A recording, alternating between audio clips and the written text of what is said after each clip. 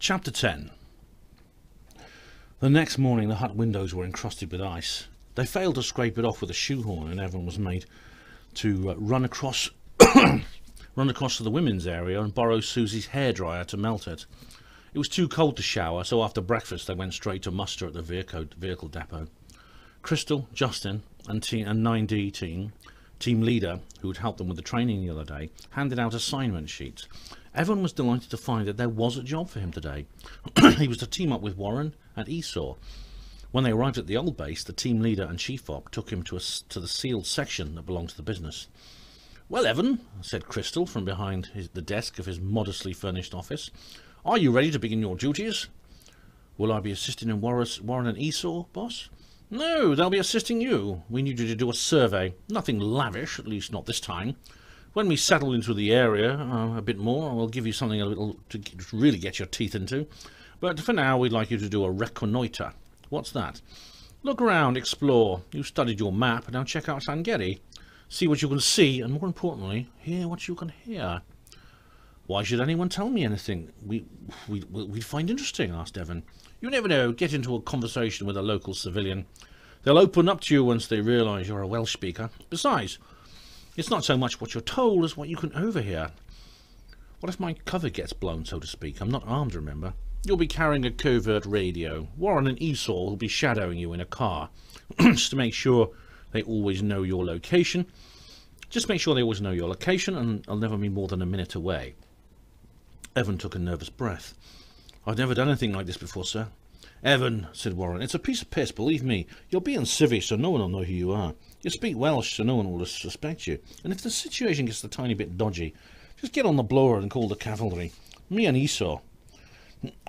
They took Evan down to the business technical section, a small windowless room with workbenches running around the walls, covered in papers, diagrams, fragmented machinery, and electronic equipment.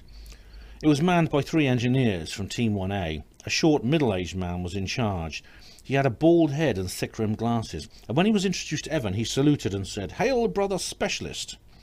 His name was Harry Webb. He wore a white coat, spoke basic Welsh, and Evan found it impossible not to instantly like him. He and Warren had a brief "we're old mates" reunion session of the kind Evan was getting used to. Then Harry began instructing him on the use of the covert communications system. It looked like an ordinary wristwatch, but it had a hidden transmitter activated by a button on the side. The receiver was a tiny wireless plug that fitted in the ear. It's no bigger than a wad of cotton wool and was skin-coloured to make it harder to see. The user had the choice of a microphone in the watch itself or a throat mic on a ribbon which went around the neck. It too was wireless. The set had a range of just 3 miles, but because of a network of more powerful relay transmitters hidden in lampposts, traffic lights, and any place they could be concealed, the covert comm system could reach almost anywhere. Harry showed Evan how to make reports and then tuned into the frequency of Warren and Esau's set. The other businessmen stepped outside the room to test it, and Evan could hear their voices clearly. The rather apprehensive young secret agent was ready for duty. He had to be driven out of the base and covertly dropped off. "You can't just walk into town," said Warren. "What if someone spotted you coming out the gates? The whole place could have your description within minutes." He was driven into Sangeri by a female Galactic Zone guard who spoke very little as she drove. She parked just before a crossroads and told him to get out. He zipped up his parka, put on his woolly hat and gloves, checked his map and climbed out onto the pavement. As she drove off, Evan pressed the transmit button on his watch. "Wirebrush, this is Clay. I am declamped on Taylor Street and heading north on Heel Coyd. Over." "Wirebrush receiving." Warren's voice sounded in his ear. "Keep your reports coming, Clay. Out." For the next hour, Evan trudged around Sangeri. It was hard to see much of the town in the weather of the day. Few people were out, and those few walked quickly along the streets, wrapped up like Eskimos. "Wirebrush, this is Clay. Approaching village shop. Over." "Wirebrush, Roger. Out." The Sangeri village shop was a modern mini-mart with large windows. He opened the door and walked in, savouring the warm air, and then, for the first time, heard a citizen of Sangeri speak. They were talking in Welsh about the weather, a middle-aged woman in a green tabard behind the counter, and another older woman whom she was serving. The local dialect of the area was part of the northern group and sounded strange to Evan, as a Glaswegian would sound to a Londoner. He had to concentrate to understand them. "My pond's frozen over. I think my fish are dead," said the shopper. "Oh dear. There's not a lot I can do. I tried boiling water, but the ice just closes over with the cold. Oh, I hate this time of year. Can I help you back?" This was to Evan. 20 silk cut in a box of matches, please. 1 and 3, os gwelwch yn dda. Diolch." Evan went for a stroll along the aisles, pretending to look at the cans of soup and packets of bin liners while he continued to listen to the two women talking. Soon the idle chatter became more interested. "Morris is worried about the zone again. He told me this morning." "Why, Beth?" "I think they may come after Dewi." "Oh no, he can't possibly be in with that crowd." "I'd like to think you're right, Blodwen, but he's such a furtive boy. I'm just not sure. He's so distant from me these days. People keep telling me these things. They've done several house searches down Pantlas Street, and someone said they found some explosives there." "Yes, but your Dewi's a good boy. He wouldn't have anything to do with those terrible people." "I do wonder sometimes, Blodwen." The shopkeeper sounded strange. "He's been going into Tafarn Coil Hain, and that Wyn Williams has been hanging around him. Ugh, it's the likes of him that give us all a bad name." They went on to discuss the state of the war. Then the old lady left. Evan bought a tin of spaghetti hoops so as not to arouse suspicion, and as soon as he was outside he made his report. "Wirebrush from Clay, I have some information over. Wirebrush Roger, I will dispatch a van to extract you. Wait one." Warren called back 30 seconds later. "Clay from Wirebrush, rendezvous on Mitchell Street in 5 minutes. Arrive dead on time, not before. Acknowledge, please." Clay Roger understood. Mitchell Street, 5 minutes out. When Evan got back to Crystal's office, the team commander was delighted. "Excellent! Well done, Evan. You certainly don't waste any time, do you? This gives us a lead on a case that's been pending for a while. The shopkeeper you met is Bethan Miles. Her son, Dewi, is a lad we've been keeping a close eye on. We suspect of him of involvement in 1282. What you've done has been a great help. What's more, the fact that now we know he's associated with Roderick Wyn Williams puts the cherry on the cake." "Who's Roderick Wyn Williams?" "Who? Well, he's only the chief of the local 1282 brigade. You've been trying to nail him for years, but he's slippery. Good work, Evan." "I didn't do much, boss. I just happened to hear them talking, that's all." "Don't be modest, Evan. You did damn well. We'll have to send you out a few more times if you develop a knack for unspecified surveillance. We could make it a regular thing." Warren brought him a drink that night at a local pub called a Llawdi, which is quite a pleasant place. It was one of only 2 pubs in Sangeri. The other, Tafarn Coil Hain, was out of bounds. He praised Evan without going into details of what he's done. Even in a reasonably friendly pub like a Llawdi, the proverbial walls had ears. When they got back to camp, Warren told him about his and Crystal's plans. "Today has been just the start, lad. You're really going to be earning your money from now on. Every so often, we'll change your appearance to make sure your face isn't recognised." "What? Give me plastic surgery?" Warren laughed. "No, I'm only talking about wearing different clothes, dyeing your hair, maybe you growing a moustache or beard." Evan had never grown a moustache or beard before and was interested to find out what the result would be. All in all, he found himself beginning to enjoy his work. This was another world from his tedious life on the translation team. He was among friends, doing something challenging and fun. He felt something new and exciting as he'd been standing in the shop that morning. A thrill that he'd never known before and couldn't define, but he was certain that he wanted a lot more of it. Evan dropped into the armoury before bed and handed in his pistol. He'd only held the licence for a week. After passing the intensive firearms course, it was a basic B licence, for shooting in self-defence only. He'd been given a long lecture by Warren about the rules of engagement. "You must first identify yourself as Roland Cooper's zone before firing, and you must also give a warning." "I don't think I could kill anyone, Warren," said Evan. "Believe me, lad, if someone was about to kill you, you could." He then received an equally long lecture about safety from the Sergeant Major down at the range. It was a peculiar feeling firing his Coggins 9mm pistol with earmuffs and eye shields on. The shots were only an infrasonic thud that he felt in his gullet, but the gun kicked in his hand with the strength of a wild horse. Joining the rest of 6D on the firing range twice a week had been an act of bonding. Indeed, since he'd held his gun licence, he sensed that their attitude towards him had changed for the better. Training him to shoot had been Warren's idea, and everyone was thankful for it. He was now a true frontline businessman. It also made him more independent. He could now go out on missions without being nursemaided by an operative. The rain started again. Evan zipped up his jacket as he left the main street and turned left into the darker moor of Mice Lane. He stopped for a minute and stood still, nervous despite Warren's reassurances. He'd done a lot of walkabouts over the last few weeks and had felt very pleased with himself because of it. But he'd also realised that he was aching for something bigger. He'd trained hard for it, asked for it, but now that he'd actually received it, he began to wonder if he'd waded out a little too far. Ahead of him, set on a curve in the road, was a low stone building with a lantern hanging over the door.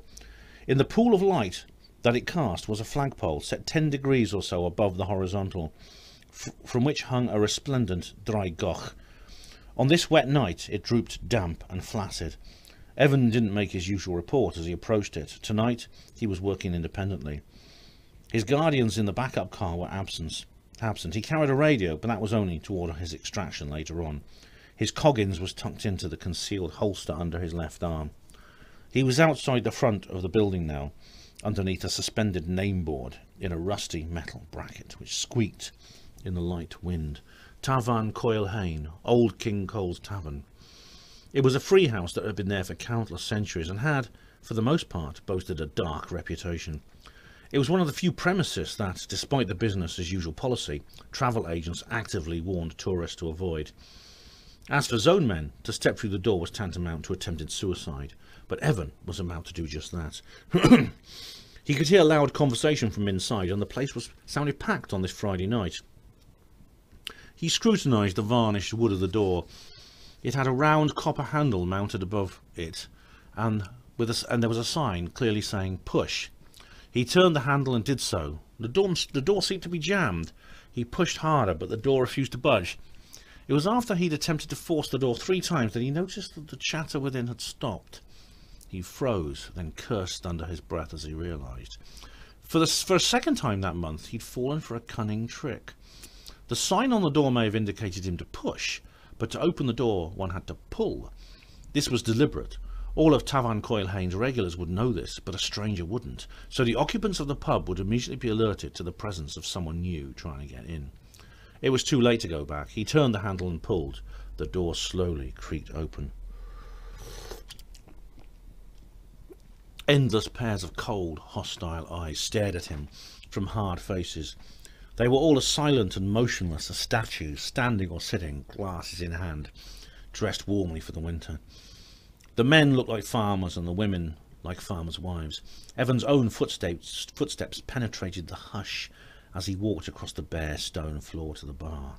The only other noise was the crackle of a coal fire in the corner.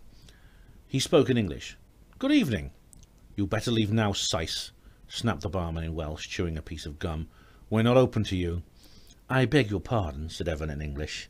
There was a rustle of voices from the drinkers around him. "They're fucking English bastards. Go home, you English pig."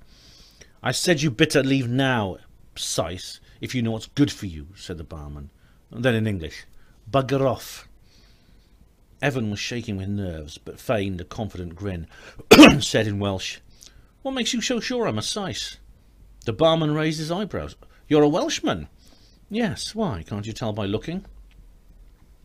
There was a moment's surprised grumbling from the Tavan's customers. Then they all went back to their business and their conversations restarted like an engine. The barman rolled his eyes and sighed as if he'd been told an old, not particularly funny joke. "All right, what would you like?" All the pumps on the bar delivered Welsh brands, most of which he'd never heard of. "A pint of Shepherd's Bitter, please." "Iechyd." Evan's confidence ploy seemed to have worked.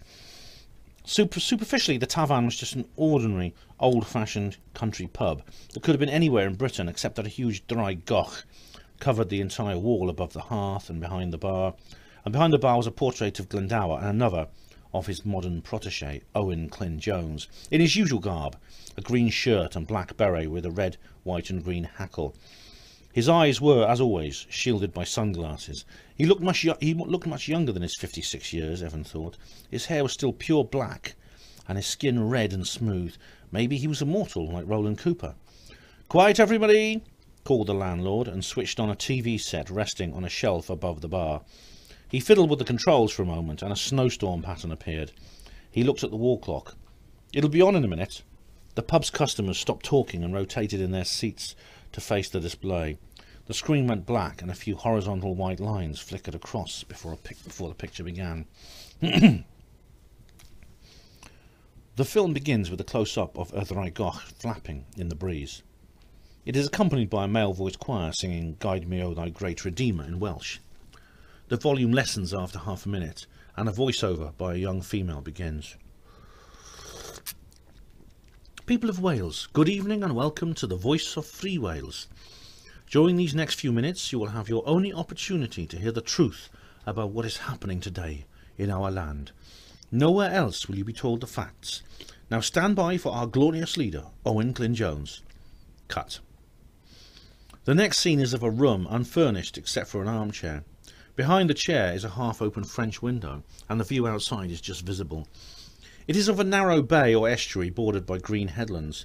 The sky is cloudy but bright, and several seagulls can be seen flying around. Sitting in the chair with his legs crossed is none other than Owen Glyn-Jones himself. He's wearing his uniform and has his beret in his lap. His hair falls almost to his shoulders, and his sunglasses shine. His voice is rich and deep, and he leans forward sincerely when he speaks.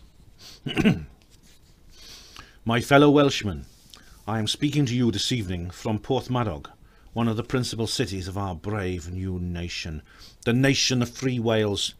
That's a name you will hear a lot in the occupied parts of our land, but the English media will never tell you what it really means. For the benefit of those of you who might not have watched this program before, I will explain. Whatever lies you may have heard on the television or read in the newspapers, do not think for a moment that we are doing anything that is not totally for the benefit of yourselves and the land you live in. A long time ago, 700 years before the end of the barbarian age, and after a brutal war, the tyrannical powers of England finally took control of the ancient historic nation of Wales. 2.5 centuries later, they passed an act of law that erased our land from existence and made it part of theirs in all but name.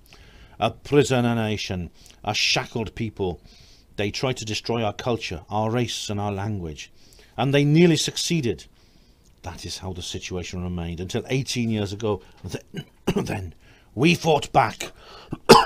The warlord raised his clenched fist in the air. The nation of Free Wales was founded in the village of Cwmystwyth in Dyfed. Since then it has expanded. The picture changes to a graphic diagram showing a map of Wales coloured white, spots of green representing the villages in the west and north where Free Wales began.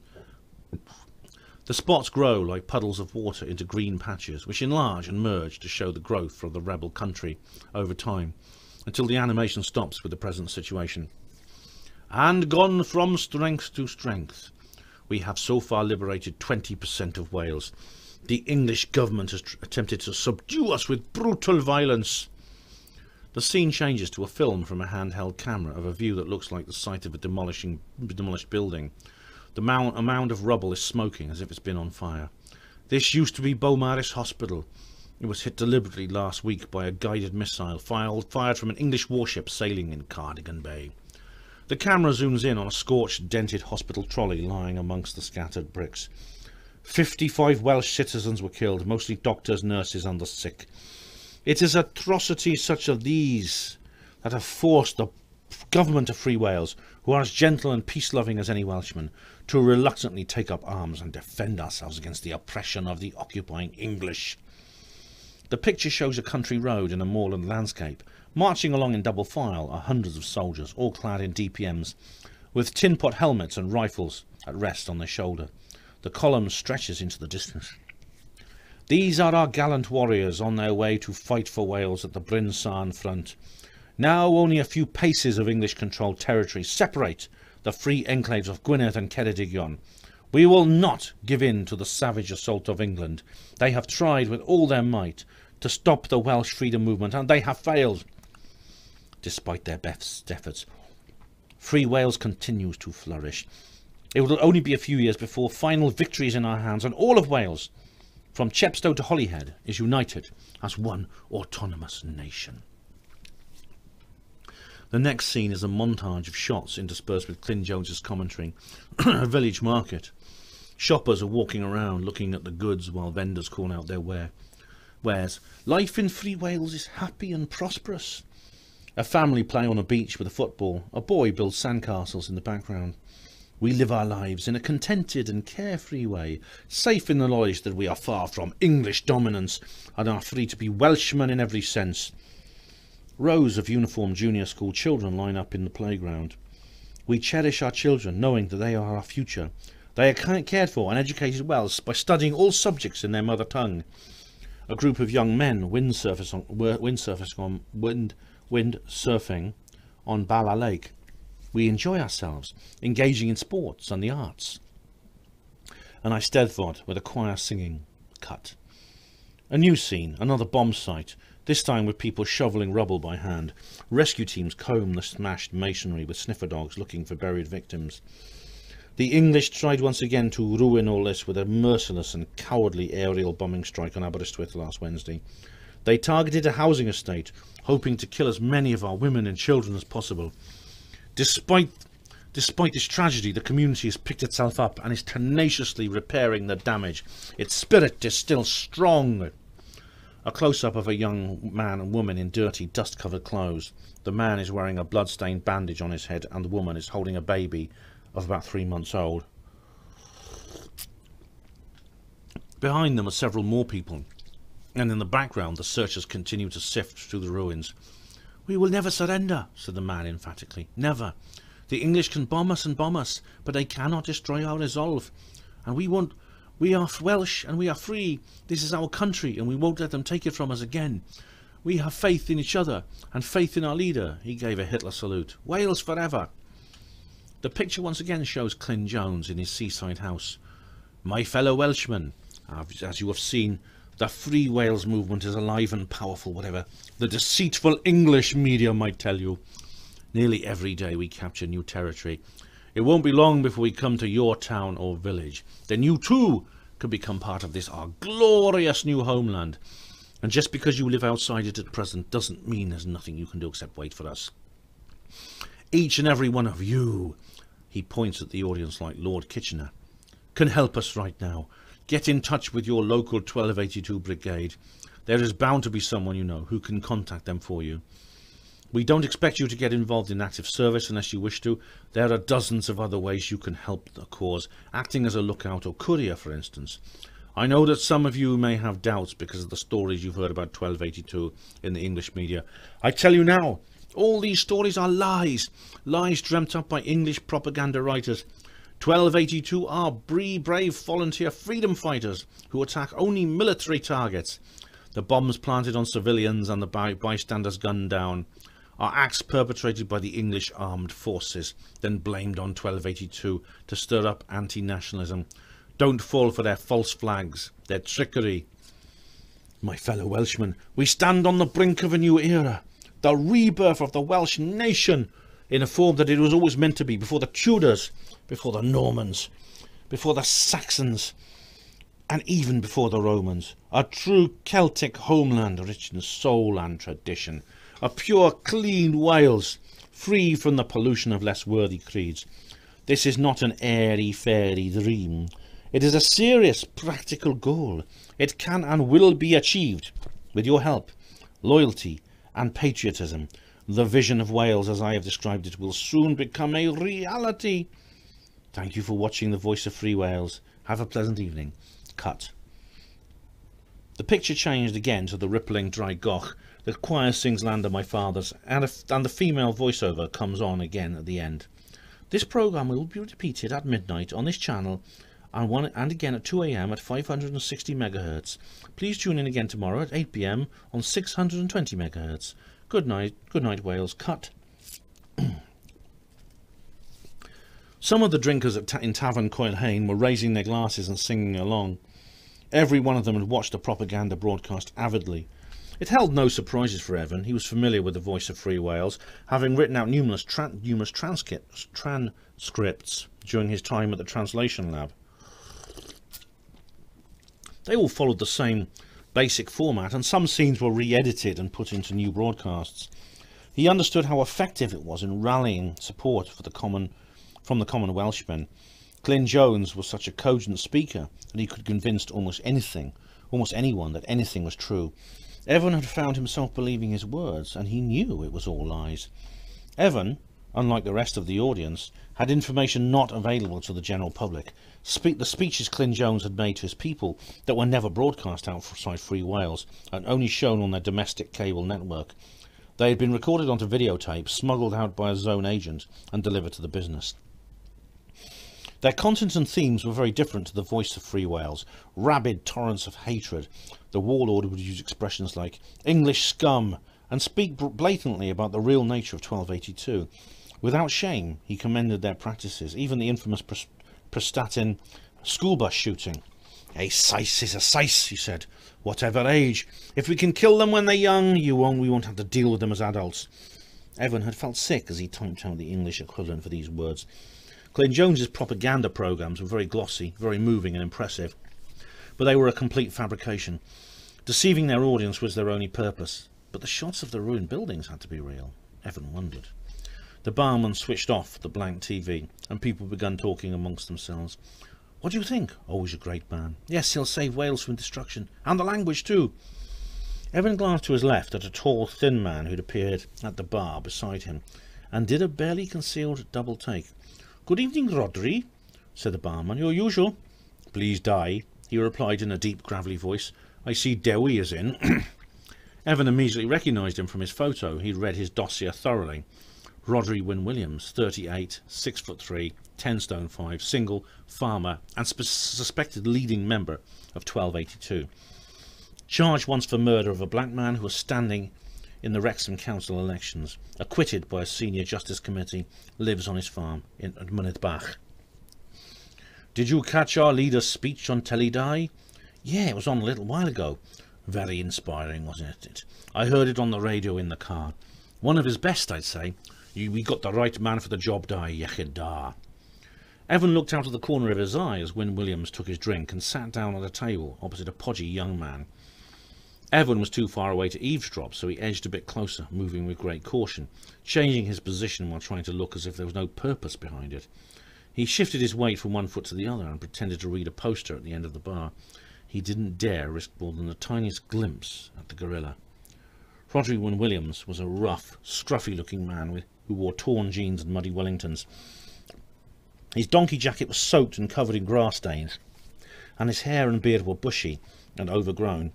He lifted a cigarette to his mouth, showing his muddy left hand, with fingernails so filthy that they were black. The young man with him must have been the Dewi that he'd mentioned. Evan wondered if he were Dewi Miles, the shopkeeper's son. He had his back turned to Evan, so Evan couldn't tell.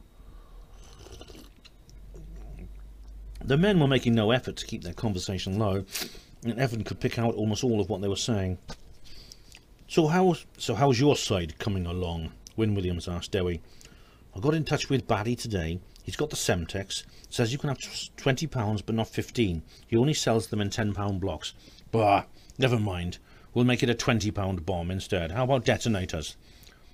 I've got both, main and backup. Da iawn, Dewi. Now get the Evanses to work as soon as possible. When's the day? 1st of March, St. David's Day. Very apt, don't you think? I'm a bit worried, Rhodri. What about?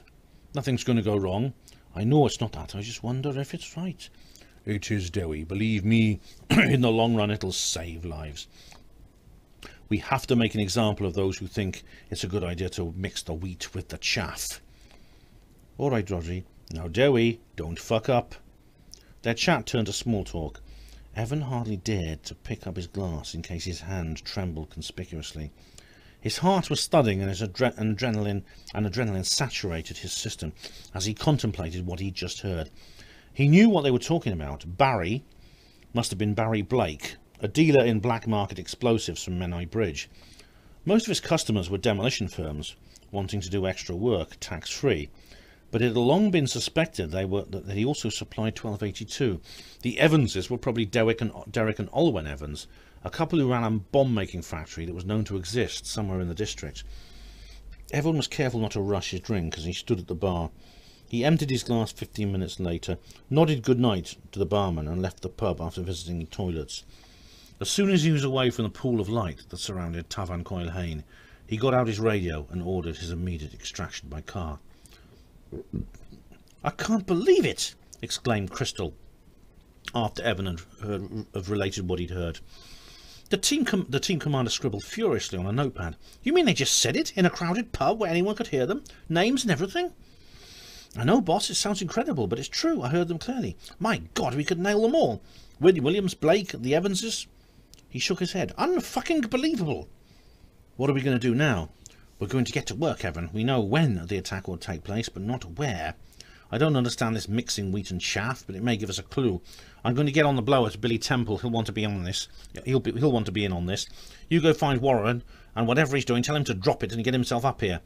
When we're finished, I'm going to buy you the biggest drink you've ever had in your life. Good work, Evan," he said proudly. "Very good work." "Right, you four, this is it," said Crystal. "Don't let me down.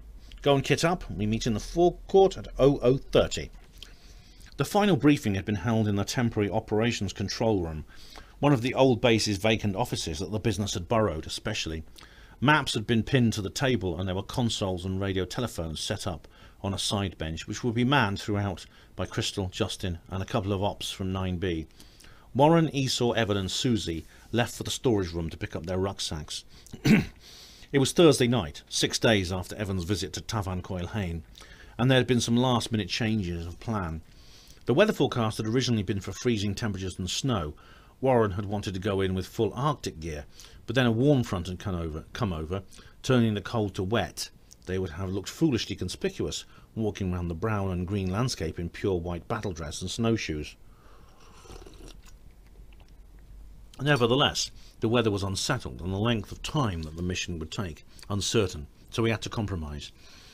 In the end, he packed a few sets of white nylon overalls to cover their DPMs if it turned snowy again. "Hey, Warren," said Esau as he hoisted his Bergen onto his back. "Fancy swapping billets?" "And let you have all the fun?" Warren grinned. "Fuck off." "Think about it, mate. You'll be sharing a hide with Susie."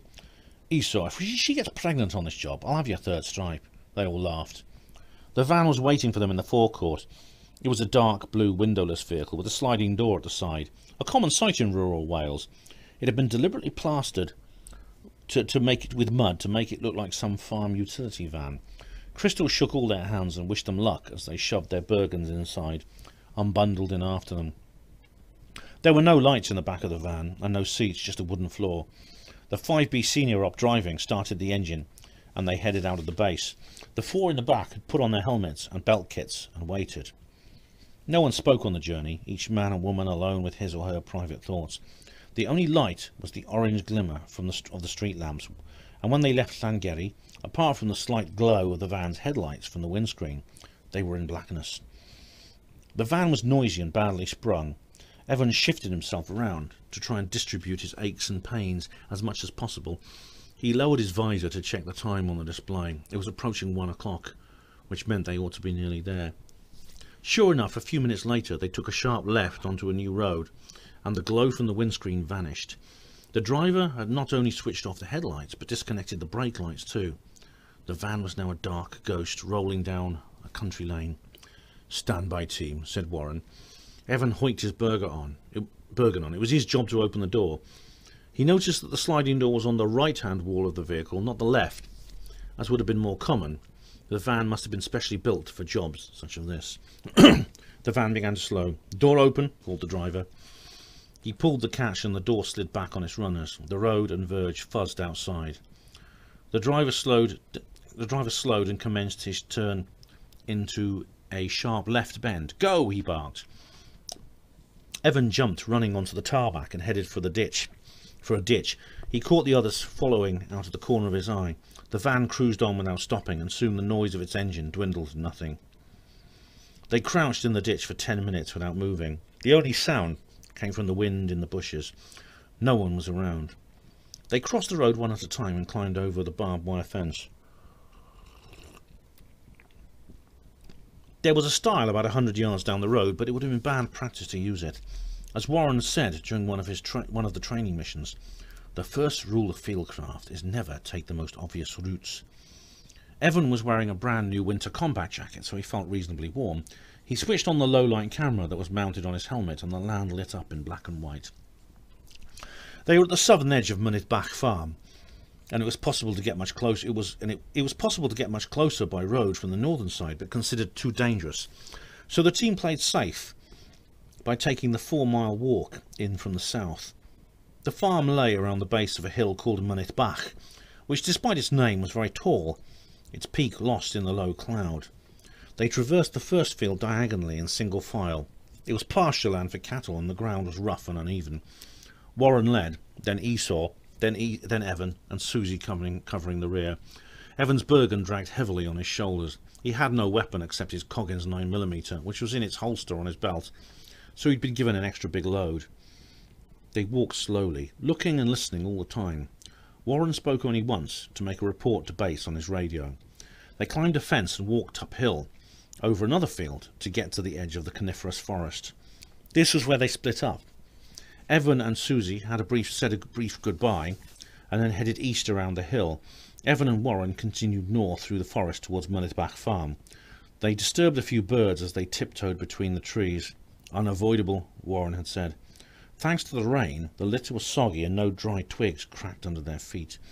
The smell of pine and damp wood was powerful, but after an hour Evan stopped noticing it.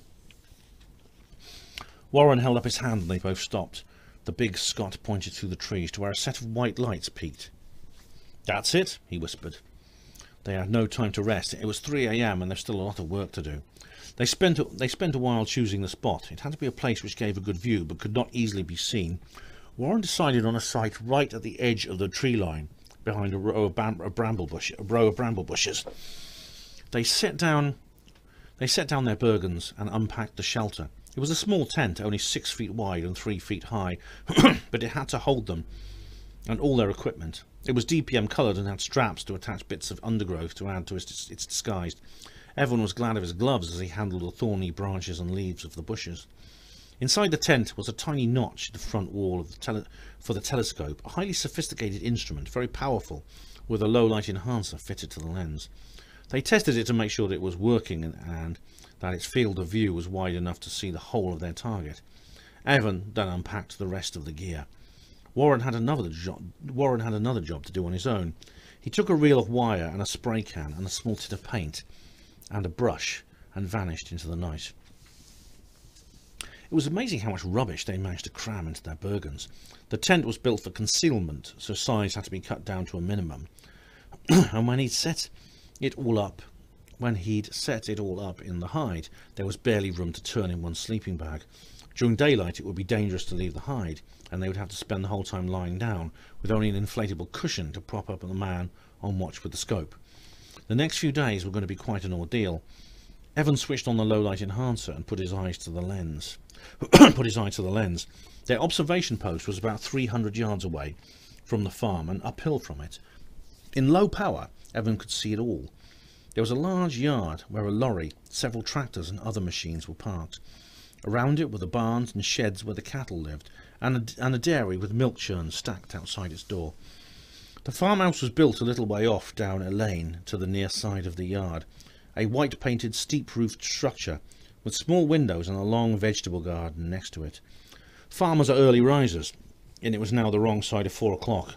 One of the windows was showing light, and Evan felt a twinge of concern. He went to medium power and panned left and right in an attempt to spot his team leader, but there was no sign. Then he saw a slight movement in the bushes at the end of the garden, and Warren broke cover, dashing towards the edge of the house.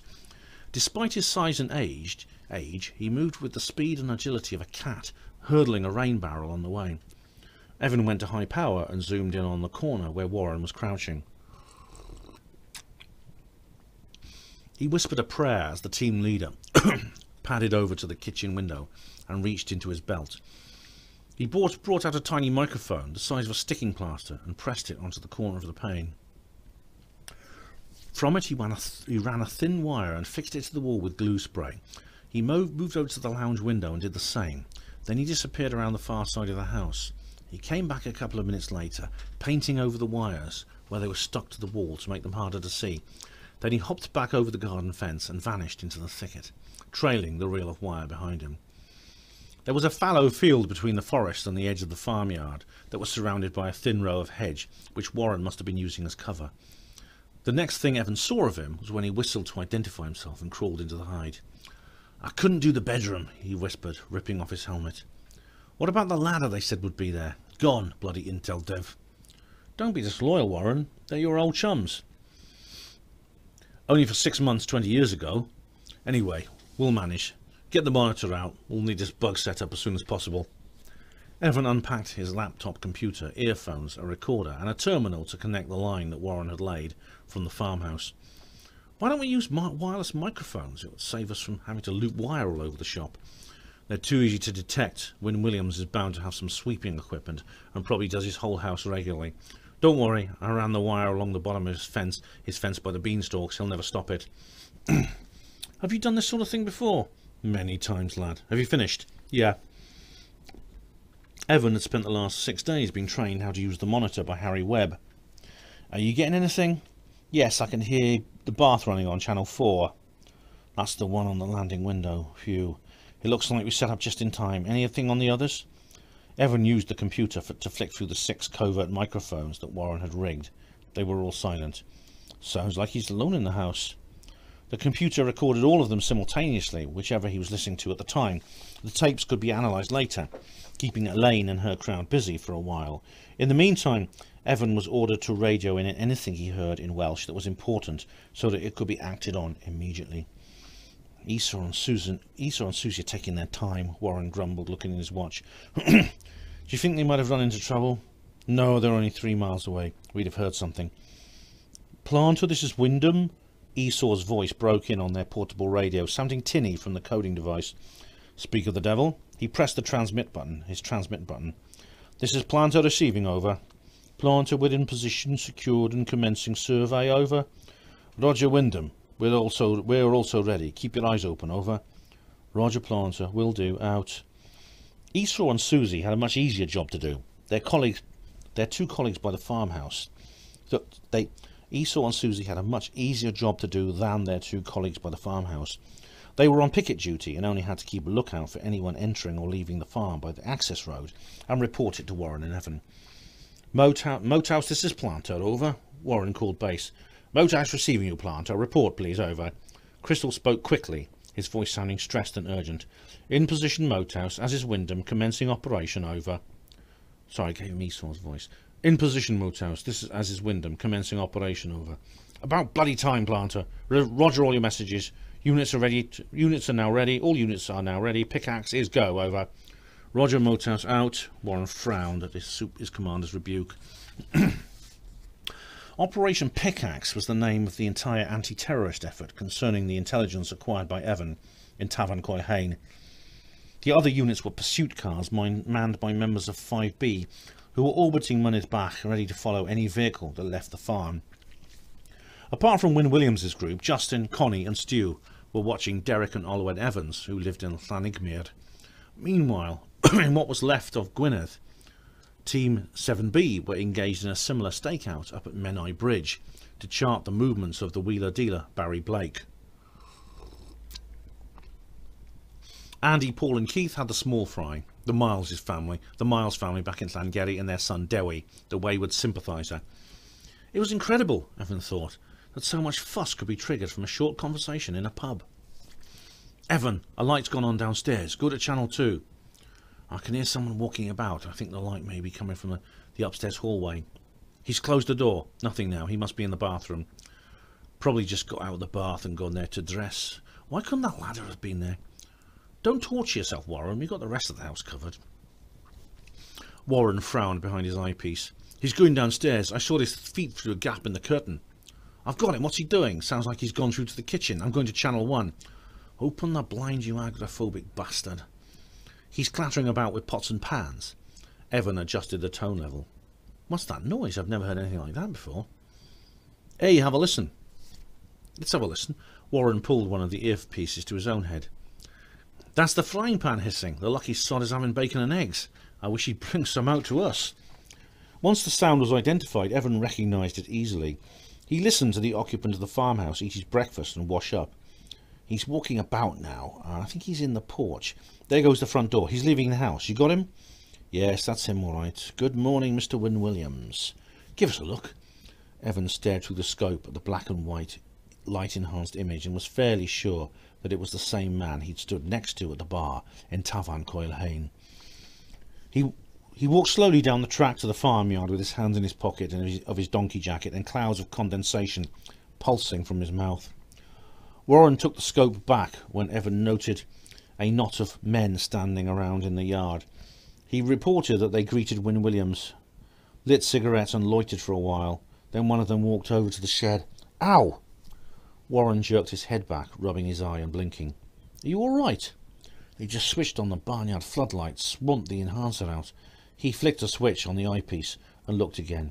Ah, that's better. They're letting the cows out of the shed. The other fellows must be farmhands. The cows are walking down the south road, probably towards that pasture we tabbed over last night. Wynne Williams is with them. A few minutes later, they went out of sight. A few more farm workers appeared and started doing odd jobs around the yard, cleaning, carrying or repairing machinery. Two climbed onto tractors and drove them off. Once the activity had died down, Warren and Evan began to settle into their vigil. They split their duty into 3-hour shifts, one at the scope with the earphones on, while the other rested. Warren took the first watch from 5 till 8. Evan fell asleep almost instantly, and it seemed like a minute later that his colleague was prodding him.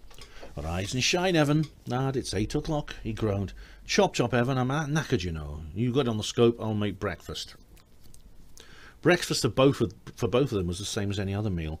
Evan had a NutriBuild, and Warren dehydrated rice or pasta concocted for maximum nutritional value. It was eaten cold with drinking water from one of the bottles they brought along. The sun rose somewhere behind the impenetrable bruise of clouds, and the scene became brighter. Warren went to sleep, and Evan was left on watch. Farm labourers milled about. Delivery vans came and went. All reported first by Esau and Susie.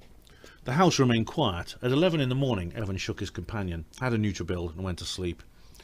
There was no training programme to prepare for the reality of life in the observation post. The discomforts would have been difficult to endure for an hour, but for Warren and Evan, they were continuous.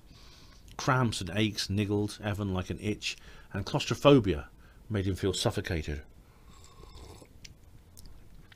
The tent material was thin, but it let in no light through at all, except for the tiny bit of winter dayglow that leaked in through the ventilation flap and the telescope notch, mixed with the green fluorescence of the computer monitor. The scent of soap or deodorant would make it easier for dogs to find them, so a few days before they'd been ordered to stop washing.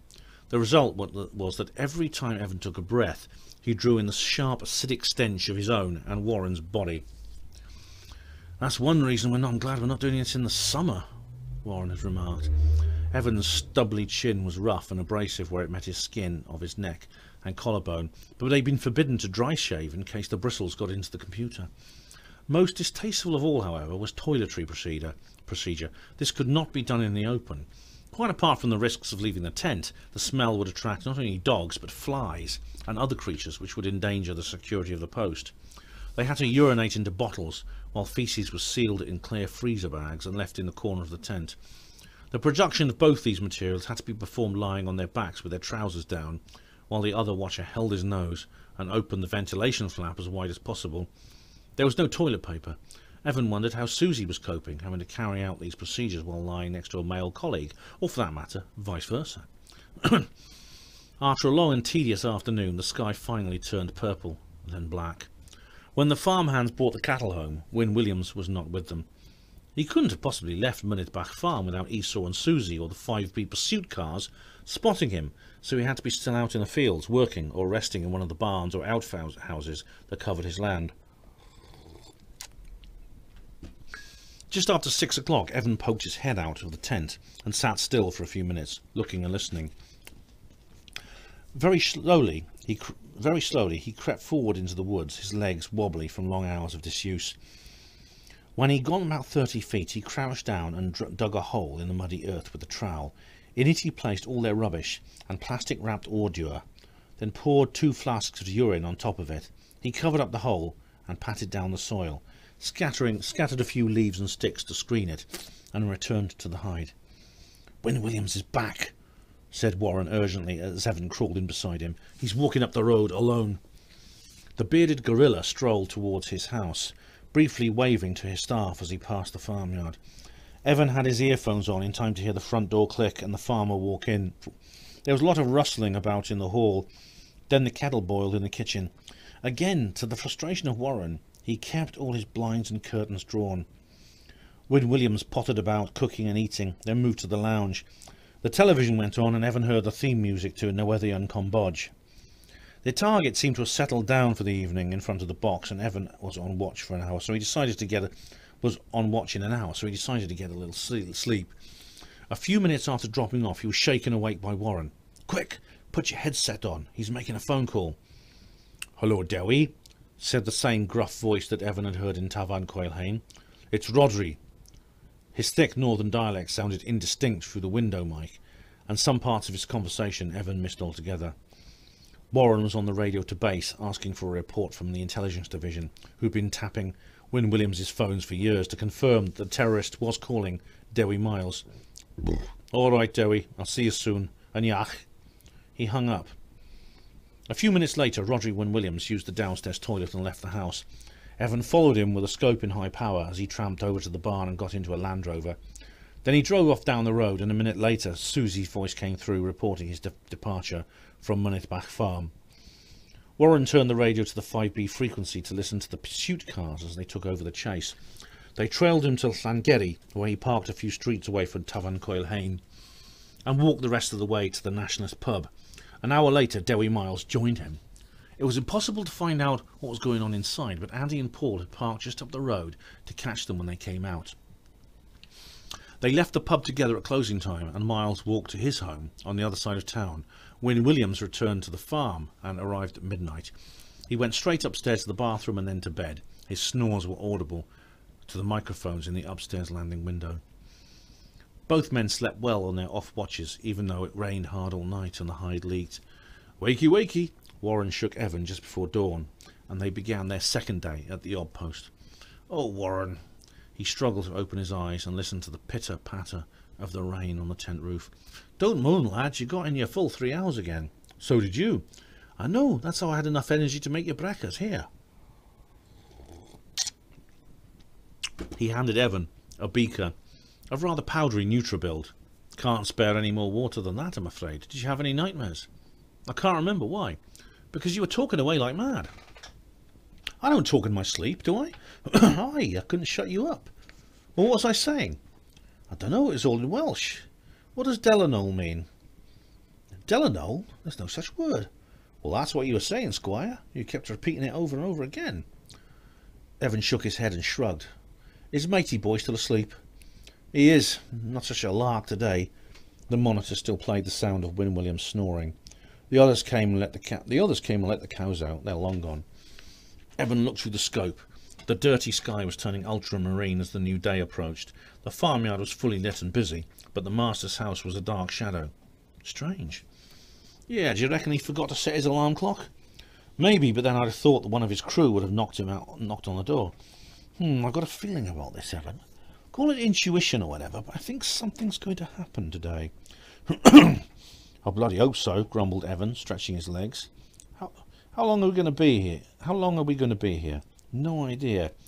If we're still around tomorrow night, we'll have to think about doing a milk run." "A what?" "We'll order the base to bring us some supplies. We're running low on food and water, and freezer bags. They just drop a load in the ditch where we got out the other night, and I pop over the hill and bring them back here." "But I'll be left on my own." "You'll be all right. It'll only take me a couple of hours." Evan hesitated doubtfully. "Okay." "Come on, Evan. This job's a doddle compared to some I've done. I was stuck in an ops post like this for 3 weeks once." Evan looked away from the eyepiece. 3 weeks? When was that?" "Back in '88. Pontevine in the Preseli Hills. We were in the middle of a village, keeping an eye out on a nightclub called a Vellenwyn Goch, a well-known nationalist haunt. The manager was this weird little git called Ewan Preston, a local nutter." "You did this in the middle of a village green?" asked Evan, sceptically. "You set up a hide like this and no one saw it?" "Aye, mind you, it wasn't quite a hide like this, you know." "Hey, what's your target, Evan?" "Sorry." He hastily put his right eye back to the lens. "It was a trench," continued Warren. His voice sounded meditative as the flow of his memories took hold of his words. We went in one night on foot. There we were, digging underneath a laurel bush about 30 yards from the main road. Every so often we had to stop and freeze as a car drove past. How on earth did you stay hidden? Evan finished his meal and threw the pot into the open rubbish bag. We covered the roof with chicken wire and turf that we'd pulled up. This was July and it was fucking hot. We only had two Smarty tubes for ventilation. We did all our observations through a periscope like you got on a submarine. Only this one was 1/10 of an inch wide. 3 fucking weeks. He drew a hand across his forehead as he remembered. How many of you? 3. Me, Esau, and Lawrence. I don't think I know Lawrence. You don't. He retired a couple of years back. He was chief op at the time of that mission, but went on to become team leader. He was the best bloody team leader I ever had. So Esau should find this job pretty easy as well. Yeah, mind you, he was just a kid in those days. Well, he'd have been 29 or so. There was a long silence. They both lay there listening to the rain's percussion on the canvas above them. Evan broke it first. What happened? In Pontvine, we were recalled. I waited till 2 a.m, then filled the hole in, and beat it back the way we'd come. I jumped straight in the shower when we got back to base, and the water that came off me was black. God, it was such a relief to eat a hot meal and sleep in a real bed. I hope we won't be here for 3 weeks. No chance. The date for the attack is in just over that, and something's got to happen long before then. My guess is they'll make a move within the next 2 days. Right. So what happens next? So what happened next? Are you still on about Pontvine? Yeah. Warren sighed. Well, the week after we got back, we received orders to go in and neutralise Preston. Neutralise? Kill, said Warren offhand. Evan felt his heart shudder. You killed him? Yes. You personally? Yes. Warren reached behind his back for a grain bar in his Bergen pouch. We parked up the road from Evelyn-Gogh, knowing from our observations that he came out about 4 in the morning. He showed up bang on time. As he passed the car, me and Esau got out and shot him with our Cogginses. He peeled the wrapper off the snack and took a bite. Evan's jaw dropped. I'd never have thought it of you, Warren. Don't look so shocked, mate. What do you think we carry this hardware for? He tapped his rifle. Backing ducks? Yeah, but you didn't kill him in a gun battle. You shot him down in cold blood. Warren became defensive. I didn't enjoy it, you know. I was ordered to do it. You and Preston was a scumbag. If we hadn't done him in, God knows how many innocent people he'd have shot down in cold blood. Think about it. I suppose I see your point, Evan concluded, but I don't think I could do anything like that. You could, you know. Anyone could. You just leave all your feelings behind and pull the trigger. How did Esau take it? Fine. So how many people have you two killed? I don't know about Esau. We don't always work together. I've killed 7. Preston was my 5th. Have you done any since you were joined? No. Evan said nothing for a moment. What did Esau used to be like? Warren chuckled. A little nutter. You wouldn't believe it to look at him now. He came straight out of ops training at Bryn Mawr and was sent on a tour of Merioneth with my team. He was aching to get in on the action, so gung-ho. A lot of young zone men are like that. He was a wiry little thing too. Had none of the gut that hangs over his belt today. There was this time when there were 5 of us out on patrol, trailing a group of taffies down a steep riverbank near Dogessa.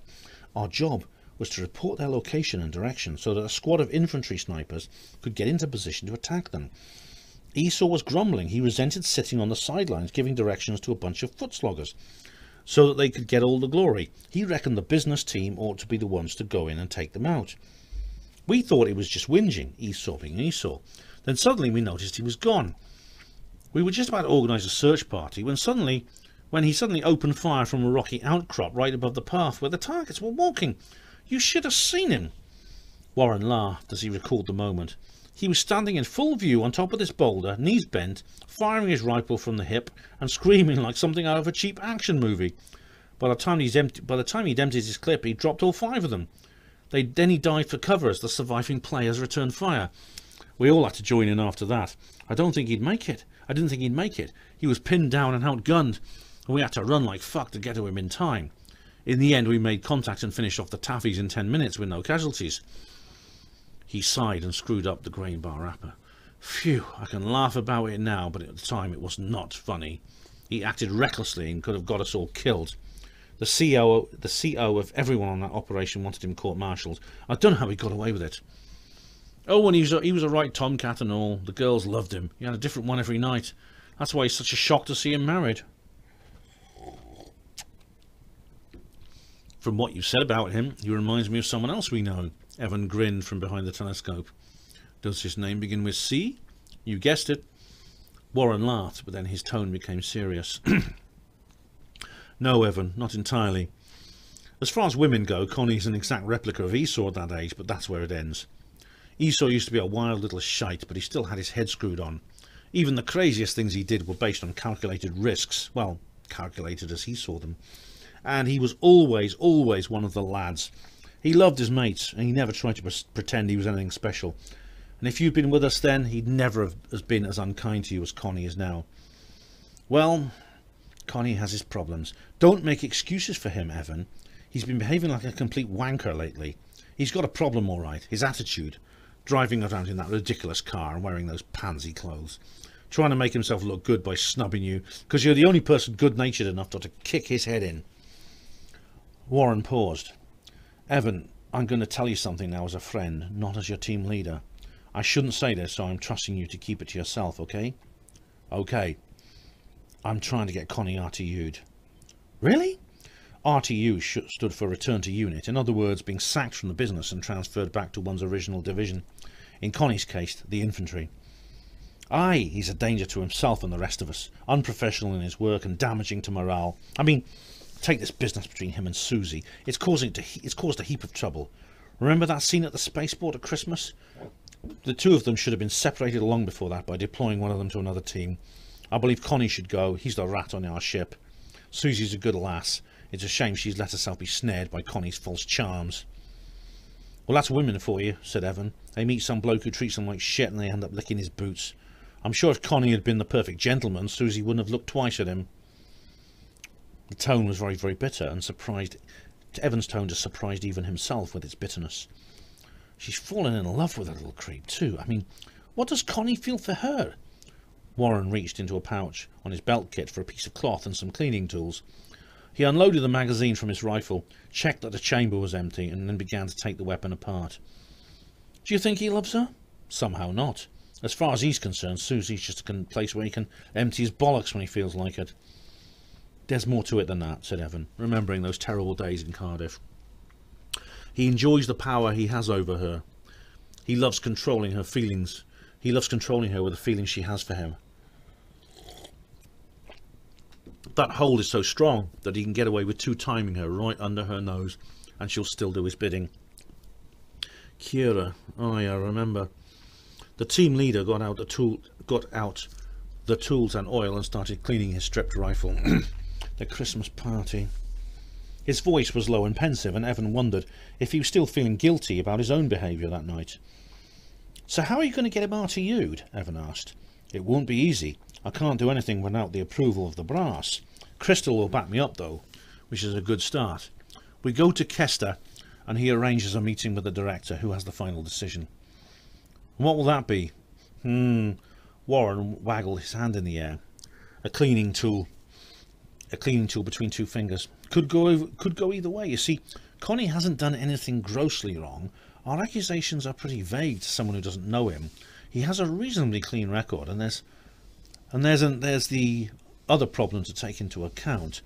When the business was established back in 81, the plan was for 18 100-man sections. Lack of funding meant that was cut to 10. Right now we're very short-staffed, so Renslow would have to have a very good reason to justify kicking someone out. Do you know how much it costs? How much one of us costs? No idea. With salary, training, equipment and accommodation for someone with Connie's length of service, you're talking near about enough $500,000 star A's, and that doesn't include things that money can't buy, like experience and natural skill. So the director might decide to keep him on? Aye. Warren shook his head darkly as Evan briefly looked at him with his spare eye. Until he does something so awful that they just have to get rid of him, and by that time it could be too late. Don't ever discuss this with anyone, Evan, understand? Yeah. They were both silent for a while. Evan concentrated on watching the farmhouse while Warren reassembled his rifle and tested it. After that he slept for a time. His breathing was soft and even, a contrast to the snorting wheezes coming through Evan's headphones. His watch hands crept round to 9:30, and still Wynne Williams slumbered. Warren woke up and had some food. "I just can't believe he's still out," said the big Scot. "Is he on Valium or something?" Evan ran his tongue around his mouth. He hadn't brushed his teeth for 2 days and felt that he had sucked a tube of glue. He scratched one of his incisors and looked at the slime that collected under his nail. He probably had a few in the Tavern Coil Hayne last night. He was there long enough. Warren paused. "What's that place like?" "Welsh. Very, very Welsh. At first I spoke English, and they told me in no uncertain terms that they wouldn't serve me. Then when they realised I was a Welsh speaker, it was all smiles. I know, I read your report. I was thinking more of the atmosphere. Totally unfriendly, cliquey in the extreme, obsessively nationalist, dry goch on the wall, that sort of thing. All signs and notices a monoglot. They were all riveted to a Llais Cymru Rydd when it came on the telly." "Have you ever asked any of the other WL specs what they thought of the place?" "I can't, mate. You're the first one who's been in there." Evan laughed. "Come on, that can't be true." "It is. You've made business history. Other nationalist pubs and rugby clubs have been infiltrated before. Elaine's done a few in her time, but not this one. I think you've probably started a gold rush in the WL department. I bet there's a colleague of yours in every pub in Wales tonight. What did you think of The Voice of Free Wales?" "Very plausible. Have you ever watched it?" "I've seen a couple of the subtitled ones that your boys have thrown together. It's a load of bullshit, isn't it?" Evan paused. He remembered the bombed houses that he'd seen on the broadcast, and his first night in Sangeri when they'd heard the planes fly overhead. "Yes, but we do bomb Free Wales, don't we?" "Well, sure, the AD carries out high and low-level bombing raids, and the Navy fires guns and cruise missiles at them. Innocent people are bound to get caught up in it. It's called collateral damage. The zone always tries to keep it to a minimum. It's not like Clint Jones tries to make everyone believe that Roland Cooper deliberately goes out to kill civilian women and children. The targets are military bases, munitions factories, roads and railways. We're trying to rob the enemy of his ability to wage war." "But I've seen it." Evan described the scenes on the programme of hospitals and housing estates in ruins. Warren shook his head. "It's all a hoax. There's a huge outdoor studio, which they cover with old bricks. The bloke you saw with the bandage is an actor. Same thing with the hospital. They probably got a few wheelchairs and trolleys, bashed them with a sledgehammer, then burnt them with a paint stripper. Clint Jones is trying to con people into joining his cause." "Has any zoneman ever been over the boundary into Free Wales?" "I've heard rumours of 1 or 2 highly classified operations to penetrate enemy territory, but the buzz is that most of them failed. So no one knows what it's really like over there." "To be honest, no. But you can guess it's not as happy and prosperous as Clint Jones makes out. Apart from the political constraints on life, there's the fact that it's a renegade state, seized from the possession of the ruler of the universe. It's fighting a devastating war. No foreign trade, no imports, shortage of food and fuel. That's no picnic by anyone's definition." "What I don't understand," said Evan, "is that if Free Wales is such a poor, isolated country surrounded completely by the mighty forces of Roland Cooper, then how is it they've achieved so much? It seems their resources are as inexhaustible as ours." Warren laughed sardonically. You've just asked the million-dollar question. The simple truth is, no fucker knows. No doubt Clint Jones has instituted draconian rationing and maximised use of resources with government control. But there has to be more. Many people believe he's getting outside help. From whom? Baker, perhaps, or Shockey? Roland Cooper's not the only ultra-power around. Nah, Baker and Clint Jones hate each other's guts. What about Severina Dupont, then? Now there's an ultra-power with the motive and the clout to help Clint Jones. We already know she's backed many other resistance movements through the Nathion. Why not this one? It stands to reason. The weapons and equipment used by his army in 1282 are of Dupontist design. But how would they get them from billions of light years away, across the universe and over the boundary into Free Wales? Warren gave a half smile. Maybe they don't. Warren, surely you can't mean they have HDT? A higher dimensional transport, I believe so. Blimey. I wouldn't be surprised if DuPont has handed Clint Jones a blank cheque. Tons and tons of machinery, raw material, food, weapons, you name it, being shipped in aboard a HDT, which materialises right in the heart of Aberdeen. But if Roland Cooper found out, he'd waged war on DuPont. That's why they've kept it so hush-hush. Evan gasped. God, what if it's true? I bet a year's salary that it is. The rain began to ease a bit, and the workers in the farmyard had a tea break. They sat around on the tops of milk churns with mugs in one hand and cigarettes in the other. You'd think they'd be getting pissed off with their boss, wouldn't you? Said Evan, when Warren described the scene to him.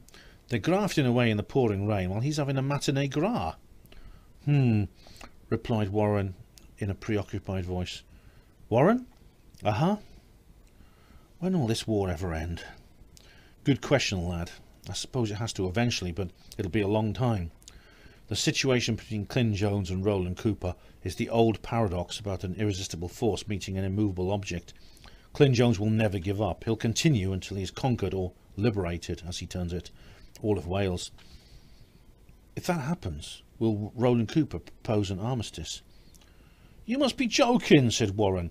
Roland Cooper willingly give away part of his sacred property, the all-powerful, majestic Roland Cooper, surrendering to a backward Celt? Not a chance. He'll fight until the very end. That's my point. What will the very end be? Warren paused. I don't know, but Roland Cooper will go to any lengths to win, believe me. Evan hesitated. Like what lengths? Warren was about to respond when the computer beeped. Hey, get your set on. Wid Williams is waking up. It was almost midday. Wasn't until almost midday that Rodri and Williams finally emerged from the farmhouse. Evan followed him in high power as he went over to talk to his men.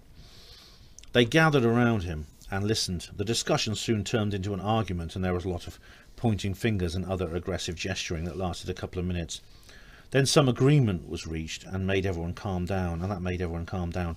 And Win Williams went back to the house. Evan and Warren expected to see the farm workers return to their duties, but instead, for some reason, they all left. They got into their cars, bikes or motorcycles and drove away, leaving the farm deserted. He's told them to take the afternoon off, said Warren.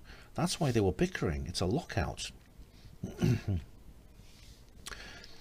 Why would he be doing that? Asked Evan. I have a feeling we'll soon find out. It started at 4:16 p.m. Esau's voice came over the radio. Planter, this is Wyndham. Planter receiving over, said Evan. Green Volvo State inbound to the farm. Estimate 4 to 5 occupants will reach your position in 3 minutes. Registration Kilo Romeo Tango Tango 1 5970. Planter understood. Many thanks out. Warren was already awake. Here we go, Evan. This is what we've been waiting for. It could be just another farmer delivering fertilizer or something. No, said Warren. It isn't. The car was travelling at speed. It fairly tore down the bumpy lane, sending curtains of muddy water flying from puddles. Its engine, in a low gear, was audible inside the hide. Win Williams must have heard it too, because he put on his coat and left the house to meet it. When it pulled up in the farmyard, 4 men got out and greeted him. One was Dewi Miles. The other 3 Evan had never seen before, but when he flicked through the library of mugshots on the computer, he thought that one of them could have been Mark Griffith, a 22-year-old from Throslan Chrigog who'd been arrested several times in connection with terrorist incidents, but released without charge. The newcomers went round to the back of the Volvo and opened its large boot. They picked from it a heavy-looking green plastic bag each, of a type used to carry compost, and hefted them into the dairy. Warren's eyes twitched as Evan relayed the passing events to him. Now, I wonder what they've got in there, he said slowly. I wonder. They came out a few minutes later and took some shopping bags from the car that seemed to contain cans of drink. They headed for the house, and what followed can only be described as a lad's night in. Evan listened as they chatted vivaciously about nothing important and told jokes, accompanied periodically to the sound of beer cans opening. The sky darkened as the afternoon aged. Evan was off watch and wanted to go to sleep, but as the men were speaking only Welsh, he couldn't. In all the hours and hours of nonsense they might utter just one sentence that could be invaluable to their intelligence effort. At 4:50 they began playing cards. Then Miles said something that made Evan's bored, tired ears wake up. "But when will they get here? We could be waiting all night." "Don't fret, Dewey," replied Win Williams. "You have to learn to be patient." "But they're the ones who—" "Shh." Warren's brow crinkled as Evan interpreted these words. "He's a clever fellow. He knows there may be people listening." "What? He doesn't know about us?" "No, of course not, but he's aware there's a chance. His house may have been bugged. That's why he shut Miles up. He doesn't want to let anything out." The insurgents began playing for money, and the mood of the conversation strengthened. They sparred at each other, accusing one of cheating in a semi-jesting way. The sounds of the cards and coins clattered on a table, and every round ended with cheers from one of them and sore complaints from another. A fierce quarrel exploded between Miles and one of the strangers, whom they addressed as Andy. The reason for it Evan never quite gathered. Win Williams shouted at them to stop, thumping the table. At 7 o'clock they all cooked dinner. It was apparently frozen Chinese meals, probably what they brought in with the cans. They took their food to the lounge and switched on the TV. From the soundtrack, Evan deduced they were watching some American horror pornographic film, pornographic film of the most violent, sadistic kind. He watched a similar one in the mess at the old base and walked out after half an hour, deeply upset. The other blackies had jeered and called him a wimp, but he felt so sickened that he didn't care. The 5 terrorists didn't appear to share his revulsion. They laughed as if they were watching a carry-on film, and Evan could hear them eating and opening cans, while the most horrid sounds poured out of the TV. By 9 o'clock Warren let him sleep. There was no point trying to find out any more from those men. Evan zipped up his bivvy bag and was out within seconds. A sleeping bag. It took him a moment to remember where he was when Warren woke him. "What time is it?" Evan yawned. "1:45, he whispered. "Why didn't you wake me up for my stag?"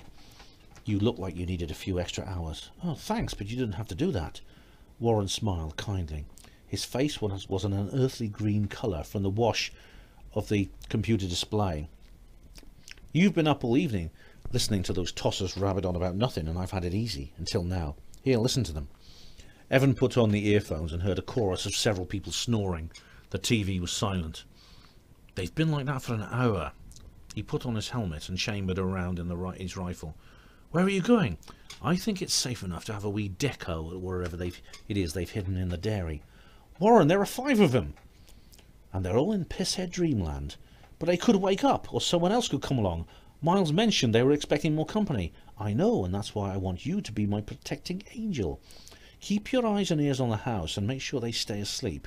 We've got Esau and Susie up the road. They'll give me a good 3 minutes warning if anyone appears. Plenty of time to get out and get under cover."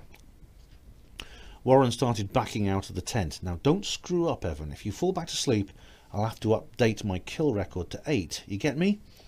Be careful, Warren, please." "Be careful, Warren, please." He winked. "Like I'm shaving my bollocks with a bayonet." The farm lights were off and it was totally dark. Evan saw nothing for many minutes. Then Warren called him on the radio. "Evan, Warren, over." "Evan, receiving. Where are you, over?" "By the bushes at the bottom of the lane leading to the house. Can you see me, over?" "Negative, over." "Good. If you can't see me with the low light, then those cretins haven't got a chance. I'm going over the fence into the yard. I'll enter the dairy through the door. There are no windows, over." Evan saw a swift movement, and the limber body of his friend ran across the farmyard and crouched by the door. "I can see you, Warren. You're all clear, over."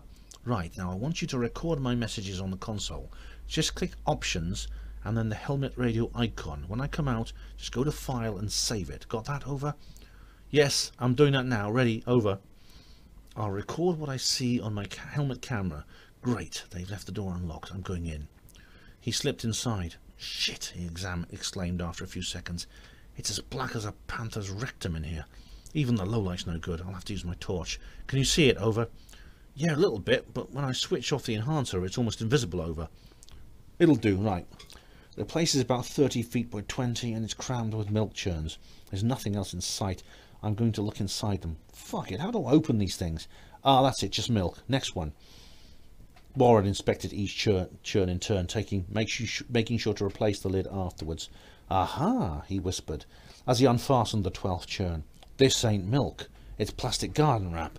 This is it, Evan. I'm removing the bag now. just undoing the knot at the end. Ho, ho, ho. We've got you now, Mr. Win Williams. This is plastic explosives. 2 10-pound blocks. 2 10-pound blocks, just like he said. And underneath it, bloody hell, it's a timer detonator. How the fuck did he get it from the Evanses without the survey spotting them? Well, never mind. Never mind. It's alien, no doubt about it. There's writing on the face that looks like the Severick script, and the units are not terrestrial minutes and seconds. Must be modules of time from a planet in the Querayat galaxy or somewhere nearby. It's electronic, I wonder. Yes, indeed. He's managed to get hold of a clockwork backup timer. It looks DuPontist as well. This is not the work of the Evanses. That explains that, but if he didn't get them from Derek and Olwen, then where did he get them? Anyway, back to work. Under that we have just a wad of hay. Must be to protect the detonators from damage. There are more churns. Let's have a look what else they've got stashed. Warren! Evan's terrified cry interrupted his monologue. It was involuntary. Just as Warren had used the words, "There are more churns," Evan saw a pair of headlights enter the viewfinder. He'd set the instrument on medium power, so he hadn't seen the car until it was about to turn into the farmyard. His heart jumped and his throat seized up. His mind struggled in vain for a second to find the words to issue a warning in the correct manner, and had to suffice with a scream. Conversely, Warren's torch went straight off, and his reply was as cool and professional as always. "All right, Evan, calm down. I can see the lights under the door. Now tell me." "Oh God, oh God!" His heart seemed to be punching against the inside of his chest, as if fighting to get out. "Evan, for fuck's sake, get a grip!" Warren hissed. "Switch the scope to high power. Now tell me, where have they parked?" But by the door to the middle barn." "Is anyone getting out?" "Yes, they are. Yes, they are." "How many?" "I can't see." "Count them, damn you." Pedwar, 4. "Right. Are they armed?" "They're carrying something. They may be holding guns." "Long or short?" "What? Rifles or pistols?" "Shit. I don't know. Rifles. Warren, get out of there. Run. Please. Now, just run." "Shut up. It's too late for that. I wouldn't stand a chance." "What are they doing?" "Just standing by the car. Just standing by the car talking. Hang on. One of them's heading for the house. The others aren't budging." "Evan, listen very carefully. I'm going to hide here and keep quiet, and with a bit of luck they'll piss off and never know I was here. Now I want you to keep very calm and tell me exactly what is happening. Understood? If anyone approaches the door, I'll put a few rounds through it and kick it open. Luckily, it opens outwards. Then I'll scarp her. While I'm on my way back up to the odd post, I want you to dismantle the hide and pack as much as you can into the Bergens. You got that?" "Yes, Warren, I got it." "Right." During preparations for this mission, they discussed what to do in an emergency withdrawal. If at all possible, they had to repack and bring all their equipment with them. If the guerrillas found the odd post, they know that the zone had been involved and would realise that secrecy was compromised and maybe cancel the bomb attack. Quite apart from that reason, some of the gear was very expensive, and Harry would be grateful for their recovery, particularly the telescope and the computer. "Warren, the visitor's knocking on the door of the house. I can hear Win Williams shouting to him." "What's he saying?" "Just that he's coming. The others are waking up. The men by the car are still standing there. Win Williams has opened the door and he's talking to the bloke outside. I can hear what he's on. I can't hear what he's on about. Miles and the others are getting up to join him." 1, 2, 3, 4, 5. They're all inside now, and they're following the bloke. They're all outside now, and they're following the bloke from the car down the lane. He's panned. He panned to the yard. The others are walking away from the car to meet them. Are the Win Williams group armed?" "No." "Right, what are they doing now?" "They're standing in a circle about 15 feet to the right of the car." "Oh, Juju, 2 of them are coming towards you." "Warren, shut up and listen. Are the 2 approaching the dairy armed?" "One of them is." "Good. Okay, say now when they are roughly 6 feet from the door. 6 feet, okay?" "Okay." Evan watched as the 2 terrorists walked casually towards the building. "Now!" There was a burst of blinding light, and both men were hurled backwards into the air. They landed on the concrete about 10 feet behind. Evan heard the crackling report of Warren's rapid-fire rifle a second later. The door flew open, but Warren didn't emerge. One of the men didn't move, and the other thrashed about where he lay like a fish on a riverbank. His screams were high-pitched and manic like a fox's when caught in a trap. They were easily audible to Evan inside the tent. The 7 guerrillas standing by the car gaped in disbelief for a second, taking in what had just happened, then all reacting at once. 4 of them dove for the car, while Win Williams, Miles and a 3rd man pelted for the house. There was a series of sunlight flashes from behind the car as the 4 remaining opened fire into the doorway of the dairy. "Warren!" Evan bellowed into the radio mic as the sound of the shots reached him. "Fucking hell!" Warren cursed. "I'm all right, Evan. Where are they? How many?" "4 behind the car." As he spoke, they fired another volley of rounds. "Where are the others?" "Running back to the house," he blurted, fighting off panic. "Right, take this, you fuckers." Evan saw Warren unleash the hail of shots that slammed into the car, blowing the front tyre and pulverising the windscreen. The terrorists cringed, squeezing themselves further back into the shelter of the vehicle. They emerged a second later to send another fusillade into Warren's hiding place. Evan heard some activity in the house on the monitoring system. He trained the scope back and saw 3 figures dart out of the front door and run down the lane. It was Win Williams and his friends, and they were all carrying... "Oh no, Warren, the other 3 are coming back to the house and they've got rifles. Fuck. They're coming back from the house and they've got rifles. Fuck." As Dewey Miles reached the edge of the yard, he stopped momentarily beside a control box and the floodlights came on, filling the battlefield with yellow radiance. One of the gunmen at the car shouted something over his shoulder in a voice loud enough for Evan to hear, and shook his fist at the young guerrilla. The lights went out again as promptly as they'd come on, obviously more of a hindrance than a help to the attackers. Win Williams and his posse bolted up to the shelter of the car with their heads down. Then all 5 of the insurgents strafed the dairy door in a deafening, blinding burst. "Ah!" Warren groaned over the radio. "Warren!" They stopped firing, and for the first time there was dead silence. Both men whom Warren had shot were now lying completely still. Someone, it sounded like Win Williams, shouted something that was meant for Warren. Then they fired again for a few more seconds. "Warren, speak to me!" yelled Evan. "I'm okay," he panted feebly. "They haven't got me yet." He paused. "Evan, I've got one more clip out of this one, then my pistol, then that's it." Warren looked through the scope in dismay at the hopeless situation. Warren was surrounded and outnumbered like a weasel in a cave. "Evan, listen to me. Take the scope and the monitor and get out of there now." "What?" "Go before they catch you. Find Issa and Susie. They'll get you to safety." "What about you? Don't worry about me. Just get yourself out of this place. Go." "I can't leave you. I won't leave you. Evan, get out of that tent and make your way north to the Wyndham's position. Now, that's an order. Do it. Go, Evan. Go now. Fuck you. Go." "No!" What happened next was hard for Evan to remember and even harder to understand. His subconscious seemed to take over again, as it had when he couldn't open the hut door to tackle Connie. Without a single thought, he found himself outside the tent in the cool, clear night air, kicking and pushing a path through the brambles, not feeling the thorns tear his skin. He was out on the fallow field now, running, not sneaking around the hedge the way he'd been taught, but sprinting directly across to the opposite fence. He puffed hard. Confused images filled his head, running after the coach in Langham Pond, Warren confronting him about his letter to Michaela. He didn't climb the fence, he just saw it coming and blundered into it. Somehow, as if by magic, he found himself on the other side. Just a few more yards of shrubbery, then he saw the farmyard. Everything was lit up with the surreal strobing light of muzzle flashes. His right arm moved of its own accord. It went for his holster, undid the pop stud cover, and clasped the grip of his pistol. He brought the weapon up in front of his eyes, and his left hand rose to meet it. The sights lined up, his thumb flicked off the safety catch, and his finger squeezed the trigger. The weapon fought his grip, slamming his wrist as he tried to force its barrel into the air with each successive recoil. Evan fought back, gripping tighter as the pistol punched harder.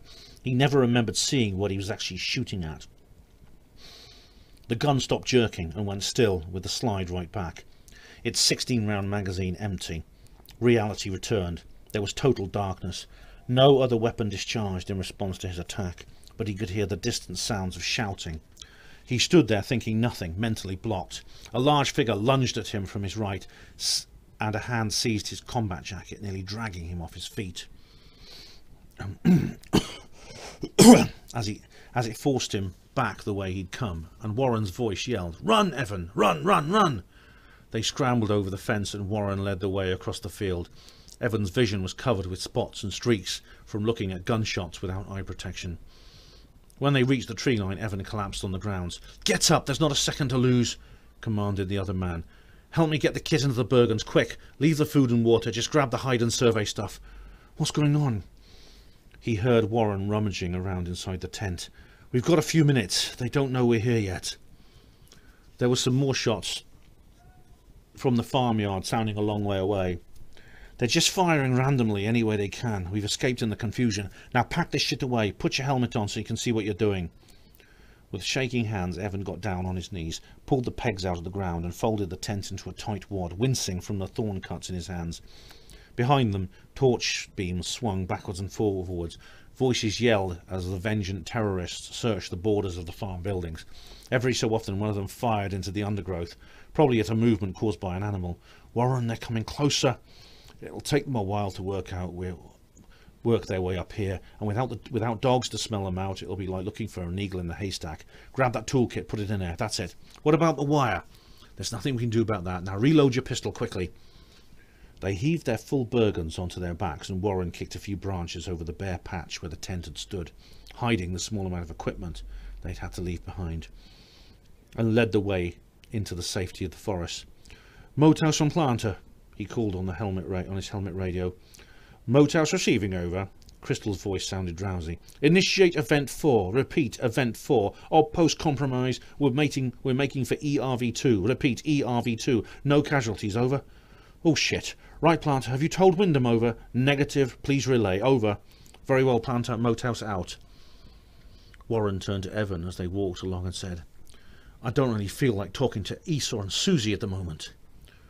Maybe they couldn't warn us because their radios broke down. What? Their ops comms and both helmet radios? I think not. The angry voices of 1282 slowly receded behind them. It was reassuring that they were so distant, but it was still a long way to the emergency rendezvous 2, which was on a small winding lane that linked a few houses and barns with the main Sangeri road and the southern approach road that they'd used on Thursday morning to insert. The pickup point was a derelict barn almost on the summit of Munidbach. They had over 5 miles to go, almost all uphill by map and compass. To add to the hardships of the journey, the briar that had been virtually non-existent on the insertion route was becoming thicker and thicker with every yard. Warren calculated that they wouldn't be there till about 5 AM. Esau and Susie would arrive first. The terrain got steeper. They set as fast a pace as possible, and Evans was starting to feel it in his legs and feet. Even with the low light, the obscurity of the forest was almost impenetrable, and great care was needed not to trip over logs or walk into the bushes. Every half an hour they'd stop and rest for 5 minutes, have a swig of water from their belt flasks, then carry on. It started to rain at about 4 o'clock. The canopy offered protection from most of it, but a random series of big, heavy drops occasionally tapped Evan's helmet. He was tired, but not scared. They were miles from the farm in the heart of the virgin forest, and there was no chance of Win Williams and his cronies finding them. Warren reassured him that they were now out of danger and would arrive at the rendezvous with at least half an hour to spare. The team leader stopped and held up his hand. Shh. Evan had to strain his ears to filter out the sound of the raindrops in order to hear the very faint and distant noise. Right then and there, it was the most terrifying sound he'd ever heard. The barking of dogs, a number of them probably. Oh, for fuck's sake, hissed Warren, come on. He pulled Evan along at a faster pace. Those bastards. They dived through the scrubs and jumped fallen trees, going as straight as possible. I didn't know they had dogs. I ought to have guessed. They borrowed some hunting hounds off someone. They must have our scent very strongly to have caught up so quick.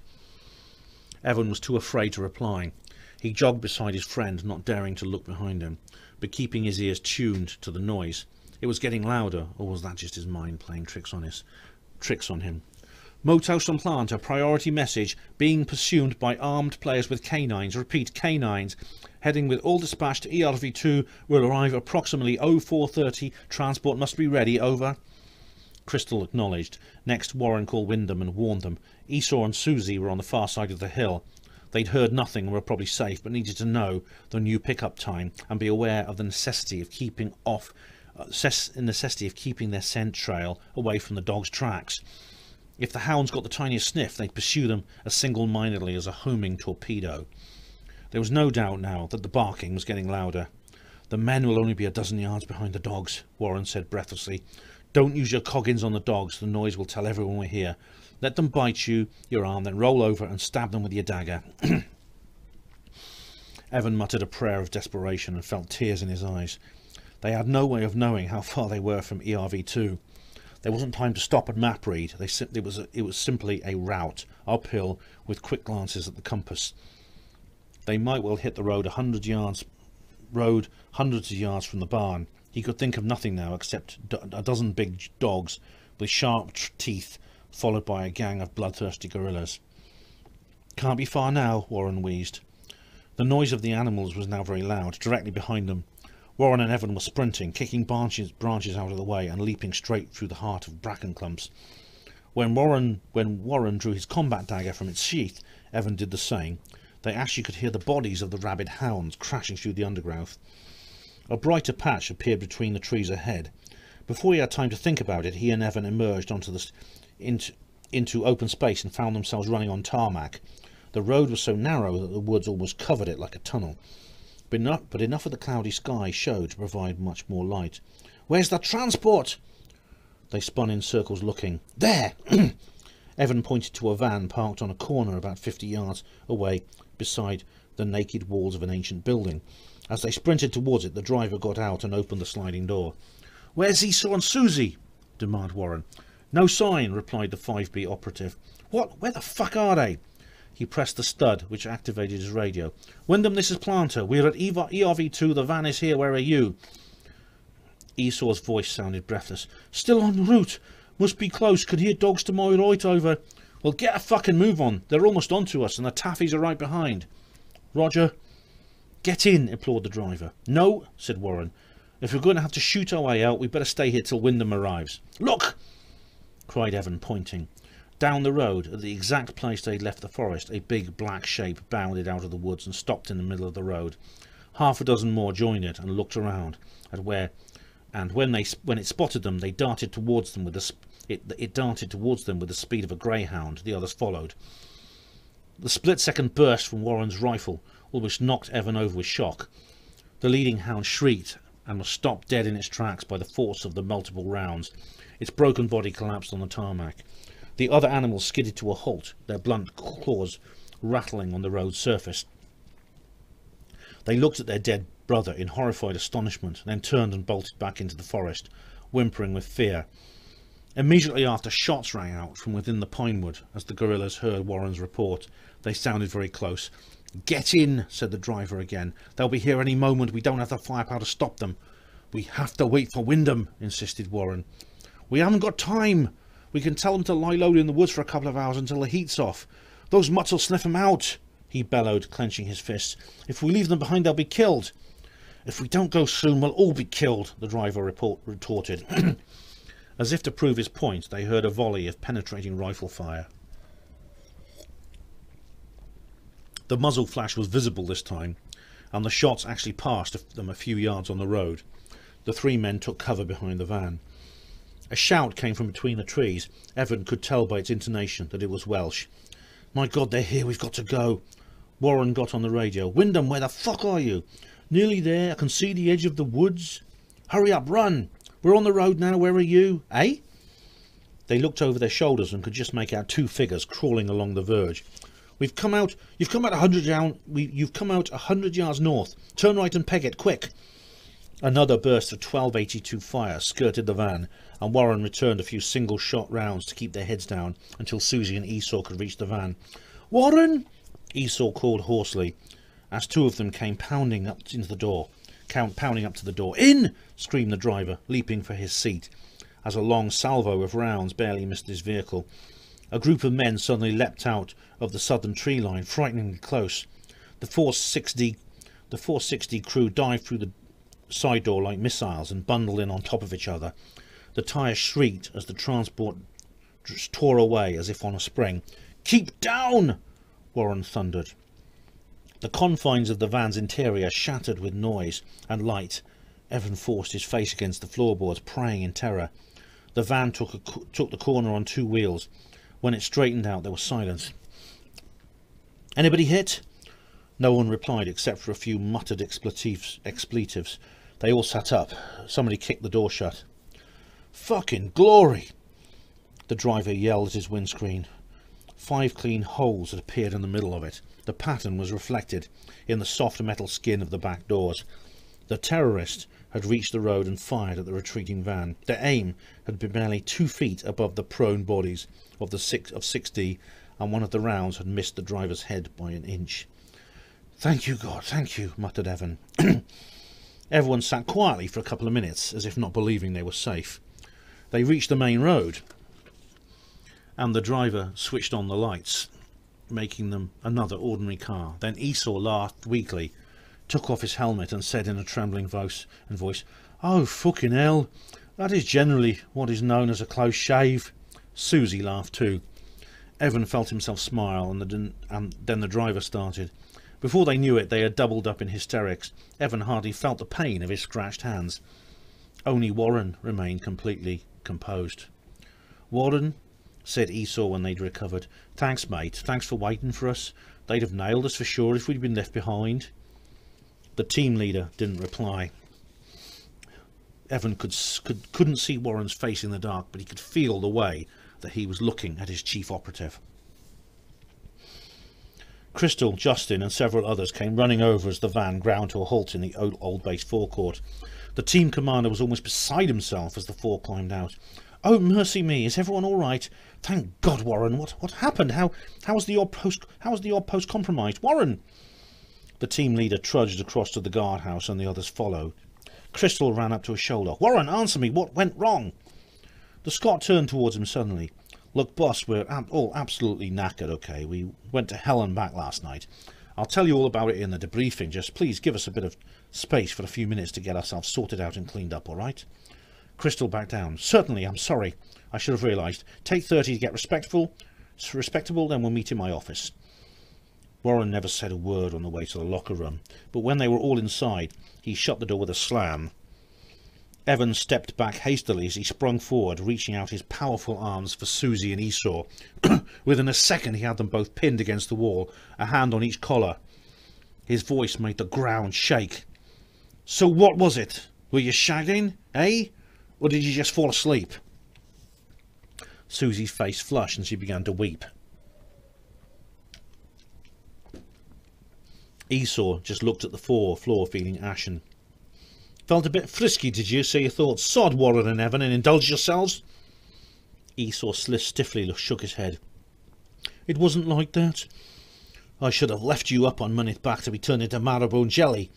As it is, I can't even have the pleasure of knocking your stupid heads together. I can't believe it. I'd understand if a squad of gunmen sneaked in undercover, but this was a fucking great saloon car with 4 players in it. It drove straight past your nose while I was doing a CTR on the dairy." "I'm sorry, Warren, I'm sorry," sobbed Susie, hanging her head so that her tears dripped onto his sleeves.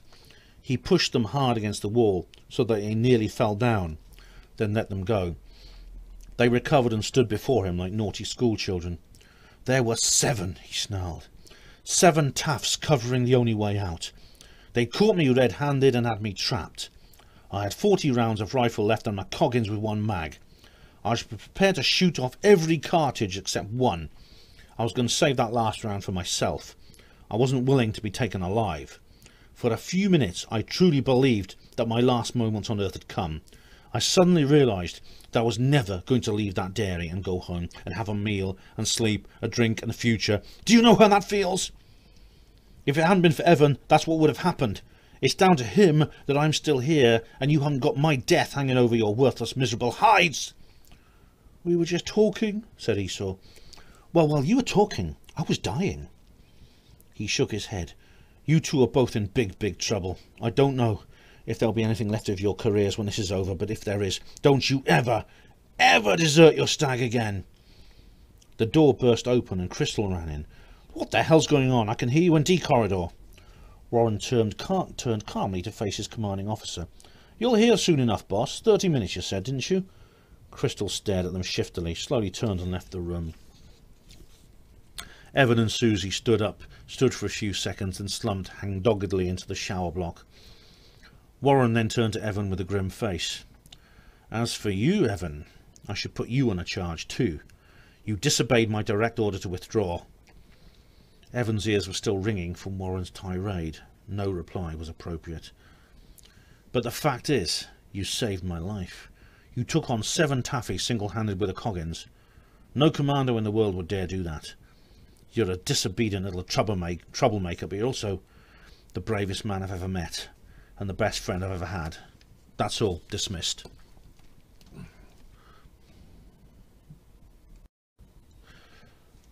Chapter 11. Dilys Edwards' house was perfect. It had a wide, large-paned upstairs window that afforded a view of the entire street. Mrs. Edwards herself was also perfect, an elderly widow who rarely went out, and the few friends she did have usually communicated with her by letter. Evan felt nervous and more than a bit guilty as he opened the gate and walked through the overgrown front garden. His uniform felt strange, despite the toolbox under his arm, and despite the toolbox under his arm, he still didn't feel like an electrician, even if he looked like one. The short, white-haired old woman answered the doorbell and peeped shyly from behind the jamb. "Does Mrs. Edwards live here?" asked Evan in Welsh. "Yes, that's me. Bore da, Mrs. Evans. My name's Evan Hughes, and I'm from the North Wales Electricity Department." He held up his fake ID card. "It has come to the attention of our monitors that your consumption meter is faulty. We may have overcharged you on last month's bill. I wonder, could I come in and check your meter to confirm our findings? If we find an anomaly, you'll get an immediate refund of whatever we owe you, and our deepest apologies." Mrs. Edwards' eyes moved from Evan's face to the embroidered Norwed motif on his jacket and to his ID. "You better come in." She pulled the door wide. Her house was rustic inside, and the hall floor was bare, varnished wood. There was a grandfather clock against the whitewashed wall, and the kitchen had a stone floor, a dresser, and an archaic wood-fueled range. Only the modern refrigerator disturbed the illusion of a mining family's hovel. "The meter's in here." She opened the stair cupboard. "That won't be necessary, Mrs. Edwards. You see, I'm not really an electrician." Evan held out his real ID card. I'm with Roland Cooper's zone. I'm afraid we'll require the use of your home for a few days." The old lady's face drooped with fear. Her watery eyes widened, and she shook her head spasmodically. Evan put a hand on her shoulder. "It's all right," he soothed. "You're not in any kind of trouble. We won't hurt you or damage any of your property. You have my word on that." Who are you?" "My name really is Evan Hughes. I'm sorry I lied to you on your doorstep, but it had to be done. No one else must know that we're here." "What do you want with me?" "All we want is for 3 of us to stay in your house for a few days, and for you to tell nobody that we're here. We'd also like you to provide us with food and drink, which I'll pay for, of course." Evan didn't have to do that, he knew, and the money for all their provisions would be coming out of his own pocket. "I'm very sorry for this intrusion. I'm sure it must be extremely inconvenient for you, but we really wouldn't do this unless it was absolutely necessary. Please don't be alarmed." He smiled. The woman relaxed slightly. "Very well, what do I have to do?" "Like I said, keep it a secret that we're here. That's very, very important. And apart from that, just whip us up a hot dinner in the evenings. That's all, really." "Well, I can do some roasts and puddings. My husband used to adore them. I'm not accustomed to having guests, though." "That's quite all right, Mrs. Edwards. We'll be grateful for whatever you can do." She smiled. "Where would you like to sleep? Would you and your people like to have the main bedroom? I can move into the spare." "We will require a front bedroom, but not for that reason. We just need to be able to see out of that window. Is that all right?" "Yes, that's quite all right, Mr. Hughes." "Please call me Evan. We'll be here for 3 days, maybe 4. And before we leave, we'll put back everything as we found it. Once again, sorry for the intrusion." Evan made a call on his radio, and a few minutes later a Norwed van parked outside Dilys Edwards' house, and 2 electricians got out and went to the front door carrying a pair of large tool cases. This odd post was going to be very different to the one at the Mynydbach farm 3 weeks earlier. Once in the main bedroom, they pushed the double bed to one side and set up collapsible chairs in front of the window. They had some bivvy bags, but Connie said that they might as well sleep in Mrs. Edwards' bed as it was there. Evan disapproved of this, but Connie was in command of the mission, so there was nothing he could do. Their only other kit was weaponry, a Coggins each, communications and a pair of binoculars, which would not be needed very often as their objective was so close. They had access to a proper toilet and bed, fresh hot food cooked by someone else, and when they were off watch, a TV and a console in the lounge downstairs. Compared to Mynydbach, it was going to be, as Warren would say, a piece of piss. There it is, said Connie, as they all gazed out of the window over the street. The Wheat and Chaff Bakery. It was a 2-story red brick building standing out conspicuously in a town of granite and slate. It had a metal fence running around it and a pair of ornate cast-iron gates opening out onto Nantmauer Lane. White-coated staff bustled about like bees in a hive, and the kitchen doors were open, spreading a detectable aroma along the entire street. The top floor was mostly offices. As the 60 watchers began their survey, a lorry pulled up in through the gates and started loading up with fresh loaves. I can't understand it, said Evan. Why would 1282 pick this place? It's not their usual kind of target. It's owned by an English businessman called Geoffrey Innes, said Connie. He's a highly controversial character. He's taken over Welsh farms, transport firms, factories and suppliers. We know from informers that he's on a 1282 death list. He has an English-only policy in all his establishments. Apparently he once sacked a secretary for speaking to a client on the phone in Welsh, although that might be apocryphal. Apart from that, I agree with you. Shooting him on his doorstep would be a predictable retaliation, but planting a bomb in one of his bakeries is not their style. Still, the so-called Intelligence Division has had a regiment of analysts on the case for weeks, and they've concluded that this will be the target, and ours is not to reason why. It was the remark Wynne Williams made to you about wheat and chaff that convinced them. Evan shook his head. I don't buy it. I actually heard him say those words, and I don't think he's referring to this joint. Well, what do you think he was referring to, then? I don't know, but I know it's not here. It's just a feeling, like what Warren says about intuition. Unfortunately, Intel Div doesn't bend on a bout of intuition. They've had some of the best brains in the military intelligence working on this, and right or wrong, they call the shots. Evan shrugged, then asked, how will they plant the bomb? Hard to say. It could be a parcel, so we're x-raying all their post. I reckon it'll be a drop-off. St. David's Day's tomorrow, so it'll be done sometime tonight. A plastic bag chucked over the fence, most likely. Do they have any manpower left to carry it out? Yes, of course they do, snapped Connie. Evan's question was the nearest so far that he'd got to boasting. When the reaction force arrived at Mynydbach that Sunday morning, they found the bodies of 5 terrorists, including Mark Griffith. 3 had died by Evans Coggins. They also concluded from DNA tests on the blood that swamped the farmyard that Roderick Wynne Williams had been badly hurt. The arms dump in the milk churns was gone, and the 4 surviving guerrillas had disappeared. Evan had received no formal commendation for his heroism, probably because it had been against a superior's orders, but as Warren had promised, he was not charged for his disobedience. The act of valour and the crime cancelled each other out. Nevertheless, he had been given endless praise by everyone in 6D except Connie. The senior op seemed to regard Evan's achievement as a personal insult.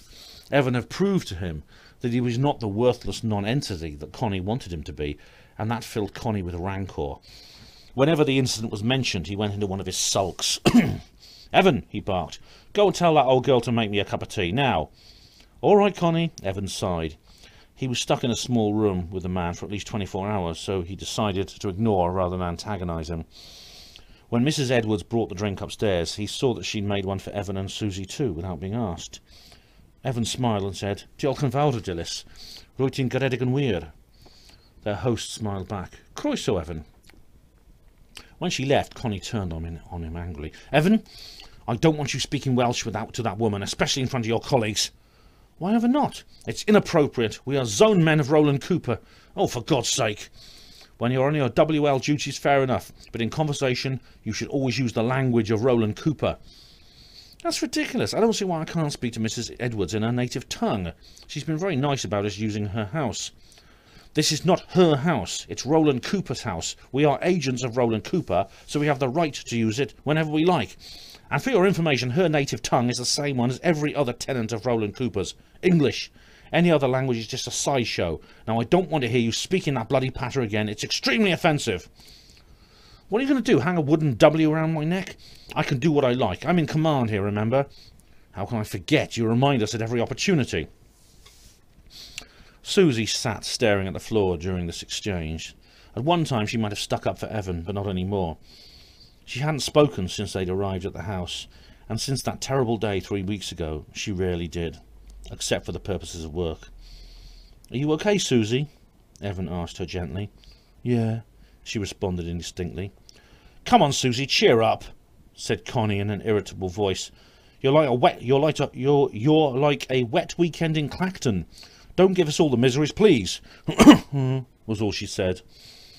The sociable, vivacious young woman whom Susie used to be was gone. She transformed overnight. Her complexion was pallid, her hair dull and flat, and she'd lost weight. Her eyes were bloodshot and black-rimmed. She was hardly eating or sleeping, and her bunkmate said that she spent all her off-duty lying on her bed crying. Esau was also visibly distressed, but seemed to be coping. Susie, on the other hand, was falling apart. At the official debriefing for the money-back operation, the facts had come out neutrally, and blame had been skirted around like a landmine. Quote, the picket survey at the north entrance failed to observe the approach of a second car, unquote, was one typical phrase. They sat through it stone-faced, waiting for the end of the meeting, and the inevitable, could Susie and Esau please remain behind for a minute? Half an hour later, a cons chief private came up to the office and escorted them to the reflexive core detention block.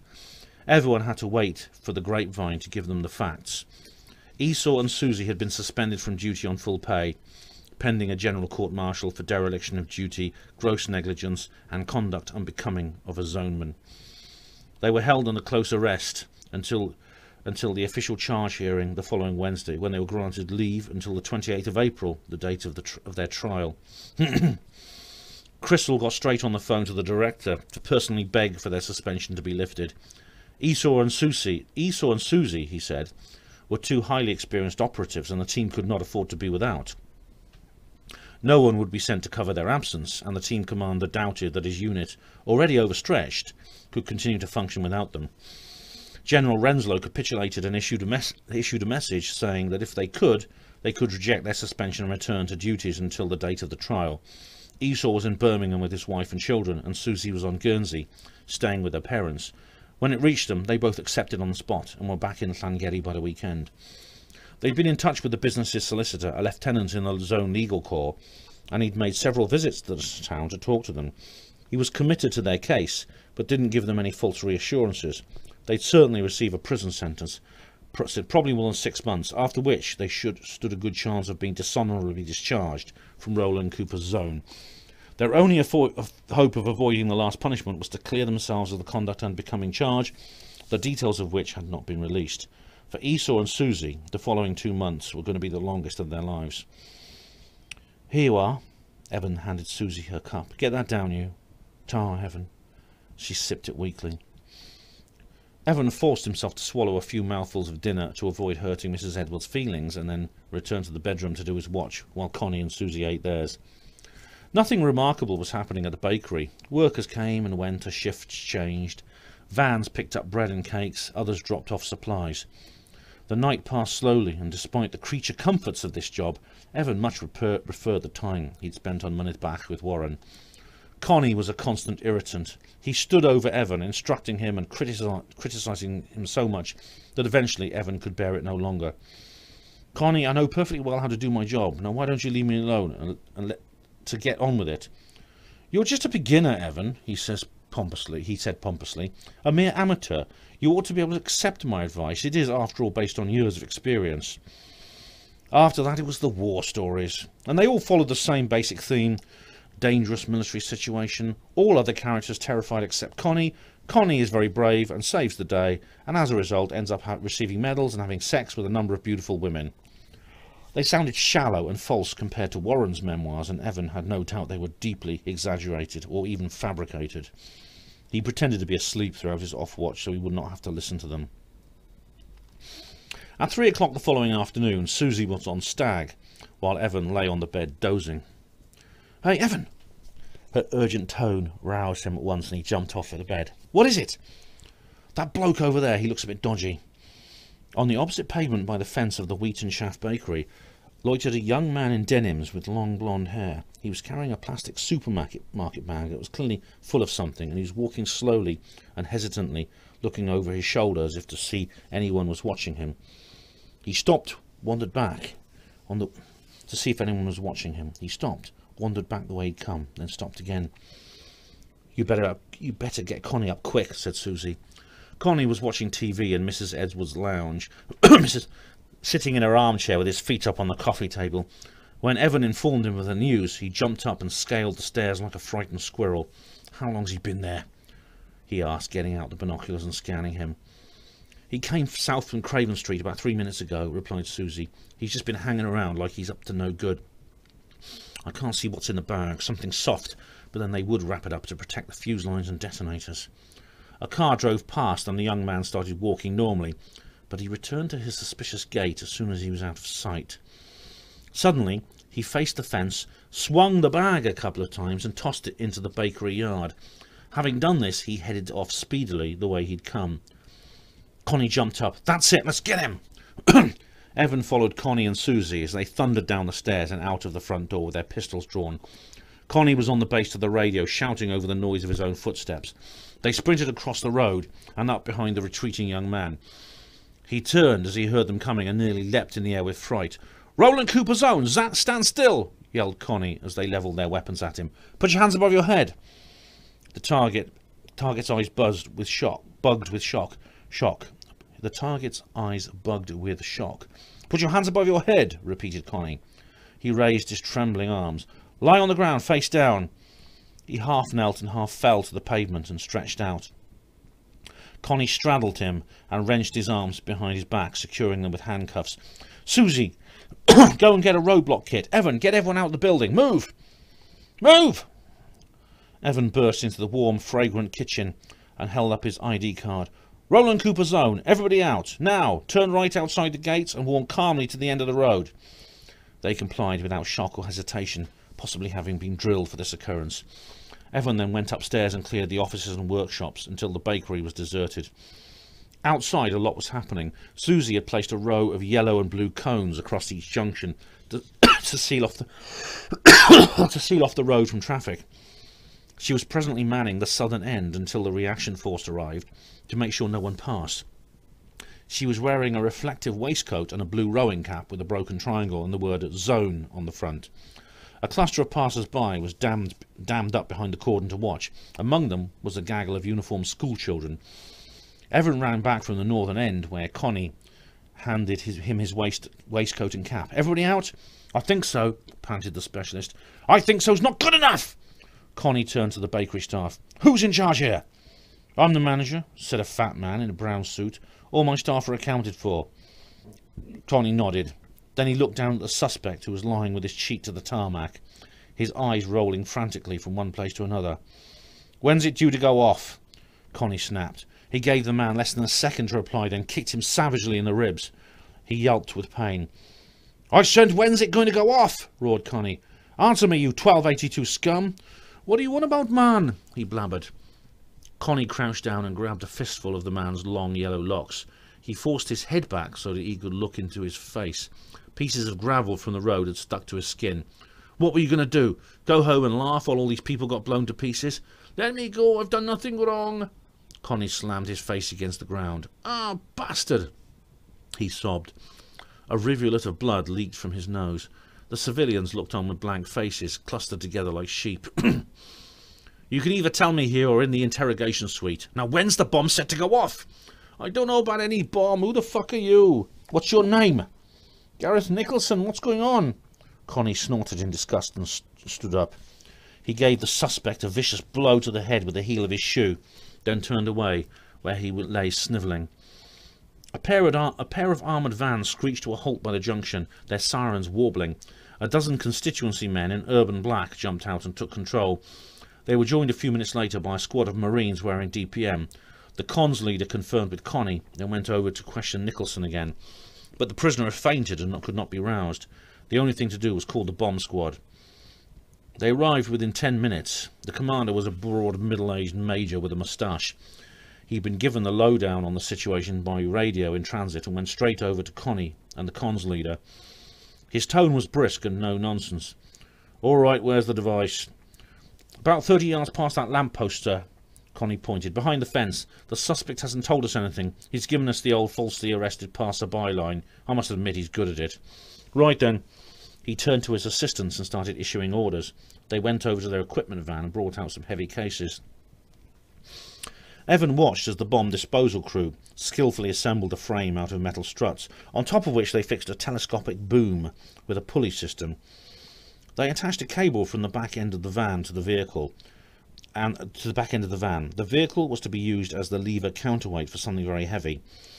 The object they fitted to the end of the boom looked to Evan like a household radiator. "Listen, everybody," the Major shouted to the crowd. "If any of you have a clockwork watch, cardiac pacemaker or metal implant, you must stand well back, right up the road, at least 100 yards from the bakery. Go now, quickly." One of his assistants began turning a wheel, and the boom extended out over the fence. "What's that thing, sir?" "A high-powered electromagnet," replied the Major. "We're going to switch it on right over the device. Its field should be enough to break the timer." They positioned the magnet as near as possible to where they thought Nicholson had thrown the bag, and attached a thick electric cable to the socket in the side of the van. The driver started the engine and revved it up in bottom gear. Another assistant flicked a switch and waited a few seconds and flicked it back off again. Then they wheeled the boom back in. "That ought to have done the trick," said the Major, and began putting on protective armour that made him look like some kind of giant alien insect. The helmet was about 4 times the size of his head, and fronted by a half-inch thick perspex visor. It carried a TV camera, presumably so that if he didn't come back, his colleagues might learn from his fatal error. His body was covered by an armoured tabard that left only his hands and feet free. He picked up a toolkit and strolled calmly down the empty street. Evan gulped down bile. The notion of what the Major was about to do terrified him, yet the bomb disposal man seemed utterly fearless. Everyone stared on as he entered the bakery through the front gates and disappeared. Evan braced himself for the deafening explosion, followed by bricks and body parts flying through the air. But less than a minute after he'd entered the premises, the Major came out again and walked back to the barrier. He had his unopened toolbox in one hand and Nicholson's white plastic bag in the other. "What's he bringing it out for?" whispered Connie. "He can't have defused it yet." The same idea had occurred to the civilians, and there were some uneasy mutterings, and 1 or 2 began backing away. The Major ignored them and headed straight for the prisoner, who had by now come round and was vomiting repulsively into the drain. "Mr. Nicholson," he said, do you by any chance have any young children?" "Yes," heaved the suspect, "an 8-month-old boy." The Major tipped the bag upside down, and out fell about 30 or 40 floppy white objects covered with brown and yellow stains. They landed beside Nicholson's head, and he drew it back from them as far as it would go. Evan held his nose as a putrid lavatorial smell rose up from the pile of objects. "You threw this bag over the fence, didn't you?" challenged the engineer. Yes." There was a murmur from the spectators, and the bakery manager stepped forward. "It's you!" he shouted. "You're the filthy tyke who keeps slinging shitty nappies into our yard." "What else am I supposed to do with them?" moaned Nicholson. "The bin men always make a fuss if we put them in with the rubbish." No one spoke for a few seconds. Connie's head trembled. He ground his teeth, his face burning.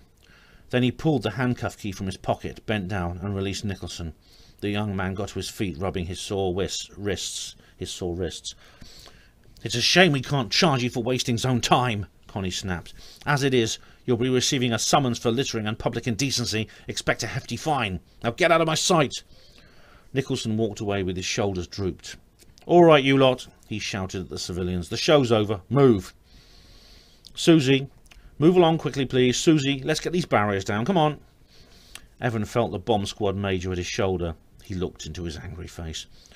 "Be sure to let us know if you have any more emergencies, like a blocked drain." He stomped off and began helping his colleagues clear up his equipment. Connie, Susie and Evan stood disconsolately in the street as the bomb squad and reaction force drove off, and the flood of people finally released flowed down the pavements in a thick tide. "I can't believe it," muttered Connie. "We go out on an anti-terrorist operation to foil a bomb attack and apprehend a man for the illegal dumping of soiled nappies. Shit!" He kicked a lamppost. "We're never going to hear the end of this. You realise that? The others will be taking a piss out of us for years." "Come on," said Susie. "We'd better get back to the house. The real bombers might show up." "For fuck's sake!" roared Connie. "There aren't going to be any real bombers. Do you seriously think, after everything that's been going on the past hour, they're going to drop us off? They're going to drop off now? Half of Clwyd must know we're here. We really know how to run a covert odd-post, don't we? Even if this was going to be the target," added Evan. Shut up, Evan. Just shut the fuck up. I've had it up to here with your gut feelings and your hunches. St. David's Day. That's the day. The Wheat and Chaff Bakery. That's here. He didn't say that, though, protested Evan. He said, we'll make an example of those who think it's a good idea to mix the wheat with the chaff. He wasn't any more precise than that. Wheat and chaff, what else could he have meant? He had to be talking about this place. What are you lot gawping at? This was to a group of school children who had stopped on the opposite pavement to watch Connie and his ravings. They were laughing at the angry grown-up while the women accompanying him were trying to move them on. Go home before you miscount with Badger, he growled, and stormed off up the road. Susie trotted after him. The children stood there grinning at Evan. That man's funny, said one of them. Yeah, he is sometimes, Evan smiled back. He both loved and envied children. They were so happy in their simple little ways. Totally uninvolved in all the hatred and power struggles going on around them. He recognised their uniform. They went to St. Dylan of Sangeri Primary School a few streets away. It was a highly acclaimed school that was part of the integrationist movement. One of the about 10 first schools in Wales that taught English and Welsh-speaking children together in the same class, rather than having 2 separate classes for the 2 separate languages. It was a highly controversial scheme, but it had had good results after all, Evan mused to himself as he followed his two colleagues. There had once been a time when it was controversial to have boys in the same class as girls. Who cares, he thought. Who cares if a few people don't think it's a good idea to mix the Welsh speakers with the English? Oh my God. Evan stopped dead in his tracks. His heart fluttered and his stomach went cold. Then he ran. He bolted down the road as fast as he could. Hey, Evan, what's up? Called Susie. Where are you going? His subconscious had once again taken possession of his muscles and nerves. He pelted across the main road without looking, and the noise of angry car horns was already behind him by the time he heard them. He kept seeing in his mind the faces of the children he'd just spoken to, and the faces of Rodrigo Williams and Dewi Miles. He was passing more children and parents now. The school was just around the corner. Home time had been called a few minutes ago, and the gates and pavements were packed with bodies. The yard outside the grey brick building rang with small voices. The ideal time. He didn't bother with his ID. He was still wearing his day-glow waistcoat and zone cap, and it was too late to do a by-the-book evacuation. He simply screamed at the top of his voice, "Get out of here! Everybody, quick, run! There's a bomb about to go off! For God's sake, run!" The 100-odd people turned to stare at him. If this was Langham Pond First School, they'd have dismissed him as a madman, but here in Sangeri, they instantly understood. It was one of the things parents dreaded, like meningitis or kidnappers, a worry that they lived with every day. As soon as they saw his uniform and heard his words, they bolted. Those that were small enough to be carried were heaved over father's shoulders, and others were dragged by the arms. Parents, teachers and children stampeded down the road, screaming in fear. Inside the playground, those that were too far from the front gates retreated within, running as fast as possible for the back of the building where they might be protected. There was no need for a roadblock. The torrent of panic-stricken people was warning enough. Evan took shelter behind a car a little way down the road, panting and gasping while they charged by on either side. There were only a few more to follow him, then the school and road outside it were deserted. He heard footsteps approaching him and looked up to see Connie and Susie. They were out of breath and red-faced as they crouched down beside him. "Evan," puffed Connie, "what do you think you're doing? Just stay down and take cover." I always knew you were useless. Now I realise you're loopy as well." They felt the explosion through the ground a split second before they heard it. The blast was an ear-shattering boom that hit them like a sudden gust of wind. Then there was the crashing sound of falling debris. Bricks, bits of metal fencing and tree branches landed all around them, making them cover their heads. It was only 2 minutes since Evan had arrived at the school. 3 of them stood up and looked at the devastation incredulously. The bomb must have been planted somewhere near the front fence. Every window in the facade was smashed. Fragments of wall and railing lay in a circle like pieces of china from a dropped cup. A few of the cars parked close by had been mangled as if by a speeding juggernaut. The one that they'd been using as a protection had had its windscreen and headlights pulverised. "Evan!" gasped Susie. "How did you know?" He put a hand against the car to steady himself. His ears were still muffled from the insult of the explosion. Win Williams said, "We'll attack those who think it's a good idea to mix the wheat with the chaff." He meant Welsh-speaking children with the English-speaking children. This is the integrationist school. Susie turned away and hid her face in her hands. "Oh, God," she wailed. "They were wrong. They were bloody wrong." Connie said nothing. He just gazed at Evan with an expression that was impossible to interpret. Far off, a siren could be heard, getting louder.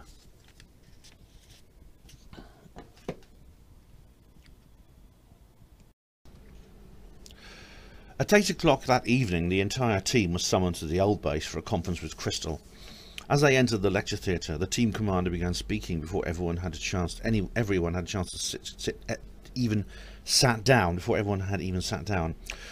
"Good evening, 60. I've brought you here to inform you of developments in today's school bombing case and what we're going to do about them. After the failure of the attack," he smiled very briefly at Evan, "we received a report that the perpetrators have fled the locality. The witness description answers perfectly to Rodri Williams. What's more important, the direction he was travelling means that he had to be heading for the refuge in the Ogvendigide slate mine." A thrilled chatter rippled through the audience. "That's right, gentlemen, we know where he is."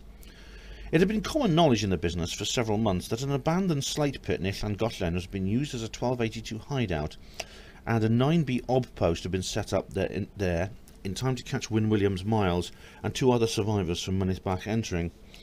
"I've just come off the phone to the director, and he has approved what I myself, Section Commander Temple, and I'm sure all of you want to do. We're going to go in and get him tonight."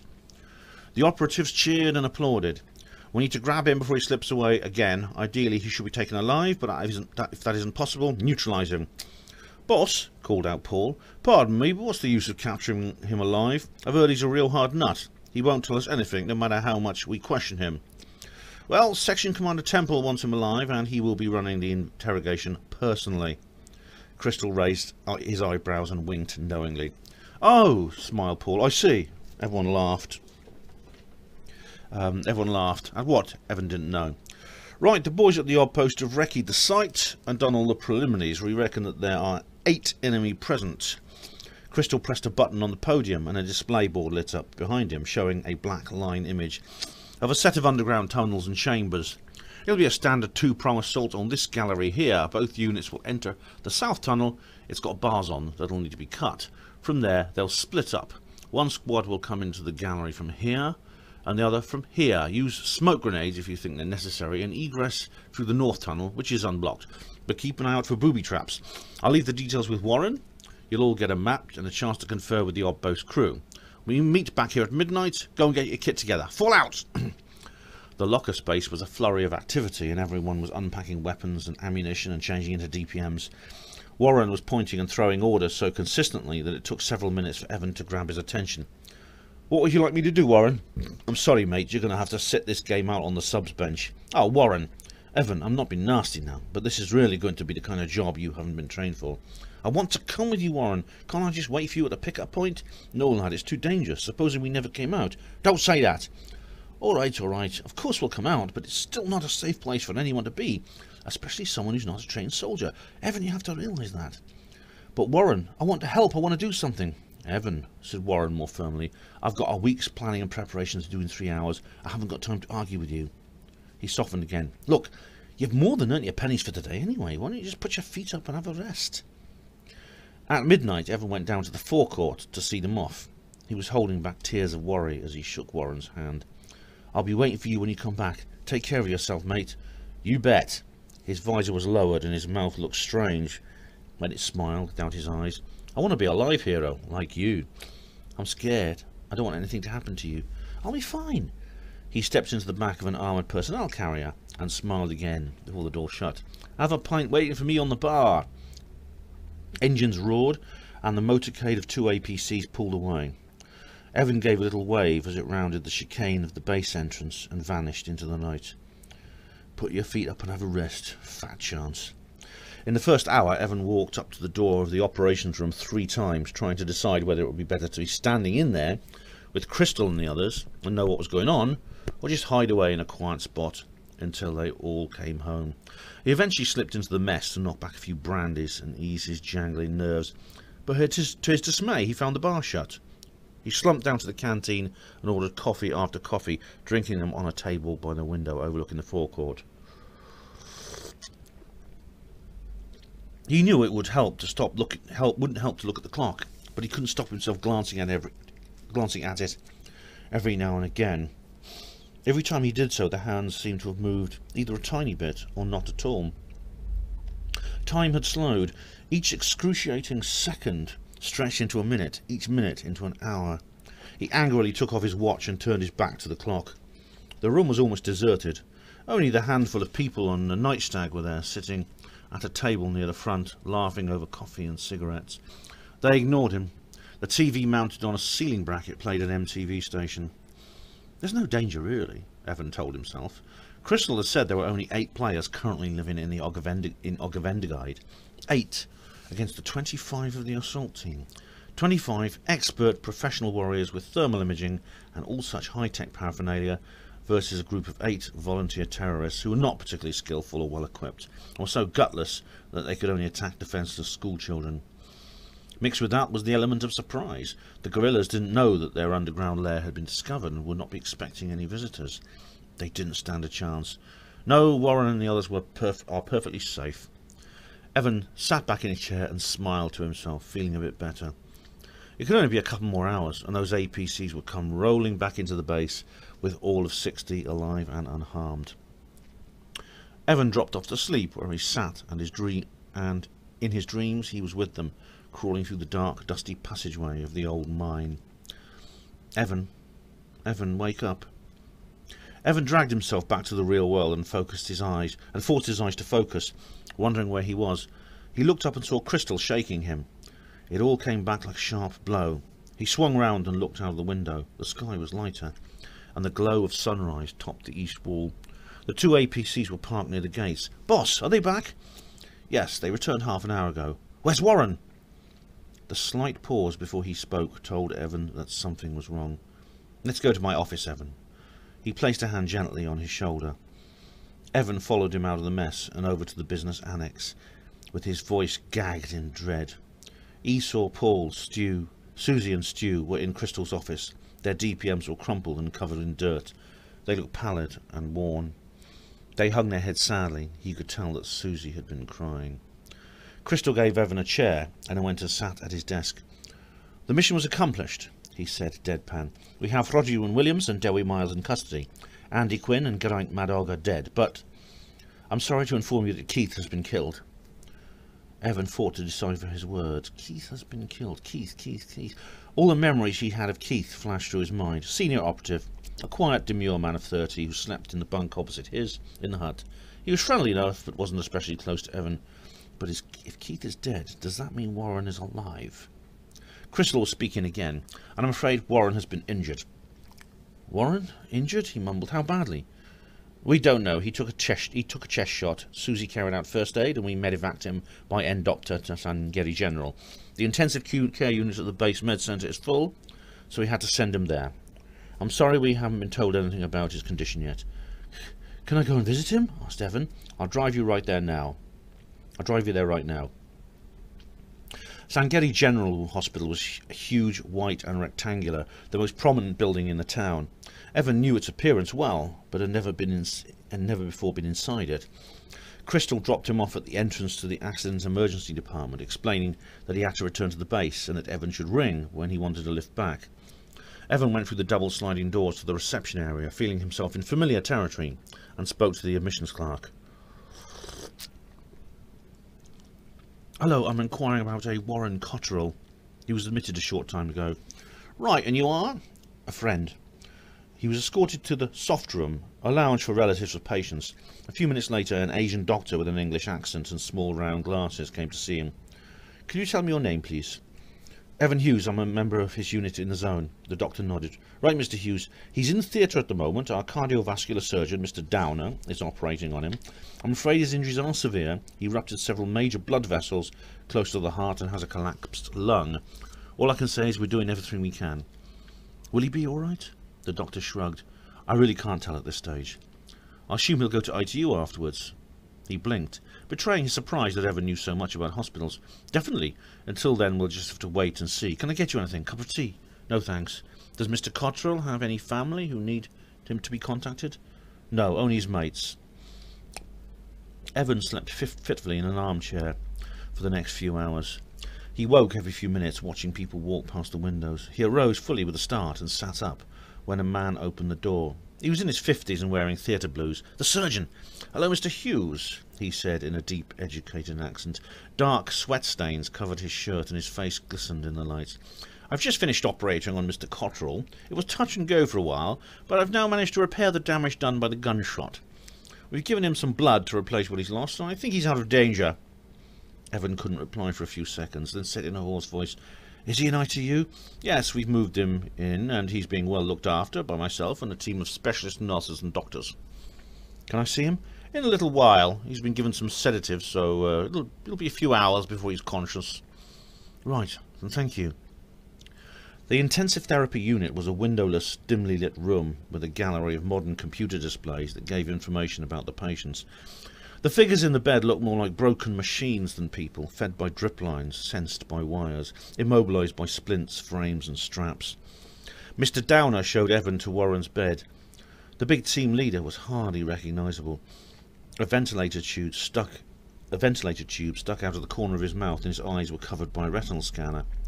Both his arms and legs were perforated by drips, and a catheter bag filled with red-stained urine hung from the side of the bed frame.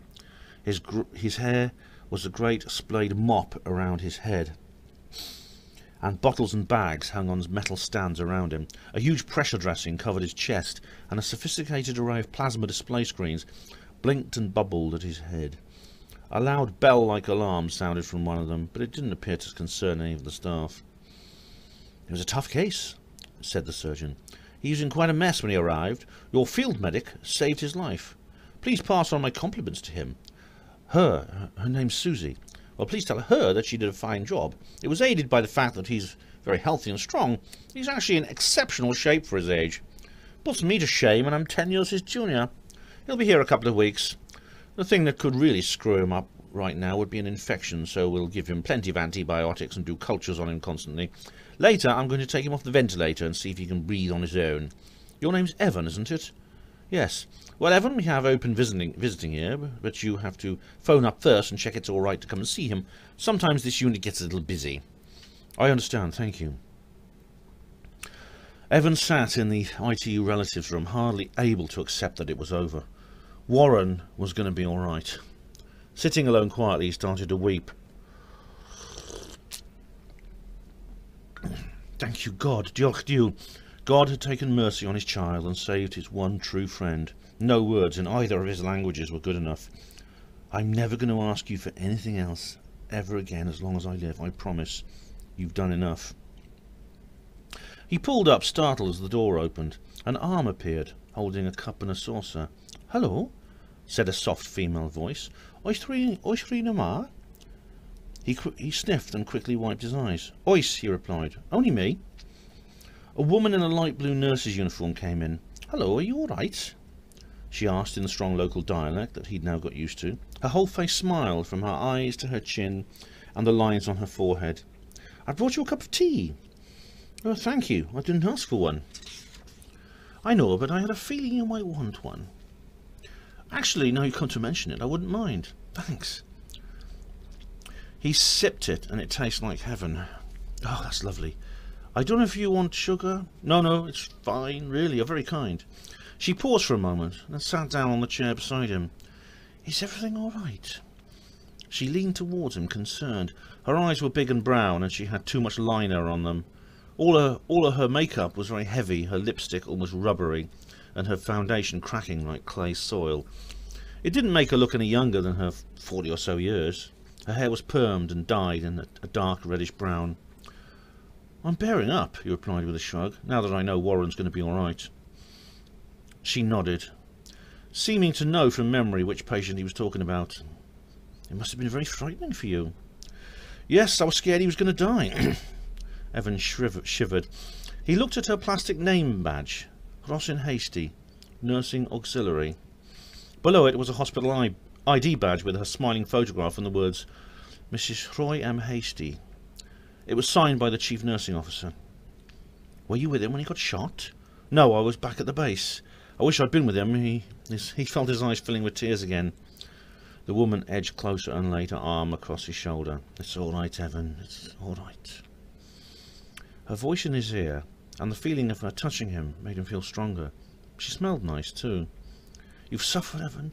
You've really suffered, haven't you? How do you know my name?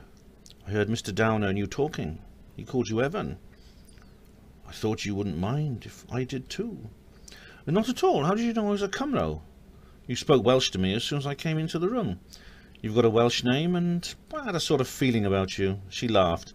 I'm not psychic, you know. I'm just observant. You can learn a lot about people from simply looking and listening. You've been in the zone long? 7 months. Not long. We get zone boys in here all the time, mostly from Bryn Sarn and other places on the front. I think you're very brave to do something like that. Oh, thank you, but I'm not really, you know. Yes, you are. I can tell, remember? Evan smiled back at her, feeling warm inside. Are you good friends with Mr. Cotterill? Yes, we're best mates. Well, don't you worry. He's going to be fine.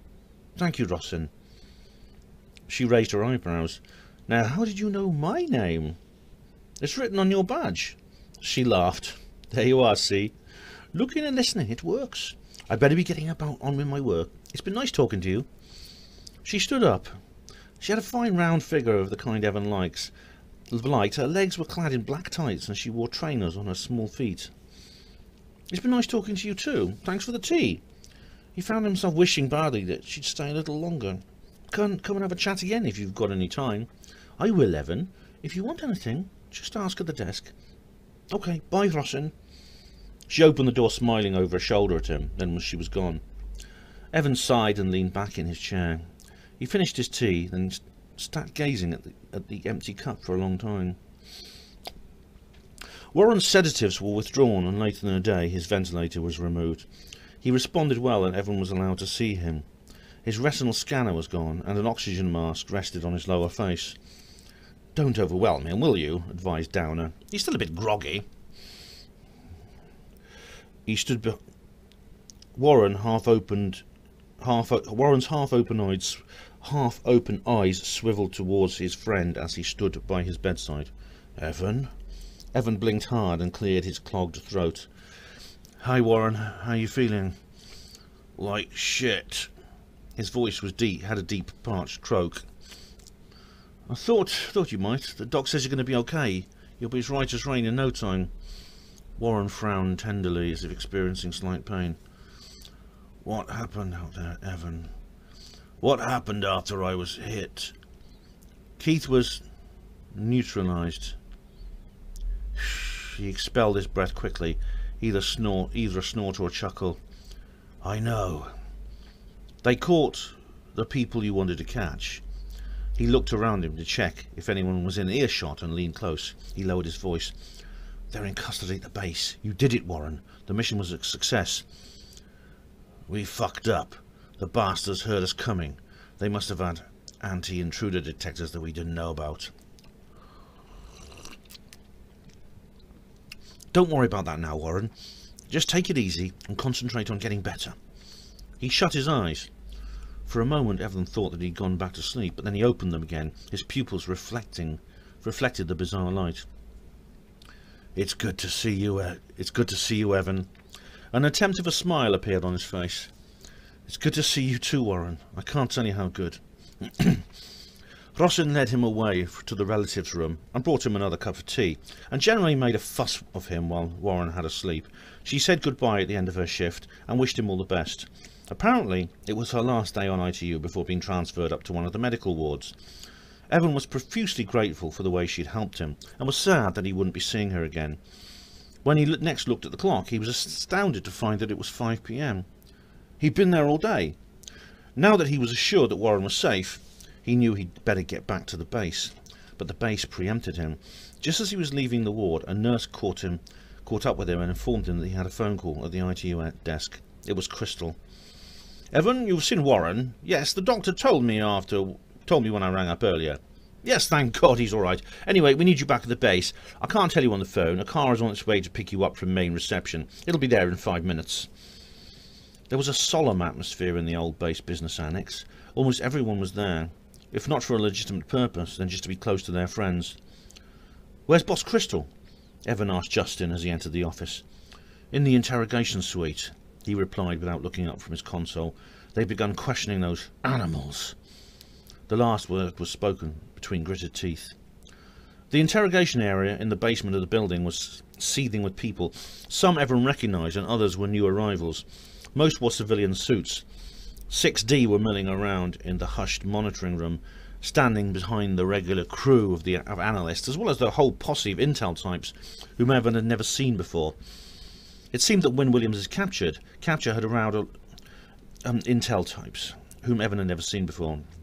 It seemed that Wynne Williams' capture had aroused a lot of interest from outside the district.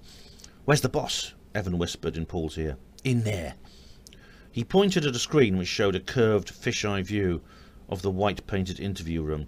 Sitting with his back to the camera and almost out of shot was Crystal. The man he was talking to was sitting three-quarter face on. It was Wynne Williams. "Hey!" one of the intel men called. He beckoned Evan. "Are you the interpreter?" he asked when Evan came close. The man wore a blue armband on his suit, which bore the letters WZI. It must have stood for either for World Zone Intelligence or Welsh Zone Intelligence. "Pardon?" "The interpreter. Evan, I think they said." "I'm Evan." "Well, you better get down to the interview room. Come on." He led Evan down a corridor, knocked on the door, and a guard opened it. He ushered Evan quickly into the whitewashed chamber. Crystal and Wynne Williams sat opposite each other at a table, and next to the former was a 5A leading op, whose name Evan couldn't remember. The team commander pointed Evan to a chair on the third side of the table. The floor was a perfect square. The walls were metallic paint and the floor white lino. The only furniture was 4 chairs and a table. One of the chairs was a heavy metal device which was bolted to the floor. It had arm and leg shackles like an electric chair, but these weren't in use, and the prisoner sat at ease, leaning forward with his elbows on the table. Standing by the wall over Crystal's left shoulder was the guard. Above his head in the corner was the camera, which took the picture that everyone in the monitoring room was watching. "Right," said Crystal. "Now we can begin. Interview with Rodri Wynne Williams, commencing 1804 on Tuesday the 2nd of March, Year 1. Present are Captain Robert Crystal, Corporal Stephen Casbrook, and interpreting is Private Evan Hughes. Mr. Wynne Williams, if you wish to conduct this interview in Welsh, we shall do so through Private Hughes here." The gorilla glared at Evan, and his face twisted into a sneer of derision. He was dressed in the standard cell block uniform, grey cotton slacks with slippers. His own clothes must have been sent for forensic tests. His rough neck and hairy chest could be seen above the garment's low collar. "Mr. Wynne Williams?" prompted Crystal. "No," he answered, still looking at Evan. "We'll speak in English. He's not worthy to speak the language. I wonder what it is that makes a man turn against his own people." "Well, Private Hughes will remain here anyway. Now tell me, what exactly were you doing last night down the Oggervendigide slate mine?" "As I told the Anglo-Norman advocates who arrested me, I saw someone into the mine and I was curious, so I followed." He spoke clearly and confidently. "I got lost and wandered around for a bit, then someone started shooting, so I dived to the floor. The next thing I know, someone was shouting at me and kicking me, and I was put in handcuffs. After a few minutes, they dragged me like an animal to this place." "Did you know the old mine was being used as a 1282 base?" "No. If I'd had any idea that Welsh patriots were taking refuge there, I'd have given them my best wishes and left them to carry on fighting for our freedom." "That doesn't quite accord with our information." Crystal paused. "You see, when you were apprehended, you were carrying a Cairo 84 assault rifle."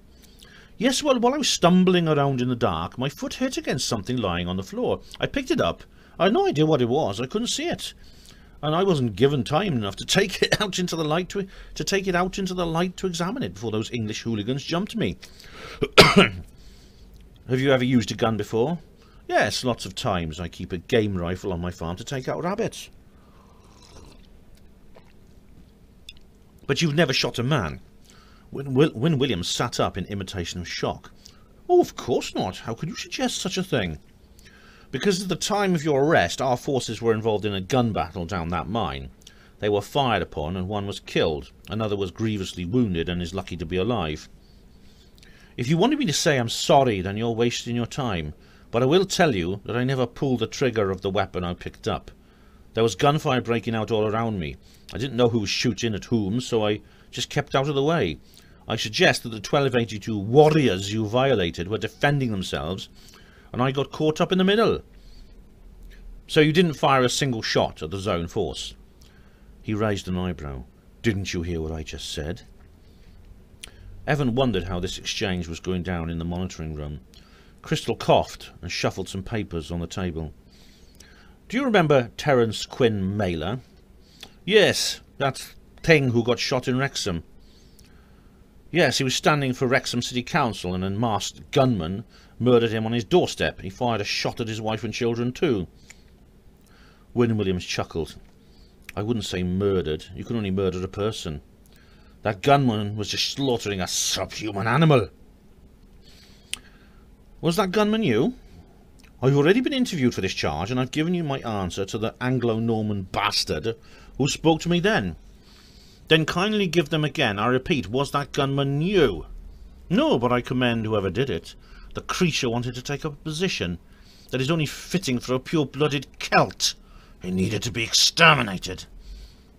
Are you a member of 1282, Mr. Wynne Williams? No. But you've made it perfectly clear that you support them. Yes, I support them. They're the representatives of true Welshness. The day is coming when the millennia of English rule will finally be over, and our historic nation is reborn as the true Wales. The land you have enslaved will slip from your grip. The new order will begin with Wales as a pure, powerful Celtic homeland. So how come you're not picking up a gun and joining them? I don't have the time. I've got a farm to run, you know. Crystal smiled. You don't have time to fight for Welsh freedom, but you do have time to swan off and leave your farm unattended for 3 weeks. Sorry? Our facts are correct. You were last seen at Mynydbach Farm on Saturday the 7th of February. Since then, you've had no contact with your staff and have not visited the place once. In fact, until your arrest last night, you haven't been anywhere. Where did you go? I've been on holiday. Where? Scotland. I only ever visit Celtic countries for my holidays. I assume you can prove this? Tickets, passport stamps, that sort of thing? I'm afraid I threw them away when I got back. My passport, too. It expired, you see.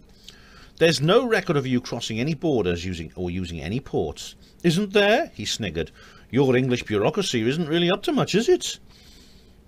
Were you aware that on the day you left Mynydbach Farm there was a shooting incident there in which 5 people were killed? What? You don't know anything about it? My God, no. How terrible. Roll up your right sleeve for the camera, please. No, replied the gorilla. I've already been examined. For the benefit of the recording, said Crystal loudly, turning his head away slightly, Mr. Wynne Williams has a partly healed laceration and burn on his upper right arm that the BMO diagnosed as a gunshot wound received 2 to 6 weeks ago. My God, I did that, thought Evan. How did you get it, Mr. Wynne Williams? An accident with a fox trap. That's not what it looks like. How would you know you're not a farmer? Did you take part in that shootout? No. Crystal paused and stared into space as if deep in thought. Were you aware that there was a cache of 1282 munitions in your dairy? Again he feigned surprise and indignation. And by a staggering coincidence, these disappeared on the night of the gunfight too. How do you explain that? I don't, Wynne Williams shrugged. You have to ask someone who was involved in it all. What about St. Dylan's school bomb? Bloody shame that. What a cock-up. If I'd been the one doing that attack, I'm sure I'd have made a better job of it. You mean you'd have made sure those children died? Crystal kept his voice calm. Absolutely. Welsh-speaking children too? They wouldn't have been Welsh speakers for very long. They'd have ended up being contaminated by the sewage of the English youth they shared their classrooms with. So for that reason, little children deserve to be killed. Yes, the dead branches must be pruned to allow the fresh new shoots of Welsh purity to flourish. He spoke in the tone of a scientist. Integrationism is a front for the agencies that preserve the oligarchy of the Anglo-Norman communist dictatorship. Free Wales cannot be stopped by such oppressive scum. Thank you, Mr. Wynne Williams. This little chat with you has taught me a lot about scum. Interview suspended at 1820. Guard, send the jailer to escort our guest back to his cell. Back in the monitoring room, Crystal headed straight for the brew corner and scooped himself a cup of coffee with a shaky hand. The rest of 6D closed up to his shoulder in support. Are you all right, boss? Asked Evan. Yes, I'm fine, thank you, Evan. You showed more self-control than I ever could, boss, said Stu. If I'd been in there, I'd have kicked his face in the evil shit. He's got us over a barrel and he knows it, seethed Crystal. We can't do him for being in 1282 unless forensics come up with something to connect him to that explosive cache, and that's unlikely. Those bastards wear gloves whenever they handle, just to make sure they're clean. We haven't got enough to get it to the Justice Committee. It's even possible we may have to release him when Intel are finished with him. Oh, fucking hell, no! Someone shouted. I'm afraid so. We can't mistreat Wynne Williams because he is Roland Cooper's property. Therein lies something of a paradox. Are you all right, Evan? Fine, boss. Stu walked up and down in frustration, rubbing the back of his neck. Boss, can't we just do him right now? Grease the cunt. Believe me, Stu, said Crystal. At this moment, nothing in the world would give me greater satisfaction. But we can't. He's too valuable as an intelligence source. So what will happen to him? When we finish questioning him, he'll go to Cardiff for some long-term analysis by the BPZI. So we'll be pampered and fussed over like royalty and then let go. Just let go, said Stu. Or worse, spend the rest of his life in some luxury retreat on another planet. Crystal sighed. I'm sorry, Stu. There was a string of curses. Look on the bright side. The information it'll give us will help us catch some more of the creeps. OK, 6D, take a break. The team spoke very little until they sat in the canteen. Connie was giving a detailed account of the underground battle of the previous night, and no one had the willpower to shut him up. The odd post swore blind it would be an easy approach, but the Tafts must have had an Edric or a detector of some kind in the south tunnel, because they knew we were coming. They ambushed us at the entrance of the gallery. That's where Keith got plugged. We dived for cover and organised a rush on their positions. Warren got hit when he stumbled while leading it. One of the players braved my covering fire to get to him. What a bloody shambles. Anyway, Esau took command and carried on. Then we got him in the end. I topped Madog, beautiful shot, 50 yards from between two boulders. Got him in mid-air with a 3-round burst while he was jumping down. Esau arrested Wynne Williams while he was trying to sneak away, and Miles gave himself up. Don't know what happened to Quinn, we just found his body afterwards, shot by one of us. But then it was a very confusing contact, and shit scary in the dark. A jailer ran up to them. Are you 6D? He asked excitedly. That's us. Message from your CO, report to the interrogation suite now. Billy Temple is coming. At the mention of the name, the team looked up in delight and cheered. Yes, Billy Temple's on his way. He's going to question him, hooray! They got up and hastened to the lift. Evan followed them in and caught Connie's elbow. Connie, who is Billy Temple? What? You've never heard of Billy Temple? I've heard his name mentioned a few times, but no, should I? Whoa, you've never met Terra Temple? Are you in for an experience? Evan, the population of the universe is divided into two parts. Those who have met Billy Temple and those who haven't. Why, who is he? He's an absolute fucking maniac. He's commander of Section 6 and a legend in the business. He used to be in the Northern Ireland Zone Intelligence. So was his father and his grandfather. His ancestors can be traced back to the Barbarian Age. And they've all been a part of the fight against terrorism. His son's in the Uneasy too. Billy is the first of his line to break the tradition and move to Wales. What's he like? Connie chortled. Well, I don't want to spoil it for you, Evan. You'll see when you meet him, but let me tell you, by tonight, despite everything, we'll all be feeling sorry for Roger Wynne Williams. When they arrived in the monitoring room, it was noisy with activity. It was noisy with conversation. The Intel Dev folk were also convened in their own group at the front. Which one's Temple? Evan asked Connie. He's not here yet. You'd know it if he was, believe me. He moves mysteriously, does old Terror. Often found in a different part of Wales every night, doing one thing or another. He will be here, though. You can depend on that. Attention please, called Crystal. I've just received a report from Forensics. Analysis of Wynne Williams's and Miles's clothing have turned up tiny traces of discharge from Semtex explosive, as have the swabs taken from their hands and nasal cavities. These swabs also show minute droplets of oil, which matches the lubrication of the Cairo rifles captured at Oggervendigard. So the net is closing, boss, said Connie. The team commander smiled weakly. Unfortunately not. He could have picked up the discharge from bumping into the true felons in the street. It's still not enough for a conviction. He suddenly stopped, and his face changed to an expression of awe.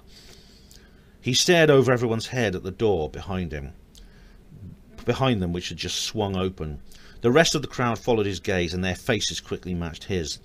There was a loud gasp from the assembly, then utter silence. Good evening, boss, said Crystal, automatically standing to attention. Good evening! A voice boomed out from the doorway, and Section Commander Billy Temple entered the room. Every eye followed him as he slowly paced across the floor, and people moved respectfully out of his way.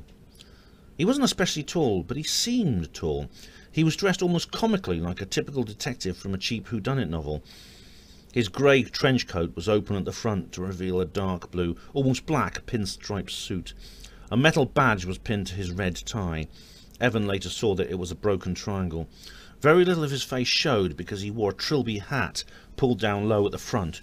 Just a large pointed nose and a pair of tightly pressed thin lips. He stopped opposite Crystal and slowly removed his hat. He held it out in the air without looking at it. Stu ran up like a houseboy and took it hastily. He carried it close to him and hung it on a coat hook as if it were made of gossamer. Billy Temple's face was a sight that Evan would never forget. His hair was balding and deep black. The shape of his skull was abnormally tall and narrow, and his forehead was a huge expanse of smooth skin, which gleamed in the light. It was supported by the hardest brow that Evan had ever seen, giving the officer a permanent frown. But it was his eyes that were magnetic. They were bright and blue like Warren's, but while Warren's showed kindliness, Temple showed ruthlessness. "How's it going, Bob?" he said to Crystal. "Not good, boss. The suspect has given us nothing, and the forensic report is very ambiguous." "Let me see it." Crystal handed him the paper that he'd just been reading into the room. Temple reached into his pocket and produced a pair of steel-framed glasses, which he manoeuvred onto his face with one hand. He scanned the sheet for a minute and guffawed derisively. "I see our friend Wynne Williams has been up to his usual tricks." His voice was as gruff as a bear's, and his Ulster accent sharp and guttural. "But never mind. There's enough here for me to work on. It's a shame you couldn't have just nabbed him at Monetbach." "Yes, I'm sorry about that, boss." Temple held up his hand. "It's all right, Bob. You don't have to excuse yourself to me. Well done for picking him up last night." "Thank you, boss. And my condolences for your young operative. Is it true that old Warren nearly brought it as well?" "Yes, boss. He was badly hurt. We nearly lost him, but he's okay now. He'll soon be on the mend." "Good. I'm glad that old bastard decided to come back in. We should never have let him go in the first place." He was silent for a few more seconds while he finished reading the report. Can I get you a cup of tea, boss?" "No thanks, Bob. I'm ready to interview the prisoner now. Have him brought to the chamber and shackled, and have his pal Miles ready in a second one. But leave him free in his seat. I'll want to chat with him as well later." "Yes, boss." Crystal snapped his fingers at one of the guards. "You can second me if you want, Bob, and I'd like a WL spec present if you've got one." "We do, boss. Young Evan here." "Evan Hughes?" "Yes," Crystal said. Temple turned those freezing eyes in Evan's direction. "So this is Evan Hughes, is it?" He approached him and held out his hand.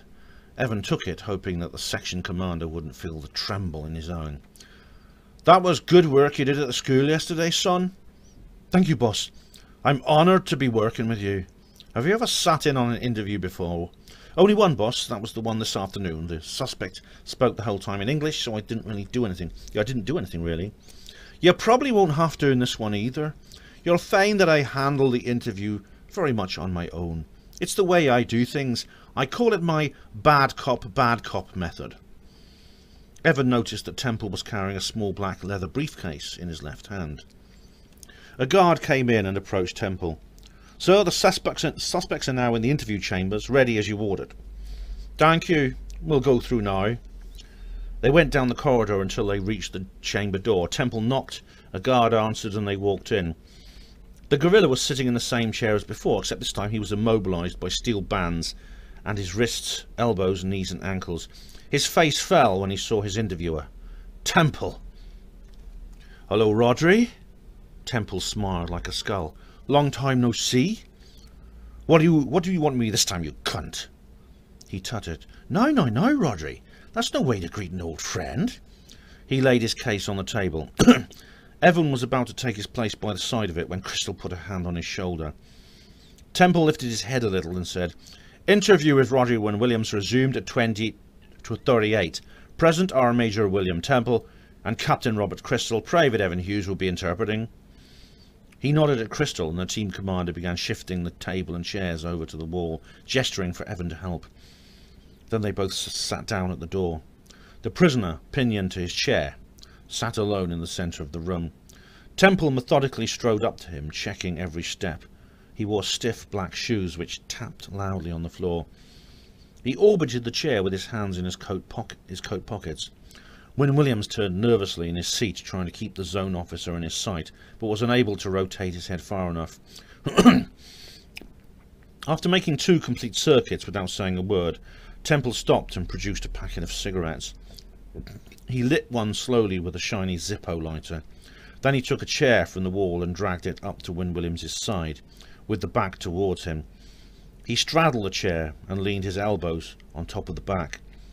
He took a drag from the cigarette, never taking his eyes from the subject, held his breath for a moment, then blew the smoke in the direction of the terrorist's face.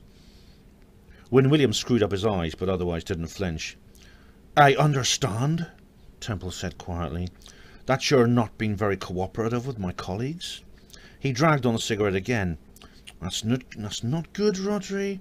Not good at all." The gorilla kept his jaw firm behind his beard, and his eyes fixed straight ahead. "You see, you're not really in a position where you have any choice." He paused and looked down, twiddling his fingers round his cigarette. "Things aren't going very well for you, are they? First, you accidentally leak the details of your bomb attack on St. Dylan's School. Then the attack fails and you get captured with your mate Dewey, while all your other pals get wasted." "They're not my pals," he replied. "I had nothing to do with that bombing, and nothing to do with their organisation. You couldn't pin that on me before, and you can't do it now." "Oh, Rodri." Temple shook his head in dismay. "I'm afraid you're wrong, because tonight you are going to tell me. You're going to tell me everything. Whenever a stone gives me blood, I usually take that as the cover story and probe even harder for the truth."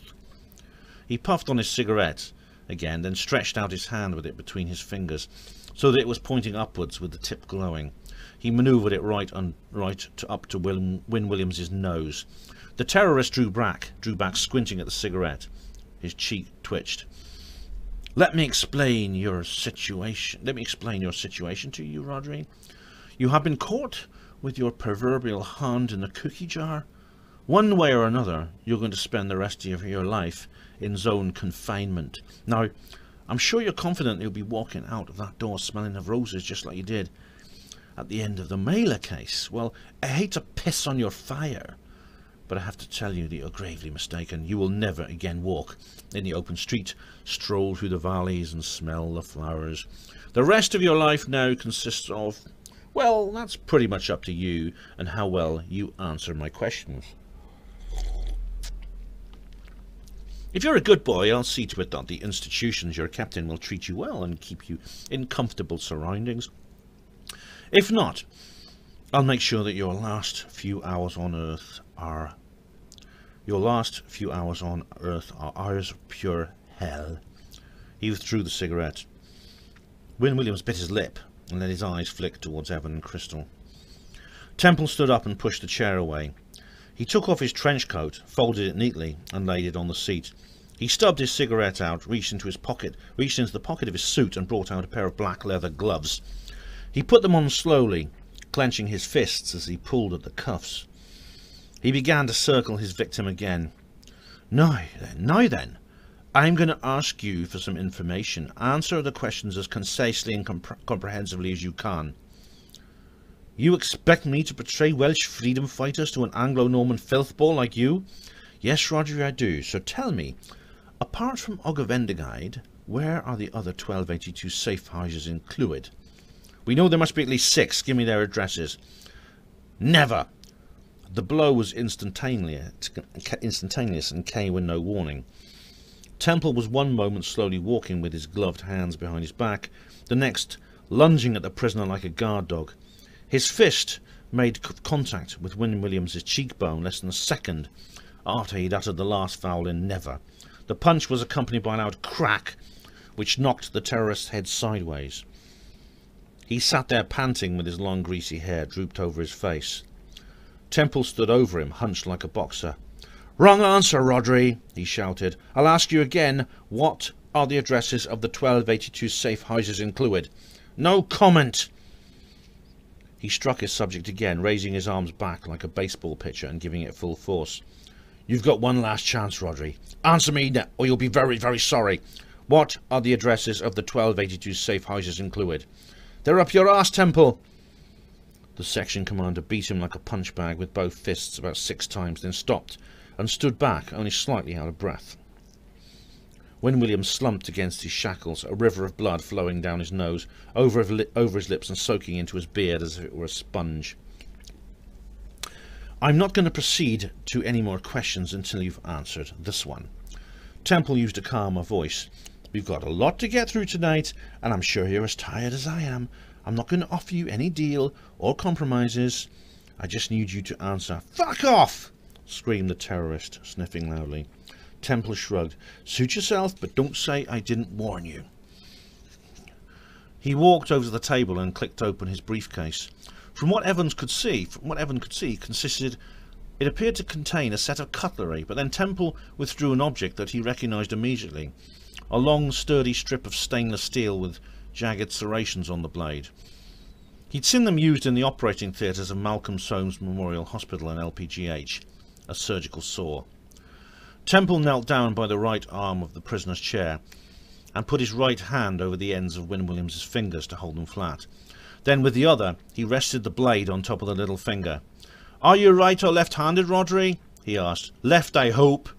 He began hacking away at the finger as if it were a strip of wood. Win Williams raised his head and shrieked, a long, high, warbling note that pierced Evan's eardrums. He threw his upper body back and forth against his bonds. Blood welled. It stuck to the blade and ran down the gaps between his fingers and poured down the chair in multiple interconnecting streams. Evan heard the vibration of the saw as it rived the bone, amplified through the frame of the chair. The little finger dropped off onto the floor with a plop and lay there like a dead slug. Temple started straight away on the ring finger. The bald dome of his head was flushed, his eyes glistened and his teeth clenched. The terrorist tossed his head around, gibbering incoherently, scattering blood from his nose. The ring finger joined his brother on the floor, and Temple began cleaving the middle finger. You better talk fast, Rodri, shouted Temple above his victim's screams. You're running out of fingers. Win Williams roared and blubbered, as if trying to form words. His tongue flopped out and foam spouted from his mouth. The coppery stench of blood filled the room. The Inquisitor didn't stop once. He sawed like a mad carpenter, severing the middle and index fingers, then finally the thumb. What was that, Rodri? I didn't catch what you said. The gorilla wept and bellowed hoarsely, staring at the grisly stump of his hand. Temple stood up, wiping his gloves on a piece of rag from his case. Are you going to talk yet? No? Then I'll have to cut off something else, won't I? His victim didn't reply. He slouched in his seat with his head lolled over to the right, gasping and whimpering, appearing to be semi-conscious. Then again, perhaps not yet. I can't have you bleeding to death on me this early. I'll tell you what, why don't I leave you here to think about it for a while? In the meantime, I'll go and have a chat with your mate Dewey. We can carry on where we left off later, all right? Interview suspended at 21:07. He turned to Crystal and mopped his forehead with a handkerchief. "Get a medic in here to patch up his hand, and have him collect the fingers and bring them to me." As they filed out of the room, Evan remained in his chair. "Come on, Evan," said Crystal. The WL spec didn't move. "Evan," Crystal put a hand on his shoulder. "Come on, we've got to interrogate Miles now."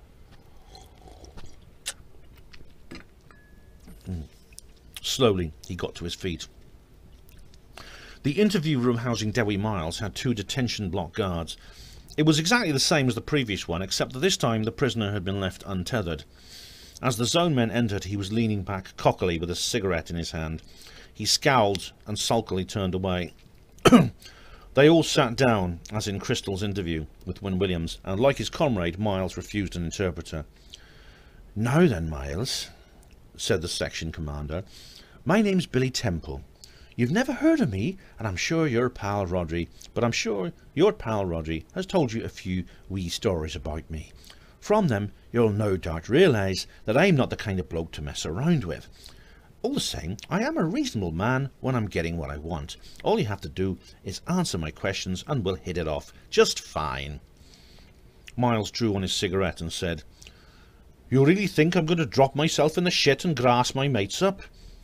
His voice was deep and his accent totally different when he was speaking in English.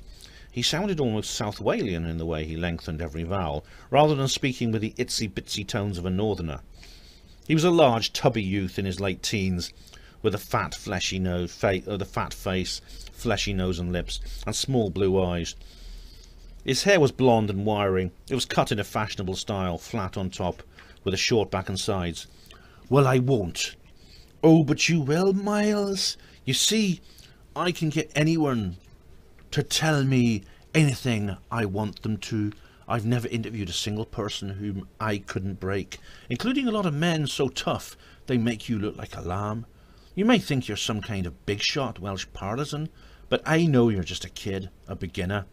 I bet Wynne Williams makes you do all the donkey work in your cell, doesn't he? He's really got you wrapped round his little finger. You're a lucky, Miles. A misguided schoolboy rebel. Shut up, I am not. You might think that you're a tough nut, but I'm a tougher nutcracker than you can possibly imagine, and I can crack a nut like you with 2 fingers. Miles brought his face confidently close to his interrogator and said, "I'll never tell you a single thing, you English bastard." Temple smiled benevolently. "All this talk of fingers has reminded me. I've brought you a little present." He opened his case and took out a margarine tub, which he placed in front of Miles. "Go on, open it."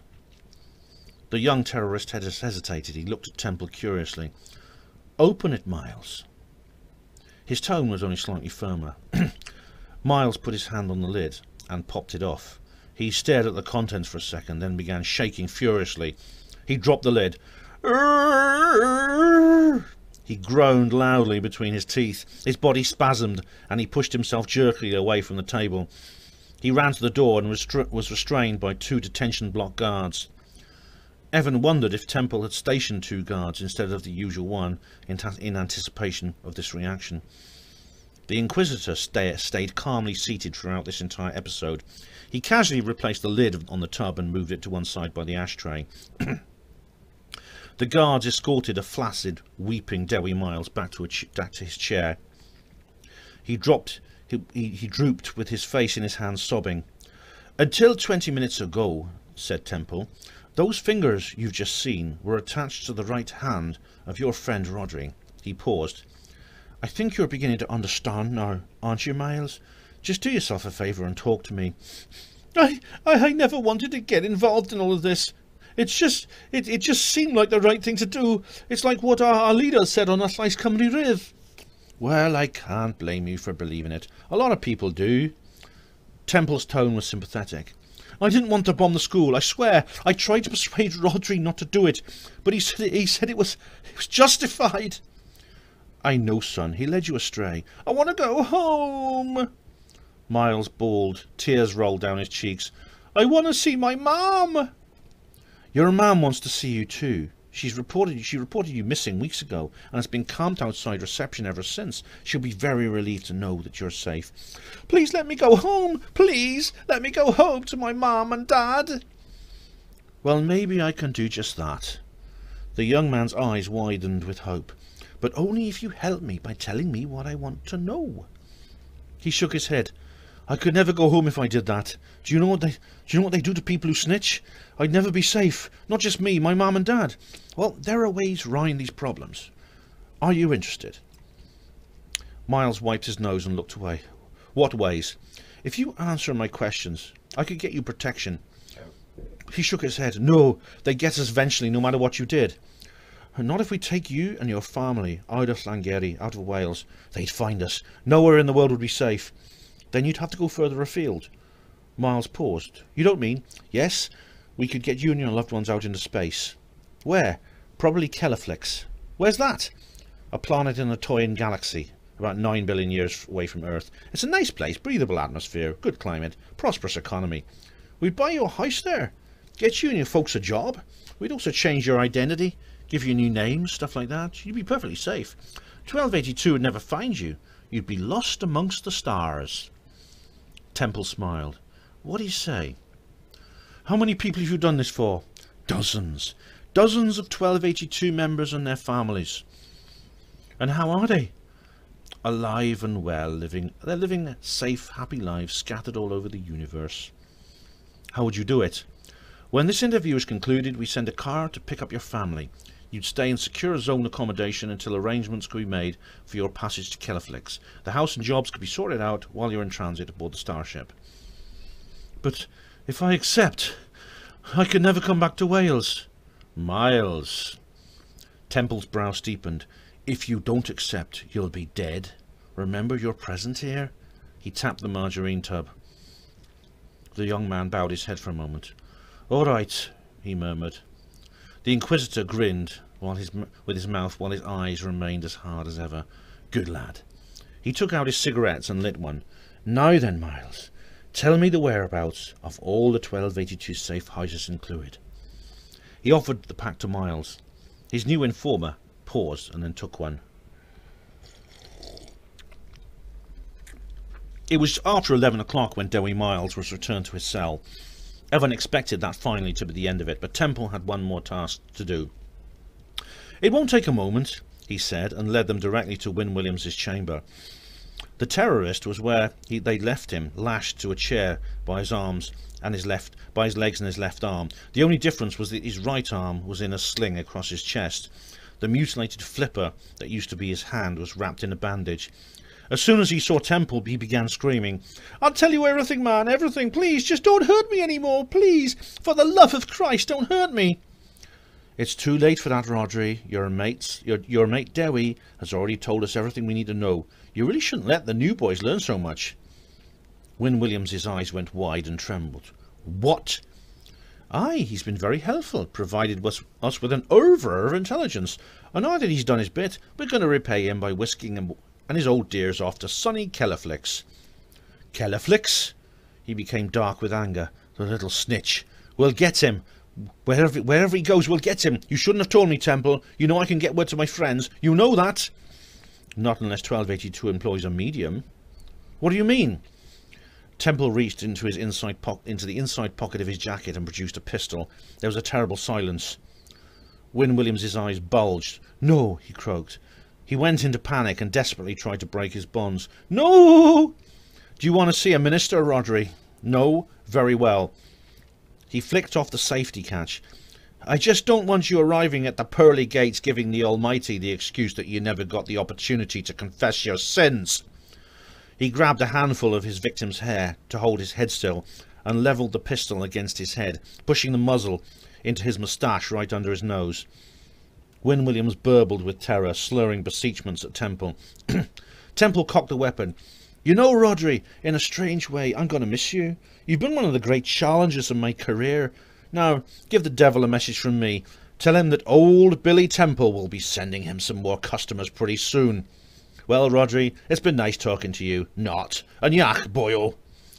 There was a flash of light from the muzzle of the pistol and a deafening explosion. The air behind the terrorist's head filled with pink vapour, and the whitewashed wall at the back was dashed with crimson pulp. His head whipped back like a dummy in a road accident research experiment, then flopped down again. He collapsed against his shackles, as limp as a rag doll, his head in his lap. The back of his skull was opened like an eggshell, and blood poured out of the messy, hairy cavity, trickling through his matted locks and onto his knees. Interview terminated, 23:18. Temple replaced the gun in his jacket, then bent down to release the cuffs. The body slumped to the floor and lay motionless. A circular pool of lumpy gore leaked from the shattered head. The section commander stood over it, looking down as if in a trance. Then he suddenly raised his gaze to the others, as if emerging from a daydream. "Well, that wasn't a bad night's work," he said brightly. "I don't know about you, but I'm famished.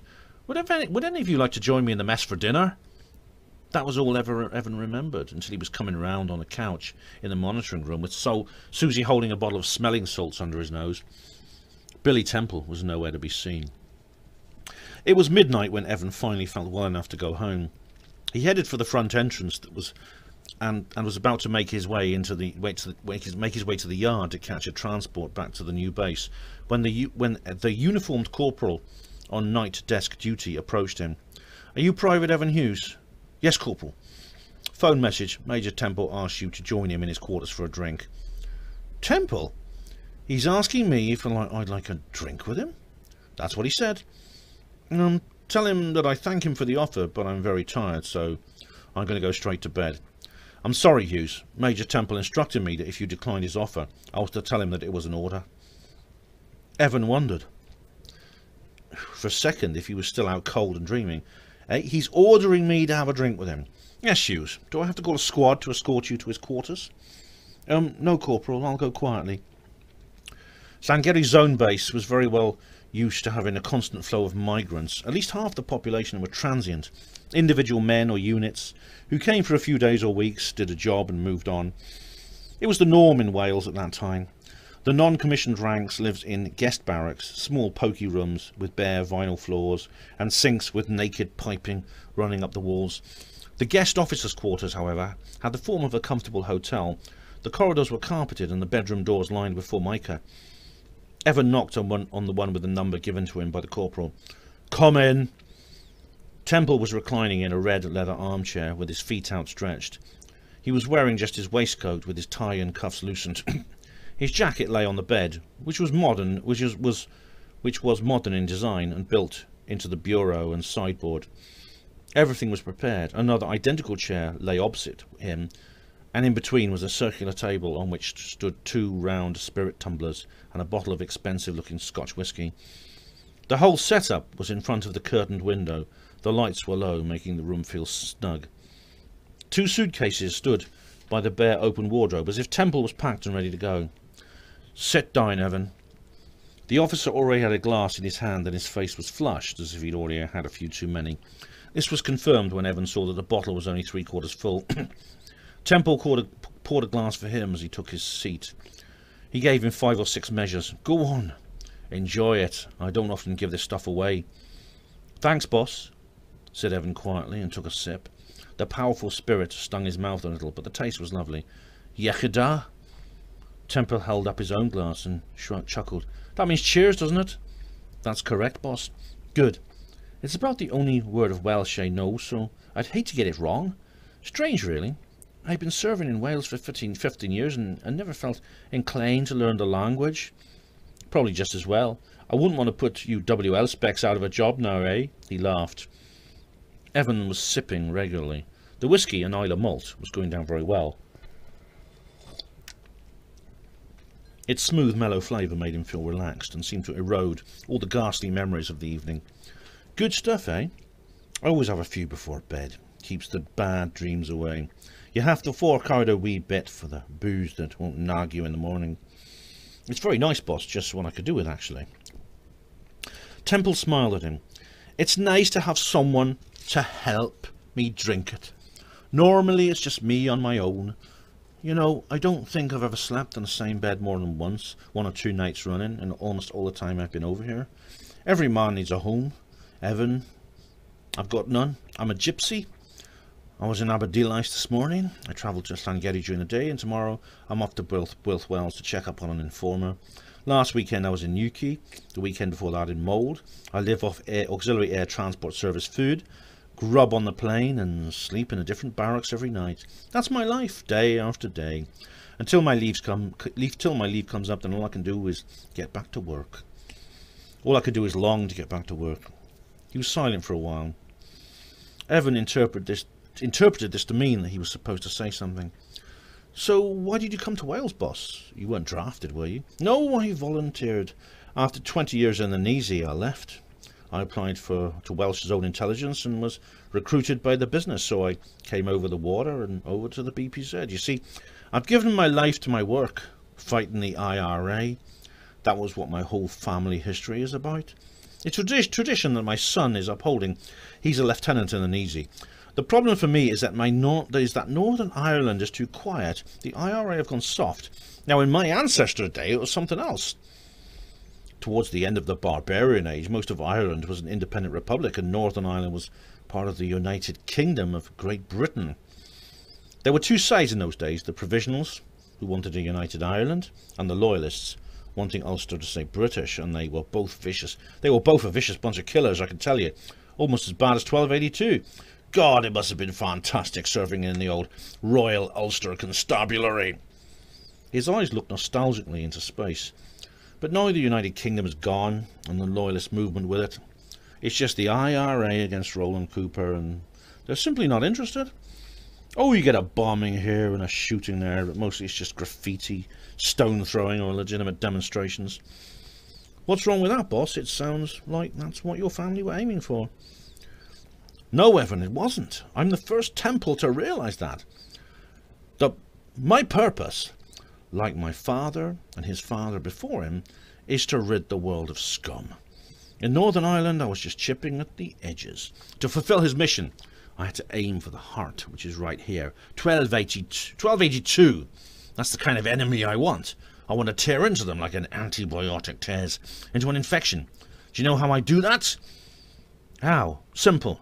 By killing cunts. I squeeze as much usable information out of them as I can, and then I waste them. He knocked back his whiskey and refilled his glass. Or perhaps you disagree? Perhaps you think the way to win this war is to invite these murderers into a nice, cosy interview room and politely ask them over tea and biscuits if they dare to betray their cause. And when they don't, heaven forbid, you say naughty, naughty, and let them go. I don't know.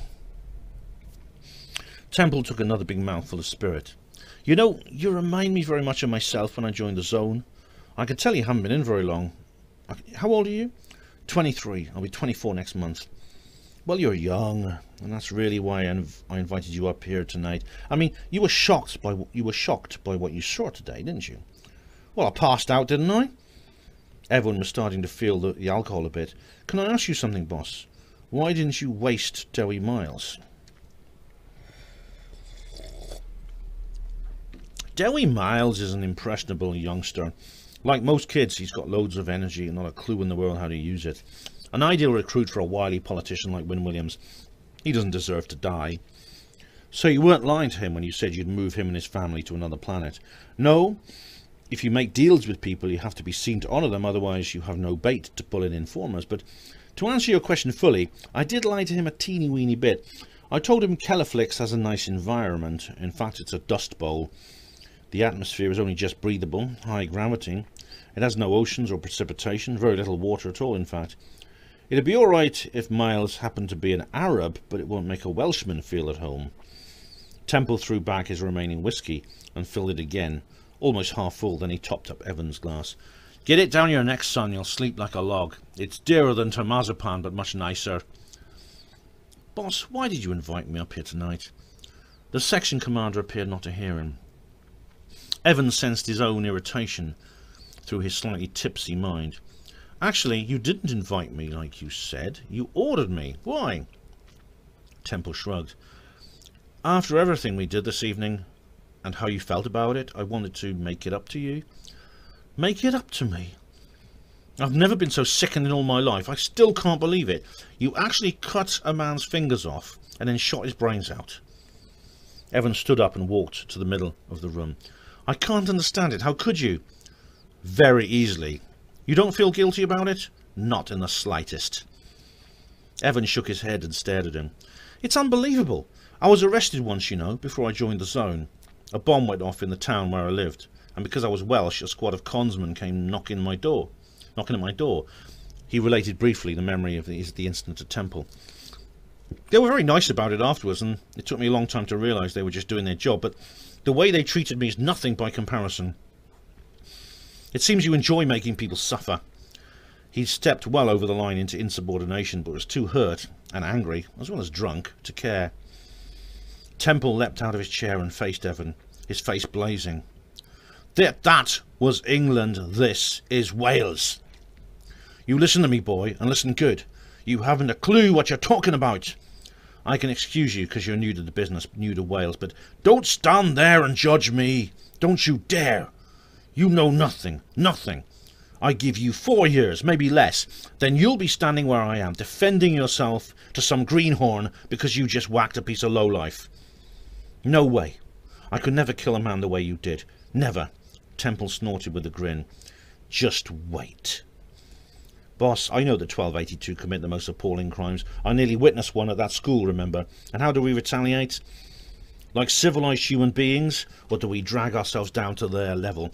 Confirm to everyone in Wales that we really are as bad as Clint Jones says we are. Don't you think I'm as sickened as you are when I see what they do? I'm not shedding any tears for Quinn or Mad Dog or any of them, any of the others, but in behaving in such a barbaric and inhuman way to our prisoners, we're sending out the message to every Welshman that Clint Jones is right and we really are the oppressors. We'll turn the people against us and onto the benches of 1282. Billy Temple gave a very long pause before replying. Evan, I'm going to let you into a secret, one that very few people know about. But before I do that, I'm going to admit that you're right about me. I do enjoy making those fiends suffer. I love hearing their screams of pain and their begs for mercy. I feel no remorse for what I did to Wyn Williams this evening. On the contrary, it gave me great satisfaction. Temple sat down and tipped the remainder of the bottle into his glass. He held the bottle upside down to collect the last drops. Then he leaned over the arm of the chair and tossed it underarm like a quoit, so it landed with a clunk in the rubbish bin beside the wash basin. You see, originally I came to Wales on a 1-year exchange. 1 year, and I ended up staying 15. I would have gone home after those first 12 months, and my life would have taken a completely different course if my oldest son Dennis hadn't come with me. Temple shook and rubbed his face with his hands. He was really looking forward to the excitement and adventure of getting in where the action was. That was at the start of the crisis, and everyone was optimistic that it would be over fairly quickly. Evan, could you pass me that suitcase, please? The brown one, thanks. He released the latches of the case and opened it. He groped inside between pairs of trousers and cans of shaving foam until he found a stiff leather folder about the size of a paperback book and handed it to Evan. Here, I never go anywhere without that. Inside was an enlargement of a graduation photo. A young man in full dress uniform posed proudly for the camera. Behind him was a blue backing board with a broken triangle in the upper left print of the print. That's me, Den, when he graduated from Dunpadrick. He was just a little younger than you then. He was a fine fellow. I don't think I've seen him before. You wouldn't have. Only a few of the old guard remember him now. Temple paused for so long that Evan was tempted to prompt him. His first posting was Anglesey. He'd been there just 3 weeks when he was called out to investigate a report of a 1282 arms dump that was supposed to be in one of the caves along the seafront of Red Wharf Bay. He took 2 leading ops with him, not nearly enough, but he was young and inexperienced and a bit overconfident. They didn't come back. The search party found the bodies of the 2 leading ops, stripped of their kit and left in the cave. They must have been ambushed. There was no sign of Den. His body tensed. Temple's body tensed and his hands closed over the ends of his chair arms. I got the phone call later that night. A man with a Welsh accent said in a mocking voice, "Hello, Mr. Temple. We've got your son with us. Would you like to speak to him?" I said, "Yes." Then I heard Den's voice. He was just moaning weakly. There I was at home, and on the other end of the line my boy lay dying in some 1282 hideaway. He shut his eyes for a minute, and when he next opened them they were glazed with tears. I tried to speak to him. I can't remember what I said, and he just moaned and groaned with pain and fear. The taff came back on and said, "Have you said goodbye to your son, Mr. Temple?" He laughed, and I could hear several other blokes laughing as well. They probably got my name and number out of him just so that they could have the pleasure of ringing me up and tormenting me. They found him 5 days later, not in a shallow grave in the woods or a weighted sack in a lake. No, to add to his degradation, they dumped him in the middle of a village green, boasting to the world what they'd done. I didn't have to identify the body because it was unrecognisable. The forensic path had to go by dental records. I read every word of his report. He estimated that they'd managed to keep him alive for over 48 hours. He turned his head and looked at Evan sharply with a reddened face. His voice sank to a deathly rasp. "So don't ever talk to me about barbaric and inhuman behaviour." Evan slowly closed the photo folder. "As I said, Evan, just wait. 4 years, maybe less, and you'll be right here where I am, I promise you." Evan felt good about his birthday that year. It was a beautiful sunny spring day with birds flying over the parade ground and settling in long lines on the wall in imitation of the soldiers on the concrete below. He took his place with the others and waited nervously. Everyone was immaculate in their peaked caps and spit-shined shoes. Esau looked like a totally different person with his hair tied back and without his tan leather jacket. In fact, nobody looked quite the same in uniform. It was the first time Evan had worn his. The black tunic was hot in the sun and the collar itchy. The peak of his cap was sharp and low, acting almost as a blinker. A door opened in the staff block and they all hastily fell into line. 3 men stepped into the crowd, into the ground. The leader was Warren, his mighty frame almost bursting out of his tunic. Sergeant Major's stripes gleamed on his shoulders, and at his hips swung a polished silver sword. Behind him walked General Renslow, the director himself, accompanied by Colonel Kester. The deputy carried a velvet box ceremoniously in both hands. The officers took position at the front. 60, shun! Bellowed Warren, and everyone stood bolt upright with their arms at their sides. Specialist Hughes, advance to the head. Evan left his place in the ranks and stepped up to the front, where he stopped directly before the director. The general cleared his throat and then spoke to the assembled team. Zone men of Roland Cooper, men and women of Team 6D, you are all brave, worthy warriors. You fight to the death for Roland Cooper. You lay down your lives for his cause. He paused. But occasionally one of you will perform a particularly courageous act, one that demands special recognition. Today is one of those occasions. 1 month ago, the disobedient demons of 1282 carried out an atrocious attack on a primary school in Sangeri. A minor error on the part of our colleagues in the intelligence division. His barb did not go unnoticed. Everyone in the ranks smirked. Resulted in our forces being deployed to the wrong location. Specialist Hughes here succeeded with his own wily mind, where dozens of fully trained and qualified analysts failed. He deduced by his own reasoning the true target of the bombers, and then, knowing that the bomb was about to explode, ran towards the target, risking his own life to evacuate the would-be young victims. The bomb then detonated without harming a single person. All loyal subjects of Roland Cooper owe Specialist Hughes a huge debt of gratitude. Hundreds of young children could have been killed. The loss of the population stock would have cost Roland Cooper millions of star rays. But thanks to the intellect and bravery of Specialist Hughes, his property is safe. He turned to Kester and nodded. The deputy director opened the felt case he was carrying and handed his superior a beautiful golden medal on a blue and orange ribbon. Specialist Hughes has only been in the zone for 7 months, but in that short time he has proved that he is a man of courage that cannot be surpassed. He is a priceless asset to the business and to Roland Cooper. It is my honour and pleasure to present him today with the Paris Cross for valour. The beaming director attached the medal to Evan's tunic and shook his hand. I'm very proud of you, Evan. Thank you, sir. Everyone saluted him as he walked back to his place in the line, and there was a round of applause. They all fell out and crowded round him to admire his trophy. Susie kissed him, and Warren slapped him on the back so many times that it ached. Evan's face glowed like a strawberry. Only one person did not join in with the informal congratulations. Evan caught a glimpse of him silently strutting away towards the guardhouse. It was, of course, Connie. Warren hung back when they all went over to the mess for celebratory drinks.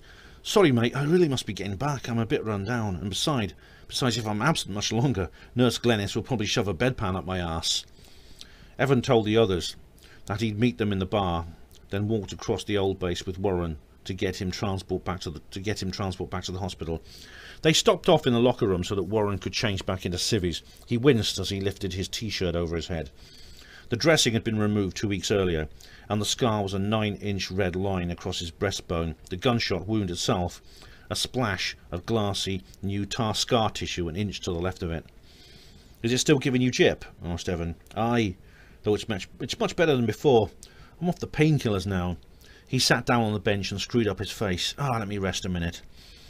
"You shouldn't have come if it was too much for you." "Fuck it, I wouldn't have missed this for the world.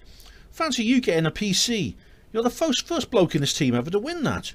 Maybe the first in this section. I'll have to check that up. And by the way, many happy returns." "Cheers, Evan." "Are you going to be okay getting back to the hospital?" "Yeah, I'll get a taxi."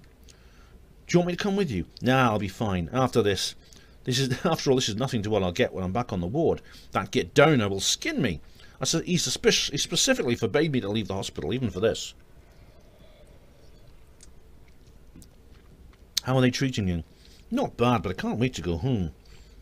When I got out of ITU, it was sheer paradise. Anywhere with windows wouldn't have been. But now I'm starting to get bored of the place, and I want to get back to work. I've never felt so restless in all my life. How's Esau getting along?" "Keen. He wants to do a good job of being in charge, but he's acting team leader, still drawing a chief ops salary, but then so did you when you were in Cardiff." Warren pondered. "I imagine he doesn't mind. He's got too much else to worry about without fussing over $3,000 a year." "Yeah, I suppose. The trial starts 3 weeks this Wednesday." "How's Susie coping?" "Better than before. She seems to have accepted it now." "Good. I wish I could act as a character witness. I asked Neil, but he told me I can't because I'm biased. I'd also like to have gone to Keith's funeral," he added in a quiet voice. "I know," said Evan. "I couldn't go either." The funeral had been in Keith's hometown of Chorley, and Director Renslow had spoken at that too. "Thanks for bringing my number 1 down for me." No problem. I did have to break into your locker, though." "Bah!" He waved his hand to dismiss it. "There's nothing in there worth nicking anyway." Evan had been on his way to the lavatory hut that morning for a shave so he could look his best for the ceremony, when a messenger had caught him and told him that he had an urgent phone call. It was Warren. "Listen, Evan, when you head down to the old base for your medal, bring my dress uniform with you, eh? I'm going to be there when the director decorates you." He was on the ward payphone and was whispering so that no one could overhear him. That afternoon he told the ward clerk that he was going out and would be back later, and fled before she had time to alert anybody. "I'm glad to have been here," said Warren as he slipped on his trousers. "Look at you, Specialist Evan Hughes, PC. Your uniform suits you. How does it feel to wear it?" "Like a choir boy. The collar is so tight." Warren laughed. "The girls won't see you as a choir boy, mate, believe me. It's a pity you can't wear it down at LD. You'd be fighting them off."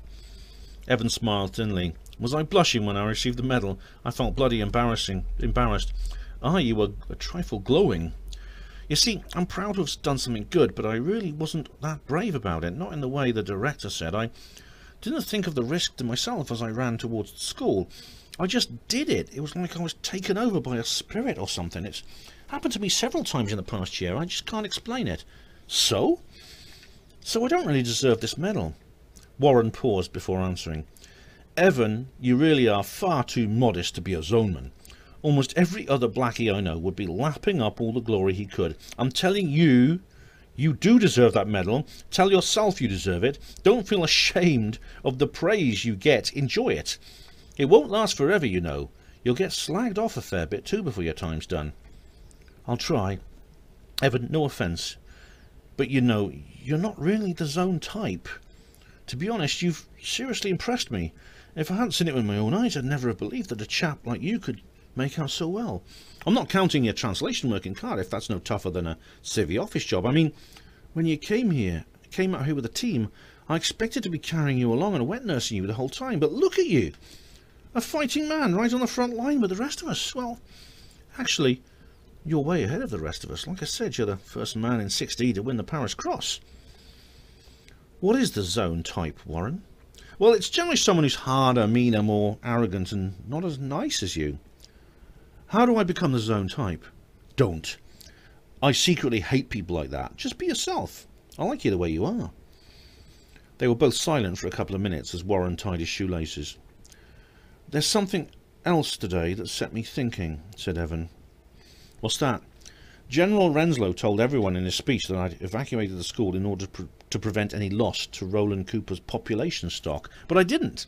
The reason I did it was to stop all those poor little children from being killed. I wasn't even thinking about Roland Cooper as I ran into that schoolyard.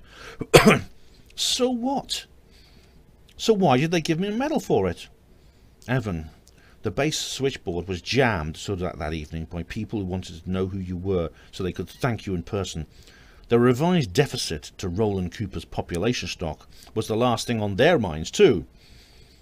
But that's my whole point. I've been given a medal when my motives were different from what they should have been.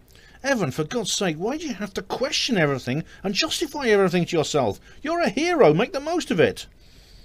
I just get a bit confused sometimes. Things in the zone don't always make sense to me. They don't always make sense to me either. But so what? Why does it have to be such a big deal? Life's only complicated when people make it so. Just do your job as best as you can. When you're off duty, get pissed and have a laugh. Leave the metaphysical anomalies to the philosophers. But I can't help it. I wonder sometimes about Roland Cooper. What would he think if it was him who found out about the bomb? Would he care if hundreds of precious young lives were destroyed? Would he feel sad, or would he just get out his pocket calculator and start figuring the value of the property he just lost?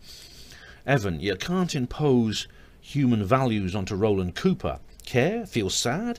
Caring and feeling sad are emotions for mortals. The glorious one doesn't think in the same way we do. He became more severe. And it's nobody's place to question him. If you have any more doubts about Roland Cooper, I advise you not to broadcast them. One thing Roland Cooper will not tolerate is disloyalty. It is our job to carry out his will, and not to ask questions. You know something? Billy Temple doesn't hunt down, torture and kill terrorists because Roland Cooper decrees it. What? He told you, didn't he? He told you about his son Dennis? Yes, he did. How the hell did you get him to do that? It doesn't matter. What matters is what we often do, we do for personal reasons, not because we're fighting for Roland Cooper. That's got nothing to do with it. Roland Cooper has no interest in our personal feelings. If we fight for him because we're secretly motivated by feelings of morality or wanting revenge on the people who murdered our son, then it's pure coincidence.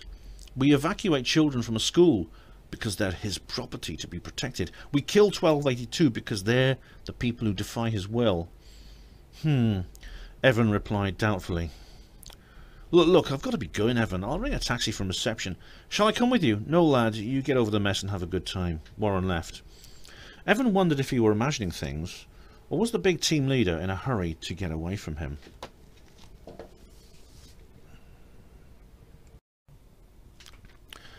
Chapter 12. A week before Susie and Esau's court-martial, Lieutenant Neil Matheson, the business's solicitor, informed Evan that he was to attend the trial as a provisional prosecution witness, to which Evan was extremely averse. He loathed the idea of being a part of the case against his two friends, and told the zone lawyer as much in no uncertain terms. Neil tried to placate him by saying that, in all probability, his services wouldn't be required. It was purely on the off chance that Warren's testimony wasn't enough, and that he'd most likely spend the whole trial sitting in the hall twiddling his thumbs. Evan tried to take these reassurances on board, but still felt like a traitor whenever he had to face Esau and Susie, despite them both making a point of saying that they bore him no ill will for it. Warren, of course, as team leader and senior officer on Operation Pickaxe, had no choice. He'd filed the charges against them, so he now had to follow them up. The following day, Evan phoned Neil to tell him that he'd changed his mind and refused to have anything to do with it. Neil told him that the prosecution wanted every witness they could get, and that Evan could therefore expect to receive a subpoena within 24 hours. If he continued to dig his heels in after that, he'd find himself in the dock. He was trapped. As the day approached, Esau and Susie became increasingly withdrawn. They spent almost all their off-duty conferring with Neil by console or telephone. On their training days, they went for solitary runs and used the firing range only at off-peak times. On the morning of the 27th, they presented themselves at the Reflexive Corps office and were escorted under guard to Corwen ZAB, where they boarded a plane for Cardiff. That afternoon, Warren and Evan did the same, accompanied by Crystal, Andy, Connie and Pete. The last four had booked leave specially to come along and sit in the public gallery. No one else would be watching except Susie's parents, Esau's wife, and a few cadets from the Zone Legal Service. They landed at Coy de Pine and were met with the leader of the prosecuting council, a young man with greasy blonde hair called Lieutenant Pollock. Cardiff had changed since the winter months that Evan had spent there. The sun shone, green leaves adorned the trees, and flowers lined the roadside gardens. It gave him a strange feeling to see the city looking so warm and spring-like. As soon as they got to Multiforce, Pollock took Evan and Warren to his office, where he talked non-stop for an hour. He told them very little that they hadn't already heard from Neil, and Evan asked only one question: how were the defendants getting along? Pollock replied that they were being held in the Multiforce detention block and appeared reasonably optimistic. Unfortunately, they were allowed no visits, especially from witnesses. They all went out that night and visited their old haunts. With the exception of Connie, they all felt in a melancholy mood and gave up before midnight, going to bed and sleeping soundly until the following morning, when the court-martial commenced. Because it concerned top-secret material, security was tight around the Multiforce Legal Centre, so Evan and Warren turned up at 9 a.m. in dress uniform and were told to sit and wait until being called by an usher. Even Esau's family could not sit in the public gallery for the entire event. They read magazines and walked backwards and forwards to use the coffee machine for what seemed like a celestial epoch. Then at 11:30, a voice rang out from the double doors leading to the courtroom. "Call Sergeant Major Cottrell." Warren returned half an hour later, flushed and sweating. "That bastard Pollock," he said. He wants to do them for conduct unbecoming. He kept asking me if there's any evidence of an intimate relationship between Susie and Esau." "That wasn't in his brief. I know I felt like a defence witness being cross-examined. I told him that I didn't know, which is the truth, but he kept pressing me." A few minutes later, the court adjourned for lunch, and as soon as Pollock had left the foyer, Neil came striding over to Evan and Warren, looking flustered. "We've got to find Connie and put him in the box," he said as he mopped his brow. "Why?" "He's going to have to testify that he was knocking Susie off. If he doesn't, she and Esau will get a dishonourable discharge." They finally tracked him down to a pub in Llandaff. Even the two who knew what Connie was like couldn't believe his answer. "What? I don't know what you're talking about. There's never been anything like that going on between me and Susie. She's a nice girl, but not really my type." He stared innocently from behind his corner table. There was a moment's dumbfounded silence, then bedlam as Warren went for Connie's throat like a dog. Evan, Neil and the pub landlord all had to pull Warren off him. "What's the matter with him? He's gone mad!" Connie protested to Neil as he straightened his shirt. "You heard him. He's saying I had an affair with one of the accused. Get him locked up and sued for slander as well as assault." "I'll see you in court yet, you little rat," replied the solicitor. Warren calmed down as they walked away from the pub. How could he? How could he?" "It's obvious," growled Neil. "He doesn't want to damage his own career by officially admitting he was on with Susie." "But that's not even an offence. That's not even an offence. He'd only lose his place in the promotion queue for a while." "I know. It seems that your teammate Connie is willing to let Esau and Susie get sacked from the zone just so he can get his leading ops badge on time." He told them not to despair and that he'd apply for an adjournment in order to subpoena Connie. "And when I get him in that box," he said through clenched teeth, "I'm going to have the pleasure of ripping him to shreds." But it was not to be. The judge refused, saying that there wasn't enough evidence for Connie and Susie's alleged relationship, and the trial proceeded on schedule. Neil entered the courtroom with drooped shoulders and began his defence case. Evan and Warren remained despondently in the foyer. there was little hope left. Esau and Susie had made one mistake. They'd been asleep on duty, talking about things which distracted them from their work, or even making love. Whichever it was, they were going to pay for it with their careers. The verdict was announced at 6 o'clock. Neil came walking feebly out through the double doors. Evan and Warren stood up. Well?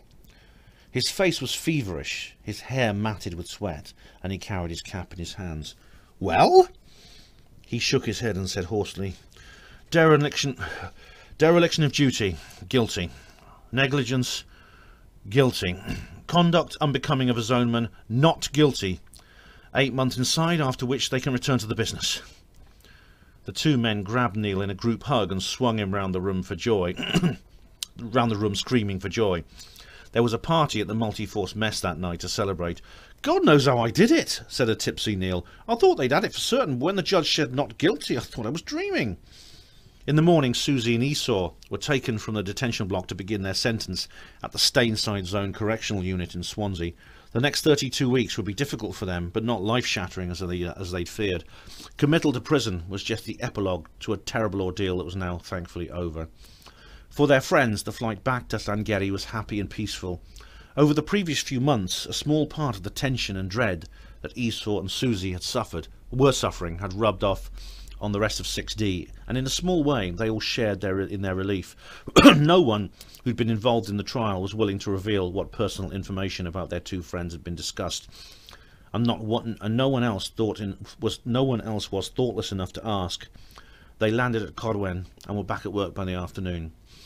Before they left Cardiff, Crystal ordered Connie to return on a different flight to everyone else. Evan awoke up at dawn and realised that he had the whole day to himself. By 5:30 he'd finished on the firing range and went to the gym to do his workout. He ran 3 miles on the treadmill, then stopped for coffee and a cigarette. He was smoking less than 10 a day and his breath came back quickly. He signed out a civilian car from the motor pool and drove out of the base. He did the customary checks to make sure he wasn't being followed, then relaxed. It was late May and the Bedouin mountains were beautiful. The trees cast a dapperly, heaven-scented shade in the air, and the air was warm but fresh, not dusty and humid as it was in Sangeri. The parked car at the end of the dirt track. He parked the car at the end of a dirt track and climbed a styled gate into a forest. The only sound was the cooing of wood pigeons. The undergrowth was thick and the path had been cleared, and Evan walked freely along with the brambles well away from his bare legs. The climb across an open field was more tricky. The ground was dry and crumbly, and the sun grilled his back, making his t-shirt sticky with sweat. He was glad of his cap and dark glasses. His deep, sharp shadow rippled as he stared at it. The coarse grass was in spiky clumps like sea urchins and radiated the chirping of crickets. A group of ponies stood in the shade of a copse watching the small human as he passed. Their eyes were black, wet marbles, with flies clustered round them like beasts at a waterhole. Evan's breathing sounded loud and the ground shimmered, but he reached the last climb before the summit. He felt the chill breeze of the high-altitude winds. The very top of Mynyddow Alvar was easy to spot, as it was marked by a mysterious stone pillar. That had been erected in prehistoric times by an unknown culture. It was covered with writing, mostly in the ancient Irish script of Ogham. But Evan had learned that this was graffiti, which had been engraved more than 2 millennia after the thing had been built. He leaned against the monolith, which was just tall and wide enough to provide him with shade. Its granite flank was deliciously cool on his back. The view was stunning, and the peaks of the range stretched to the horizon. The only cloud was a patchy ripple of cirrus, and Evan could make out the mountains of Free Wales to the west. In the opposite direction, the grey rock melted into the green foothills of Shropshire. He spent an hour in meditation on the mountain top, then got a Nutribuild out from his rucksack and made it up with some water from his flask. After that, he had a few more swigs of plain water to keep him going on the journey back. When he arrived back at the base, there was a chit stuck to his bedpost, summoning him to Crystal's office. "Ah, Evan," said the boss cheerfully as he knocked on the door and entered. "Thank you for coming. Good news. A signal has come through from the home announcing your promotion. You are now a senior specialist." "Oh, great. Don't be too thrilled. The first step is always the quickest and easiest, and it's only another 1,500 a year. Advancement to leading spec is much more difficult and will probably take you 5 to 10 years. Well, it's nice to have taken that first step, said Evan. I'd have thought you'd been expecting it. With Esau's absence, I've made Ray acting chief op, and with you being the only basic rank on the team, it was natural you should fill Susie's place. Seeing as it's a position you'd have got anyway within a few months, I saw no harm in making it permanent. Thanks, boss. You're welcome, but that's not all I called you in here for. I want to give you a new assignment, the biggest you've had yet, but I believe you can handle it. What's that? We need a man in Sangeri Hospital. Billy Temple has had a word through his clandestine and furtive connections that 1282 are establishing an active service unit among the staff, and there to get gens on possible targets from injured zone men brought in. We need someone to pose as a member of staff, someone with good WL, who is used to that kind of environment. I told him there was only one man for the job. Why me? Because you were a hospital porter in Civvy Street. You can blend in, be totally unobtrusive. I don't really know if I'm up to it. Of course you are, Evan. Don't start all that nonsense again. I've assessed your skills and experience and decided you're perfectly capable. Evan shrugged. Very well. How long will I have to do it for? 3 months, maybe a little longer. Certainly no more than 5, because that's when our tour ends. It's not a live-in mission. You'll keep your real name and be based here, but at the hospital you must say or do nothing that could link you with the zone. As far as the Sangeri civilians are concerned, you're just another bloke, okay? Okay. Crystal sighed. You sound as enthusiastic as always, Evan. Sorry, boss, I was just thinking it's going to be a little tricky, that's all. Of course it is. Look upon it as a challenge. The team commander made the arrangements through a Mr. Brannigan, the hospital's hotel services manager. He in turn informed the head porter. Only the two of them were to know the real nature of Evan's emplacement. He gave Crystal a number for Evan to ring. Hello, Raymond Wigg? The voice was high and effeminate with a mild Scottish accent. Hello, said Evan. Is that the head porter? This is the portering services manager. How can I help? My name's Evan Hughes. Ah, yes, you're the zone fellow who'll be working with us for a while. That's me. I was wondering when you'd like me to start. Tomorrow, if you like. Fine. What time shall I arrive? Would 6 o'clock be okay? That's when the first shift begins. I'll have a clock card ready for you on the board, just to keep up appearances, so to speak. What? You want me to start on a shift straight away? Yes. Is there a problem with that? No, it's just I haven't got a uniform and, well, I can hardly start without training, can I? Training? Yes, said Evan. I am going to get a training period, aren't I? Training period? No, the lads will show you what to do. As for the uniform, don't worry about that. We'll sort that out in good time. Till tomorrow, then. Yeah, bye. A driver in civvies from the Galactic Zone ran him down to Sangeri in an unmarked car and dropped him off half a mile from the hospital. It was a warm, fresh daybreak with a clear sky slowly brightening. Evan was wearing only shorts and t-shirt. He carried no zone ID in his wallet, and his covert radio was wrapped in a freezer bag at the bottom of his pocket, only for use in emergencies. He walked up the short drive, and the road parted, one fork leading to Casualty and another to the car park and main entrance. The reception area was very plush for a hospital, more like a hotel. There was a thick beige carpet and long velvet settees. All the woodwork and varnish was varnished beech, including the porter's desk, which was spotless. There was no key press, no battery rechargers, no pigeonholes, no box of spanners. Nothing graced its varnished surface except a console, a built-in telephone, and a vase of red roses in the corner. The whole place was totally immaculate and stylish, the exact opposite of the man sitting behind the desk. The porter on reception duty, if that was what he was, wore ragged jeans and open-toed sandals. Evan could tell because the young man had his feet propped up on the desk. The toes in question ended in long nails underlaid with black filth. The sole piece of uniform he wore was a stained white shirt open to the navel. The hospital crest, embroidered on its chest, was almost hidden by creases. He wore about 6 multicoloured necklaces and a ring on every finger. There was a row of studs in his ear and a ring through his nose. He looked as if he hadn't shaved for around 5 days, and smelled as if he hadn't washed more than twice that length of time. He was smoking, in direct violation of the signs on every wall, using a coffee mug as an ashtray, and reading a tattered Wales Today. He looked up as Evan entered, then returned to his paper without giving him any more attention. Even when Evan came and stood right beside the desk, Evan waited a whole minute before speaking. "Excuse me."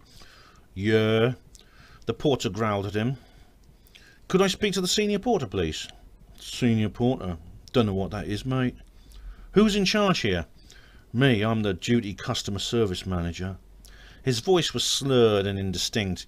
His accent was the kind of false cockney spoken by rebellious middle-class youths. Hold on, mate, he said, as the phone started ringing. Good morning, porters. My name's Gavin. How may I help you? He muttered these words sulkily and insincerely. Sorry, love, I've got no one available at the moment. Yeah, well, all the porters are busy. No, darling, you can't. Too bad, you'll have to bloody wait. He slammed the receiver down. Fucking slag.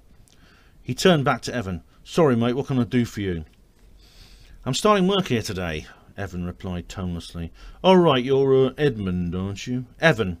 Okay, Evan, we'll pop into the lodge and clock in. Make yourself a cuppa, there's milk in the fridge. Evan was put out to see that the porter's lodge was hidden from view behind a row of panelling, as if the porters themselves were considered unworthy to be seen in such a grand reception hall. But when he entered the lodge, he understood that maybe there was some justification for that attitude. The windowless room was lit by flickering strip lights, and the walls were plastered with several square yards of outrageous pornographic centerfolds. Equipment was strewn all over the room. Spanners were kicked in corners, poles and spreaders shoved behind the back of the fridge.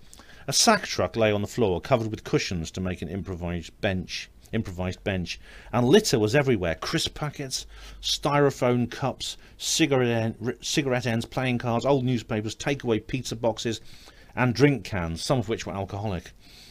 A minute earlier, the desk porter had said on the phone, presumably to a doctor or nurse requesting a job, that all the porters were busy, therefore the lodge should have been empty. Instead, there were 6 men in it, all dressed as scraggly as their supervisor, and all sprawled fast asleep on the lodge settee, snoring. Evan stood still for a few minutes, then carefully picked his way around the debris to a vacant seat beside a porter curled up in the fetal position. As Evan sat down, the slumbering man farted. Evan held his nose for a moment, then decided not to bother. A waft of pizza vapour would be barely noticeable among the room's other delicate fragrances. Evan's heart sank as he recalled the words of Mike Jacobs' speech and how they made him feel. Oh, Mike, thank God you're not here to see this. The shift changeover seemed to take forever. The night duty hung around chatting with the 6 to 2 men. A few of them spoke to Evan, but there were no introductions. After they'd gone, the two who were with him on duty left the lodge to get breakfast from the canteen. Gavin, the desk porter, whom Evan had first met, was still there, apparently doing a double shift. Gavin, said Evan, how come there are 6 porters on nights and only 3 on 6 to 2? No, there's 6 on every shift. The other 2 just haven't turned up yet. Not turned up? You mean they're off sick? No, well, they haven't rung in anyway. They might get here around 8 or 9ish, or perhaps they won't be in today. What do you mean perhaps they won't be in today? Are they rostered in or not? Well, yeah, kind of. Then why aren't they here? Doesn't it matter to you if most of your shift turns up 3 hours late or even not at all? Well, 6 o'clock's a fucking early start, man. And on a nice day like this, no one wants to come to fucking work. The lads have probably took the coach up to Llandudno, and don't blame them. Don't you get into trouble for going absence? No, Mr. Wigg doesn't mind. Look, man, we're not doing this job for fun. We just want to earn a bit of lolly, then go on to pastures new. Know what I mean? Evan paused. Do you mind me asking, Gavin, how old you are? 21. And how long have you been in portering? 4, 5... No, hang on, 6. Yeah, 6 weeks. 6 weeks? You've been here just 6 weeks and you've been made up to senior porter. Sorry, duty customer service manager. No, I've been a DCM for just over 2 weeks. Why? What's wrong with that? I'm going back to university in September. I need all the money I can get, mate. This job's shit enough without having to work for a normal porter's wage. Well, I haven't actually seen anyone do any work yet. They were all asleep in here when you told someone on the phone they were all busy. Now the 6 to 2s have all pissed off to have breakfast. How many jobs are on the console? 12. If you're so keen, why don't you go and do some? Do some, guy. We've got a patient to go from Bunnis ward to X-ray, and while you're up there, an oxygen cylinder needs changing. Gavin, look at me. I'm not in uniform. I have no identity badge. I don't know where Bunnis ward is. I don't know how to move a patient. This is my first day, remember. Don't any of you receive any training? Training? What for? We're hospital porters, not astronauts. You just put one fucking foot in front of the other. Look, the lifts are down the corridor. Go to level 5 and follow the signs. Sangeri General Hospital looked very modern and impressive from the outside, and the reception area was so sumptuous that it took one's breath away.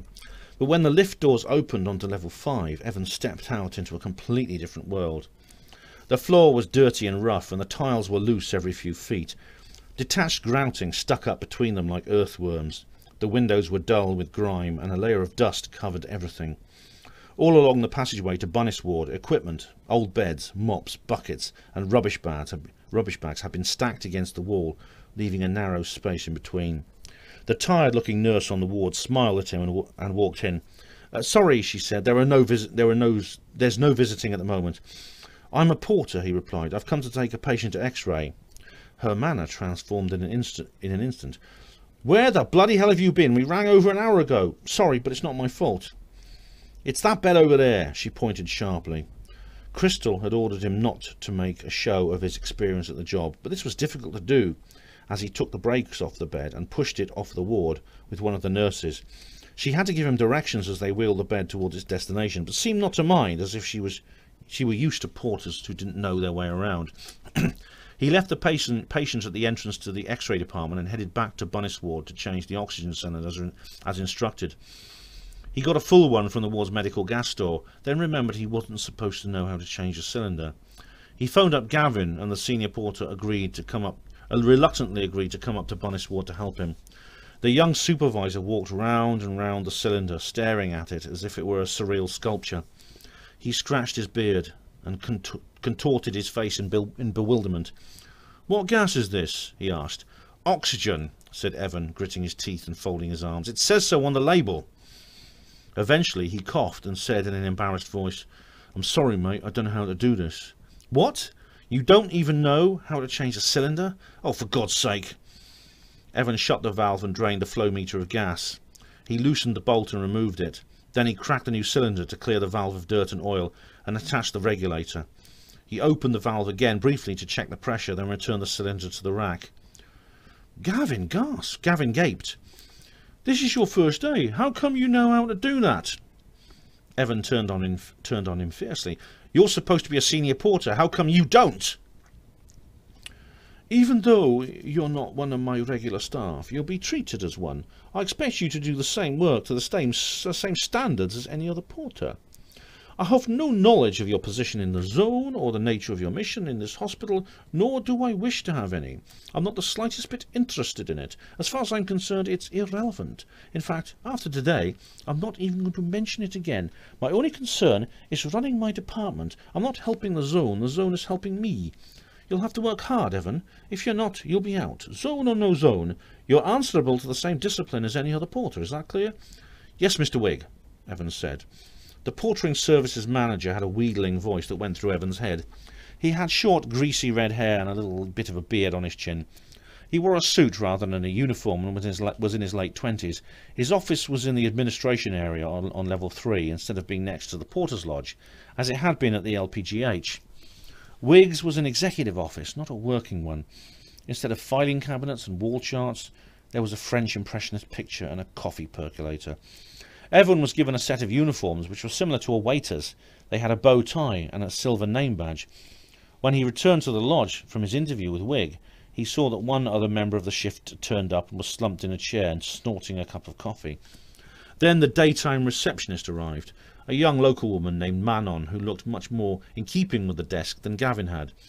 She wore a blue suit and makeup and had a professional telephone manner and spoke to everyone politely. She was well polished and had, to quote Denzel, one of the lodge porters, more A-levels than teeth. She pardonably had a very low opinion of the porters and never entered the lodge or spoke to them except when handing out jobs. Evans spent more time talking with her than the others. He also did as many jobs as he could, probably more than the rest of the shift put together, but he didn't mind, preferring being busy than stuck in that hole with them. It was a relief when 2 o'clock came and he walked out into the sunshine to his pick-up point. "I can't stand 3 months of this," he complained to Warren in the mess that night. "I'm sorry, pal, I should have warned you. Sangeri General is part of the Blake Hope strategy. It's all the rage in Wales, and sooner or later it'll come to England." "Strategy? You mean the state of the place? The state the place is in is part of a strategy? It's not just neglect, it's deliberate?" Aye, the British Health Organisation has decided that hospitals should consist of doctors and nurses only, and that no one else matters. They believe that an expert, efficient ancillary services are unnecessary and a waste of BHO resources. Warren's voice became bitter. So with a stroke of a pen, they wiped out generations of tradition, and all on the basis of a blinkered delusion. Portering's a casual job now, Evan. It's not the proud profession we were a part of. If I was still a porter, I'd move to another hospital, said Evan, one which hasn't endorsed the Blakehope strategy. Warren sighed. I think all the existing Sangeri general crew did that, but it's a bit like climbing up the mast on a sinking ship. Eventually every hospital will sign up and then finito. He lifted his palms downwards and let them fall to the table. Evan walked in through the double doors to begin his last night shift of the week. It was a Friday night, so casualty was bound to be busy. Evan hoped that Gavin would put him there. Facing a few broken bottle-wielding drunks was a fair price for being able to work on his own for a while. Evening, Jorg, he greeted the DCSM of the shift he'd been relieving. Good evening, Gavin. How are you? Jorg was a student like Gavin, but was much more dapper and studious. He was a tall, skinny Austrian who wore glasses and read college textbooks as he sat at the desk. All right, thanks. Is it busy? Not very. There's a Rose Cottage to do on Lister. Another one? God, they're dropping like flies on that ward. Yes, and a short stay on 3 units of blood. We've got some specimens to do as well. Are the others in yet? No, Evan, you're the first one. He was still the first one when 10 o'clock came and Jorg's shift went off. There was nothing he could do except man the desk and tell everyone who ordered porters that there were none. For security reasons, the desk could not be left unattended. The phone rang. Good evening, porters. My name's Evan. How may I help you? He screwed up his face in disgust every time he spoke the mandatory greeting. This is the Lister Ward sister speaking, barked a crotchety woman's voice. I'd like to know whether a porter is going to arrive this week. We've been waiting over an hour to have Willie Reese picked up. Oh, the deceased gentleman. Yes, and at this rate, he'll be skeletonized before you take him away. What? Will you hurry up? I'm sorry, sister, but there are no porters here at the moment except myself, and I have to man the desk. Well, that's not good enough. Like I said, there's nothing I can do until the rest of the shift arrives. What do you mean? I mean I'm the only general porter on duty in this hospital at present. What? Where are the others? They haven't arrived yet. They're absent. I don't believe this, she spluttered. Raymond Wigg will hear about this. That's fine with me, sister. Now, as soon as someone arrives, I'll send them straight up to you. It was 10 to midnight when Gavin staggered in through the door with a half-pint full of beer in his hand. Where the hell have you been? Demanded Evan. The Lou Do, he replied. Where? The Lou Do, that pub on the main street. Oh, you mean at Llywdy? You've been in at Llywdy? You were supposed to start work at 10 o'clock and you've been in the pub? Gavin tried to lean on the desktop, slipped and lurched to his knees, spilling half the remaining contents of his glass onto the carpet. Well, it's Friday night, man. His eyes were glazed and bleary. Oh, God. Evan hid his face in his hands. The jobs have been piling up. I've been ear-bashed on the phone. I've been running the place by myself, and now you come in pissed as a newt. Where are Robert and Denzel? How the fuck should I know? We've got a Rose Cottage on Lister that's been waiting for hours. All right, I'll go and do it now. He tottered off in the direction of the lift, slurping from his glass as he walked. Gavin, no! Shouted Evan, coming round the desk and dragging him back. For God's sake, don't go anywhere. At least not until you've had a few black coffees. Just sit on the desk and let me do it. Rose Cottage, or transporting a dead patient to the post-mortem suite, was usually a two-man job, so Evan would have to ask one of the nurses to help him. The ward was quiet and the lights were dimmed. The sound of snoring came from behind curtained-off beds. Lying in one of them was the earthly remains of Willie Reese, a 77-year-old from Llanigmere. Evan wheeled in the box, a trolley with a cosmetic pillow and mattress, at the top of which lifted up to expose a coffin-like sized cavity underneath. He's in bed 6. I'll get someone to help you, said the sister, turning to a nurse. Jenny, has Rossin finished washing Mr. Wade? Evan jumped as she spoke. Imaginary bells ringing in his mind. He searched his memory, trying to find the source of his unease. Hello, said a voice, and he turned to see a woman with thick makeup and dyed hair, in a light blue auxiliary nurse's uniform.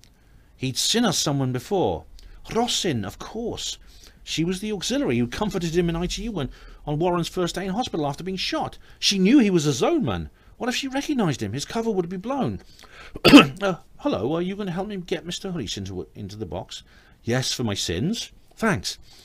He avoided eye contact with her. If he walked off now, he would draw even more attention to himself, maybe enough to jog the woman's memory. He'd have to play along and hope that she wouldn't recall his face. She showed no sign of recognition, so perhaps he'd get away with it. They took one end each and slid the cadaver into the box, then wheeled it off the ward and along the back corridor to the service lift. Rossin pushed from behind while Evan pulled and steered. She didn't speak once. In the PM suite, they rolled the body into the storage room and, using an electric hoist, manoeuvred Mr. Reese onto his resting place, a tray in the ice-cold storage chamber. Is it all right if I go back up to the ward now? Asked Rossin. Yeah, I'll go ahead. I'll finish up here. Okay, see ya. She left the room. Evan listened to her footsteps receding down the corridor, then let out a huge sigh of relief. He was safe. She had forgotten him. Well, no wonder. It was 3 months ago, and she must have met hundreds of patients' friends a week. Why should she remember him? He needn't have worried in the first place. Still, he'd have to make sure he avoided jobs on Lister ward in future. All jobs on Lister ward in the future. He filled out the patient's details in the register and put a sticky label on his lifeless head. He shut the freezer door and left the storage room. He walked down the corridor to the mortuary entrance and turned a corner and stopped dead in his tracks. Hello, so Evan. How's your friend Warren getting on?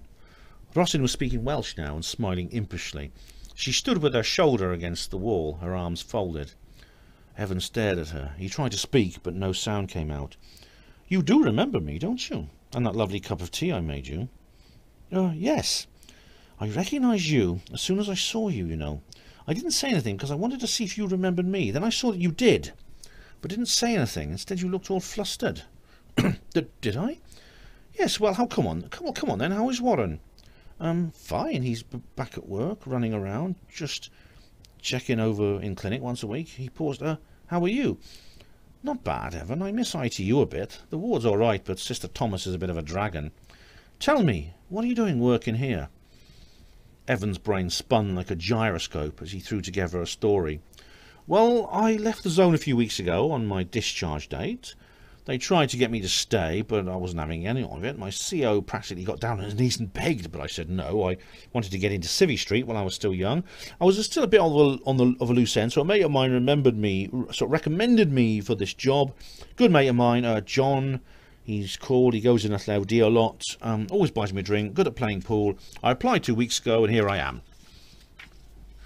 Rossin smiled and nodded understandingly. You're a very bad liar, Evan. That's most unusual for a man. I imagine honesty like yours must be quite a handicap in your job. I'll tell you what you're doing here. You're still in the zone. In fact, you're working undercover, masquerading as a porter in order to spy on someone. How did you know? Asked Evan bleakly. I had a feeling.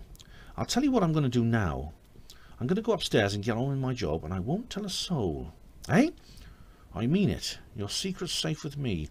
I've got nothing against the zone, and I won't get in the way of your work, but please, don't let it slip to anyone else. There are some people around here who would react very badly if they found out. Some of the people you're looking for, I think. Who are they? Rossin ran a hand through her permed, dyed hair and sighed. Evan, I can't tell you that. If I did, my life would be in danger. And my husband and children. Especially my husband. Look, have you seen anyone else around here who might recognise you from your visits to Warren? No, Mr. Downer's the only one, and he's left. Good. She looked at him hard for a moment, with her clear, dark eyes. You'll be all right, Evan. Just remember you're a man and learn to bullshit through your teeth. She smiled very slightly and touched his arm with her hand. Nos da nawr, she said, and walked off. Evan breathed very deeply and sat down on the edge of an equipment trolley, feeling very vulnerable. He pulled the plastic-wrapped radio he always carried out of his pocket. Green Gauge, this is Pontiff. Come in, over. Green Gauge receiving. Go ahead, over. Green Gauge, I'm aborting the mission. Request immediate extraction, over. Pontiff, repeat, please, over. I'm aborting the bloody mission. Now, could I have an emergency extraction, over? Very well, stand by. Do you require a quick reaction force, over? Negative, I just need someone who can get me out of here ASAP, over. Understood. White civilian car, ERV, north end of Caimiol Road, 10 minutes. Crystal was waiting for him in the base yard, wearing his dressing gown and slippers. What the bloody hell's going on, Evan? I got sprung. How, for God's sake? One of the staff recognised me from when I visited Warren up there. Shit! The team commander slapped his forehead. I don't bloody believe it. Sorry, boss. It's all right, Evan. It's not your fault. What happened? Evan outlined his encounter with Rossin. You did the right thing pulling out, Evan. Go and get yourself a coffee. We can do your report later. Evan had finished one coffee and was about to order another when Crystal walked in. Evan, I'm sorry about this, but you've got to go back. You what? I've been on the phone to Billy Temple. I tried to talk him round, but he's resolute. He believes that you haven't been compromised. Boss, she knows me. She even called me by my name. I know, Evan, but Temple said that this shout's too important. He's willing to take the risk that this Rossin will keep her word and not let it go any further. You mean he's willing to let me take the risk? What if she's 1282? It'll be my neck on the block, not his. I'm sorry, Evan. He says it's an order. He's been at his scotch again, thought Evan. Brilliant, he said aloud. Evan walked back into the main entrance of Sangeri General Hospital only an hour after he'd left. Gavin was snoring with his head on the desk. Denzel had turned up and was asleep in the lodge with a can of lager in his hand. The console screen was covered with jobs. Evan had 4 nights off, so he was free of the hospital until Wednesday afternoon, when he went in to begin his week of 2 to 10s. Manon greeted him as he walked through the door. Evan, can you pop up to Mr. Wigg's office before you start? He'd like a word with you. With me? OK. Wigg was talking to 3 other men when he called Evan in. He expected the head porter to ask them to leave so that he could speak to his employee privately, but he didn't. What the hell do you think you were doing Friday night when you spoke to Sister Thomas? Evan was taken aback. Pardon? Sister Thomas and Lister Ward rang up asking for a deceased patient to be removed to the mortuary, and you told her all the porters were absent. Well, yes, I did, but how dare you blacken the name of the department to a senior member of the staff? Did you know I got an official letter of complaint? But I only told her the truth. There was no one there. I couldn't give a fuck. He thumped the table. The 3 others in the office eyeballed Evan sheepishly. If there are no staff available, then you just tell them that they're all... you just tell her that all of them are busy at present. Is that clear? What, if all the porters fail to show up for work, I have to tell everyone that they're busy? Oh! His tones turned sarcastic as he addressed his companions. He understood me. It seems he's not completely stupid after all. He turned back to Evan. I don't want people on my staff who stab me in the back. In future situations, you'll do as I say, and maybe you'll learn a little loyalty. Now get out! Evan's cheeks burned as he left the office. The rest of the day was torture. Evan egged the hands of the clock round until it was at last 10 p.m. and he could get out of the place. He walked quickly down the entrance drive to get to his pickup point. It was almost dark and the air was thick and sultry. The whole town smelled of dry grass and sun-baked tarmac. There was a figure standing in the shadows by the hospital gates. It didn't move and appeared to be watching him. He slowed his pace, his nerves twitching. A 1282 assassin? Oh, God. Then he relaxed a little. He remembered that the guerrillas never attacked zone targets single-handed. They made sure that the enemy were outnumbered. When the silhouette got nearer, he could see that it was a small and slender woman with short hair. She stepped into the streetlight as Evan passed. Good evening, she said. Evening, mumbled Evan. Excuse me, she stopped him. I'm sorry to bother you, but do you work here? Evan looked at her curiously. He knew her. From where he couldn't place, but as soon as he heard her voice and recognized her face, he recognized her face as well. She was in her early 30s, sounded American, and had close-cropped blonde hair. She was well dressed and wore jewellery. Yes, I do. I was wondering, because I'm coming in for an operation soon, I'm a little on edge. Could you tell me anything about it? Not really. It would be better if you spoke to your consultant. He'd know more about it than me. Do I know you? I doubt that. I've met you somewhere, I'm sure. So you aren't a doctor? No, a porter. He thought, poor ignorant Yank, as if a doctor would wear a uniform like this. Oh, she said with renewed interest. Right, so is it a nice job? Yeah, it's all right. Good money? Why? I just wondered, how long have you been working there? This was a bit fishy. Do you mind telling me who you are? So, I'm sorry, my name's Lisa Dominsky. Of course, said Evan. I knew I'd seen you before. You're on that programme. What's it called? Around the World. Yes, I'm spending a few weeks here on research and was wondering if you might be able to help me. Sorry I lied about the operation. What do you want me to do? Just give me a little information. I'm investigating the effects of the Blakehope strategy on Welsh hospitals. I'm sorry, Mr. Minsky. Everything related to hospital matters is confidential. I couldn't tell you anything or I'd lose my job. I wouldn't use your name, come on. Her tone suddenly became harder. You know that this policy is ruining the healthcare system and it's putting people's lives at risk. Don't tell me you approve of it. No, I don't approve of it. Then do something about it. Talk to me. Nothing I say would make any difference. Of course it would. You know more than most people. You see things from the inside. Look, if we can persuade the British government to repeal the Blakehope strategy, your livelihood will be taken. If we can't persuade the British government to repeal the Blakehope strategy, your livelihood will be taken apart anyway. So what have you got to lose? Half the hospitals in Wales have joined the movement, and the rest will follow within 3 years. Then it'll be too late. She looked at him, waiting for a response. Evan thought, I can't help you because I'm a bloody zoneman, you stupid cow. Very well, I'll leave you to think it over. If you want to, you can contact me on this number. She handed him a card, then strutted off into the night. On his drive home, Evan ransacked his memory for all the information he could find on Lisa Minsky. He hadn't watched her programme for a while, but he knew it well enough. It was a weekly, hour-long news documentary on Terror TV, the global station. Every week, Lisa Minsky would carry out an in-depth report on a single subject, usually something controversial and hard-hitting, like drug dealing or organised crime.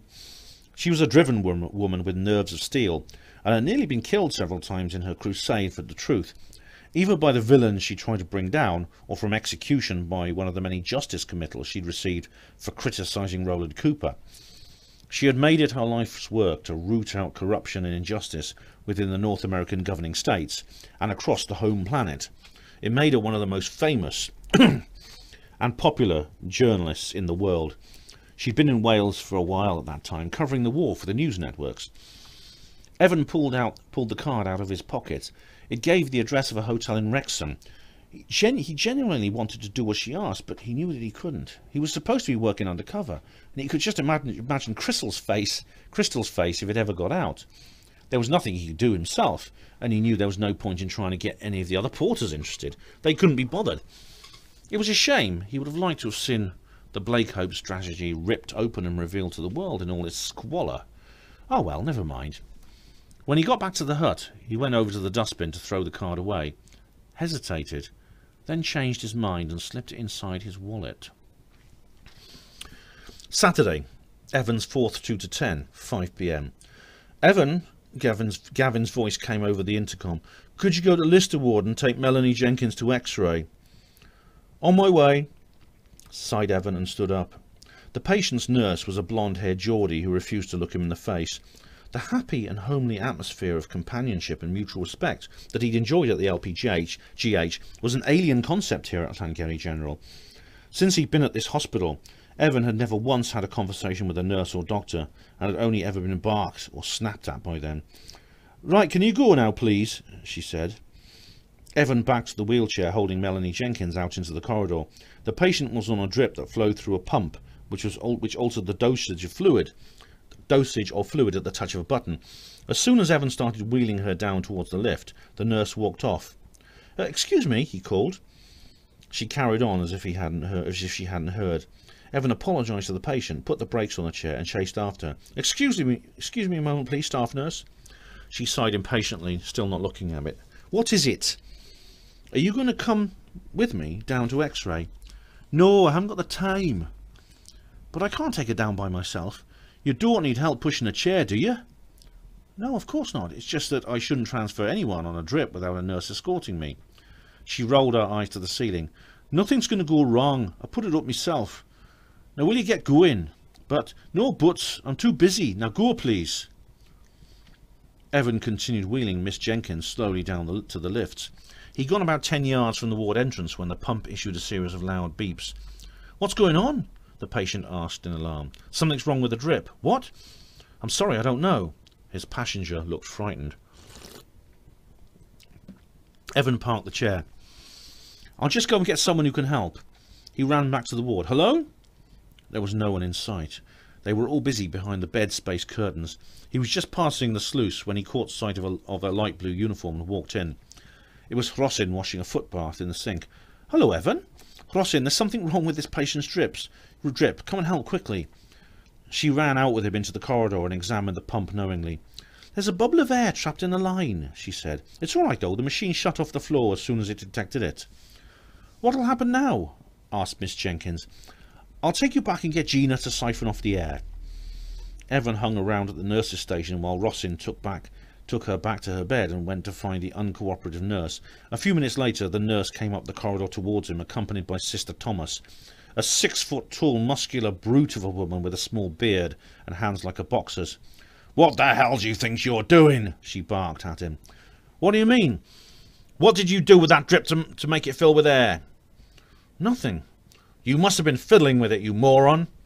I never touched it. It started playing up on its own. If I'd had that nurse with me the way I should. I won't have my patients being mauled about by porters. It's not my job. Your job is to do as you're told. That's enough, yelled a new voice. Everyone turned and Sister Thomas's eyes went wide. Rossin. Rossin walked up to the threesome, staring Thomas in the face. Don't you ever speak to Evan like that again. He's done nothing wrong, and even if he had, that'd be no excuse. The nurse didn't move or speak. For your information, Evan acted perfectly correctly and came to get help as soon as he knew something was amiss, which he wouldn't have needed to do if Gina had accompanied him to X-ray the way she was meant to. Miss Jenkins has just told me what happened. There was an acidic pause. Then Rossin walked off. The other two did the same. Evan stood there for a few seconds, then went to find Rossin. She was in the staff room, rummaging in her handbag. He poked his head round the door, and she looked up as she saw him. I'm sorry I interfered there, Evan, but I couldn't just stand and watch you being shouted at by that old bitch. Don't be daft, Rossin. He came into the room. I wanted to say thank you.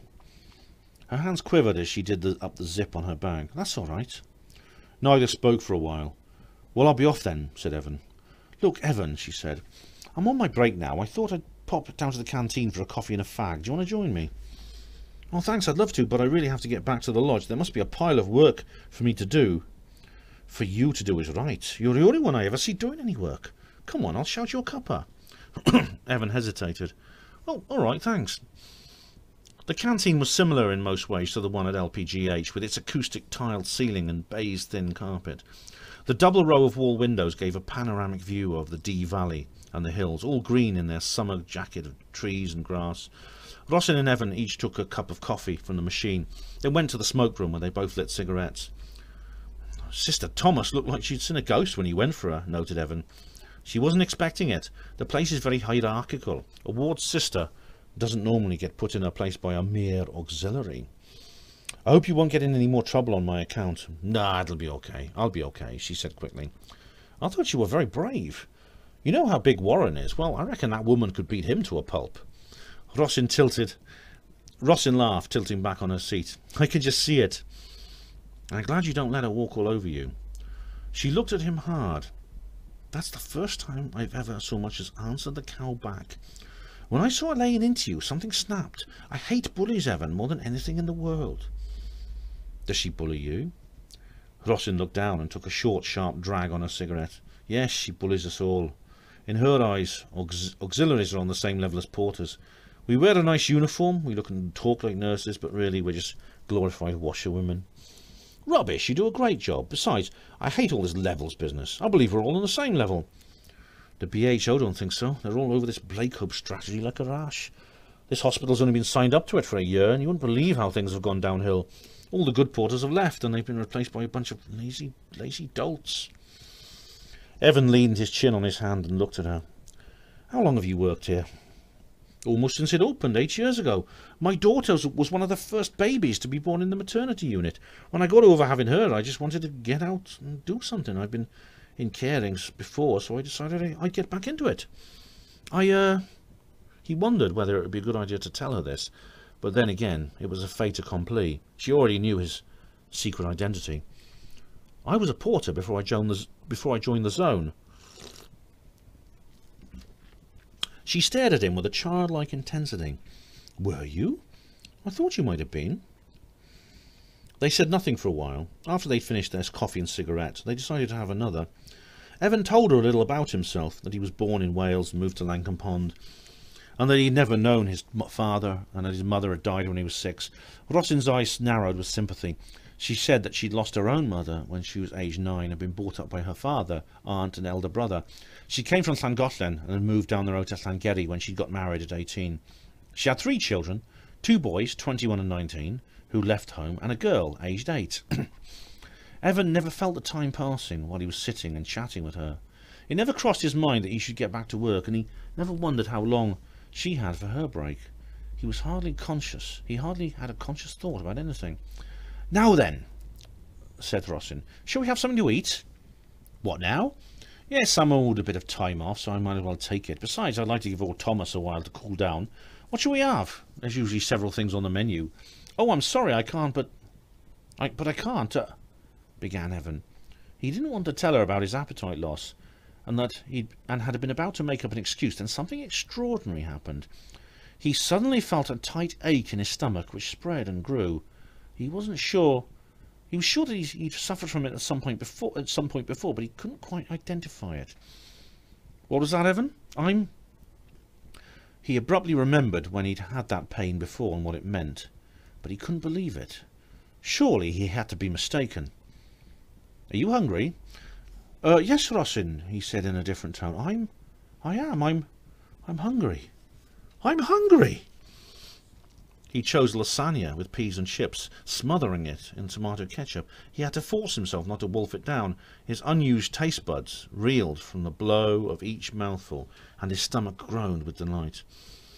My, Evan," said Rosin, "you look as if you hadn't eaten since last week."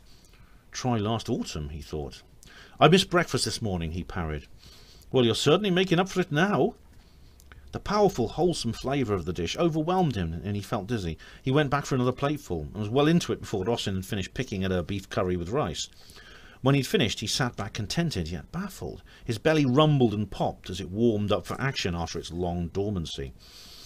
"Time I was back on the ward," said his new friend. "Do you want to come with me? I think there's a couple of people due for shifting about now." "OK." They walked back to Lister Ward, side by side. Rosin had a fine profile. Her cheeks were smooth, and her nose and chin were strong. Her eyelashes were thick and lush, and her lips full. There was a small pocket of flesh under her chin, and her skin was slightly lined, but it made her look mature rather than old. They arrived back on the ward and got ready to move a man down to ultrasound. He was in the toilet, so Rosin went to get him while Evan prepared the bed. He watched her as she walked back with the elderly man holding on to her arm. She was a big, voluptuous woman, dumpy and liberal, with perfect proportions. Her rump was wide and stuck out, her thighs broad, and she had club calves under her black stockings. Her lower body made nice shapes as it moved. Under her dress. She had a feminine bulge at her belly and a heavy bust with love handles under her armpits and ribcage. She wore her uniform open, but not excessively so. Her reddish, slightly wrinkled skin ran down evenly into the valley of her collar. Little curls of her hair rested on the flesh of her neckline. Her arms were freckly and had a fine covering of downy hair. Blue veins showed at her wrist as her hand worked gently on the patient's bedclothes. She turned and flashed him a smile. Her lips parted and dimples appeared on her cheeks. Her eyes narrowed, and the crow's feet on their outside deepening, and her irises reflected the sunlight from the window like 2 drops of dark red wine. Evan caught his breath. His throat knotted and his heart thumped. Then he felt another strange feeling. Again, it was one that he knew he'd felt before, a long time ago, but had forgotten when. It was similar to the hunger pangs he'd had earlier, an aching, clenching, tightening sensation, only this time it was lower down on his body. When he realised what it was, he was again incredulous. It was something most men take for granted, but one which Evan hadn't experienced for so long that he'd forgotten what it was like. He looked down, and sure enough, there was a telltale bulge on the front of his trousers. He stepped behind the bed head to hide it from view. Rosin stood behind him, and Evan seized the control surfaces of the bed to stop himself from trembling. "Are we ready to go now, Evan?" Her silky voice filled his head. Yes. Let's get this gentleman downstairs then, shall we?" "OK. Are you all right?" "Fine." 2 miracles in one day. Incredible. Evan couldn't sleep that night. He lay flat on his back, wearing nothing but zone issue underpants. The hut, which had been a freezer in winter, was now an oven in summer. No one had bedclothes, and every window was open. The air was like that of a sauna, and the mattresses seemed to have heating elements inside them. Sweat covered his body, and his groin and armpits were greasy. Little drops ran down his temples, jowls, and collarbone, tickling him. He licked his stubbly lips and tasted salt. His eyes followed the whining sound of a mosquito as it orbited above him, whetting its appetite, waiting for the right moment to land, to penetrate his flesh and gorge at itself on his blood. His mind was in turmoil with messages from instincts that had lain in suspension for months. Since they'd woken from their sleep earlier that day, they'd burst forth to engulf him. He turned over and felt the hot sweat on his back cool in the open air. He squeezed and rubbed the pillow with his hands and champed it feverishly with his teeth until he could bear it no more. He jumped to his feet and stood by his bed, his body dripping onto the floor. He pulled on a pair of shorts and flip-flops and left the hut, wandering among the buildings of the new base, nearly completed now, and headed across the field towards the chain-link fence and the earth berm where he'd gone on his first night in Sangeri. The sky was clean and star-studded, but the air was as sticky as honey. The slightest of breezes from the west, so weak as to be almost imperceptible, brushed Evan's bare chest like a feather. Grasshoppers sang in the long grass outside the fence. Below in the valley the town looked dry and lifeless in the heat. Somewhere down there lay Rosin in her own bed next to her husband. Her bedroom must have been as hot as his, and she probably wore little or no clothes. Evan imagined her lying sweaty and slimy in the humid air, every pore of her skin oozing. Perhaps her husband was taking her right now. He turned on his back on the valley and hid his face in his hands. He didn't see Rosin for a few days after that. He was beginning to fear she might have left when he bumped into her on his Monday 6 to 2, 4 weeks to the day that he'd started at Sangeri General. She explained that she'd had a few days of annual leave and had been on opposite shifts to him for all the previous week. She asked him how he was, and they chatted for a while. Later in the day, when their paths crossed again, she asked him whether he'd like to go home with her for dinner that afternoon. Yes, that'd be lovely, thanks, Evan answered, involuntary. I don't finish till 3:30, she said. Can I meet you by the main entrance? All right, 3:30, I'll be there. He called up to the base and cancelled his ride home, saying that he wanted to do some shopping, not allowing himself to wonder what the hell he was playing at. She was bang on time and smiled at him as he walked quickly out of the building, with her handbag on over her shoulder. Hi, Rosin, good shift? Now that it's over, she said as she led the way to the car park. Her car was a new-looking steel-blue Daihatsu hatchback, and the interior of which smelled strongly of Rosin's perfume. There was a makeup set and mirror on a shelf under the dash. I drive a lot more than Richard these days. He only works part-time since he got made redundant from the sawmill at Llandegla. He's still at the Forestry Commission workshop now, and it's only round the corner. Rosin and her family lived in Nant Mawr, a tiny new village just outside Sangeri, up the hills. She drove out of town by the North Road and climbed a slope in a low gear. The sawmill kicked him out, almost before anyone else, despite the fact he had a family to support. That was pretty mean. Well, Richard's a bit of a troublemaker. He was a shop steward. So what? It's not illegal to be in a trade union. Not a soft and cuddly one like the All-Universe Health Workers Association, no, but Richard is one of the founders of the Union of Joinery and Forestry Workers. They're very militant. They don't believe in negotiating with management. The zone has had its beady eye on him for a long time. She smiled briefly as she drove. No offence. The woods around Nant Mawr were broadleaf and smelled sweet as the air came in through the car's open windows. The village itself was nothing more than a row of council semis with a couple of cul-de-sacs leading off. Rosin indicated, then turned down one of them. She pulled up on the right and switched off the engine. Don't pay too much attention to Richard. He's very opinionated and tends to go on a bit. He'll probably try to recruit you to the cause. Why, is he a communist or something? She opened the door. Is the Pope a Catholic? The straight, quite close smelled of creosote. Everywhere children were playing in the sun with footballs, frisbees and water pistols. Dogs frolicked around with them. Rosin's house was like the others, white painted and modern, with tin panelling on its facade. It was clean and looked well kept, with a simple but elegant front garden.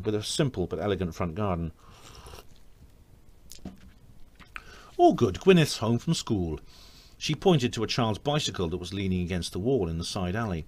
The interior of the house seemed dark, as is often the case on a sunny day. The hallway smelled of dog, and something jumped at his legs. He felt a wet tongue slap his hand. He looked down to see little Jack Russell fussing around him. "Get down, Scooby, leave him alone," commanded Rossin. "Go and play outside." Go outside and play. The dog obediently pattered through the kitchen. "It's all right. She always does that with newcomers. She's really quite harmless." "Richard, I'm home. Where are you? I've got Evan with me." She spoke these last few sentences in English. Before Evan had the chance to question why, a man appeared at the kitchen door and said in a Cockney accent as thick as porridge, "Aha, our guest has arrived. I'm glad you phoned me, love. You gave me the chance to make something special." He came forward and shook Evan's hand. "How'd you do, Evan? Pleased to meet you." "And you," Evan responded politely. Richard Hasty looked like the lumberjack that his wife said he was. His hand was as rough as fiberglass, and he wore a red checked shirt and faded jeans. He had flip-flops on his bare feet. He was thin and lean, with sinewy muscles on his arms, which he let swing as he walked back towards the kitchen. His skin was dry and rough from multiple sunburns, and he had a thick head of fine, curly, light brown hair, with a few grey arcs of grey in it. He had a heavy moustache, and his face was round and deeply tanned. He was easily in his 40s, but was very fit and outdoor-looking. "I'm going to slip upstairs and change," said Rossin. "See you in a minute." She padded up to the top floor. "Come and sit down, Evan," said Richard, and led him into the kitchen. "Bloody hot, ain't it? Do you want a drink?" "Yes, please. Beer or lemonade or Coke?" "A beer would be lovely, thanks." Evan sat in a kind of mini-lounge, a space between the kitchen and the hall, with a pair of settees facing each other. The bare plaster walls were covered with family photographs, too many to study, and on one side the ceiling sloped down where the staircase ran above it. The kitchen was white and semi-fitted. A few of the cupboards and worktops didn't match the rest, giving it an unpretentious, down-to-earth look. He could smell cooking. "There you go, mate." Hasty handed him a well-chilled bottle of lager and removed the top with an opener that hung from the ceiling on a pink elastic coil. He did the same for his own. "Cheers." Evan raised the bottle to his lips and drank.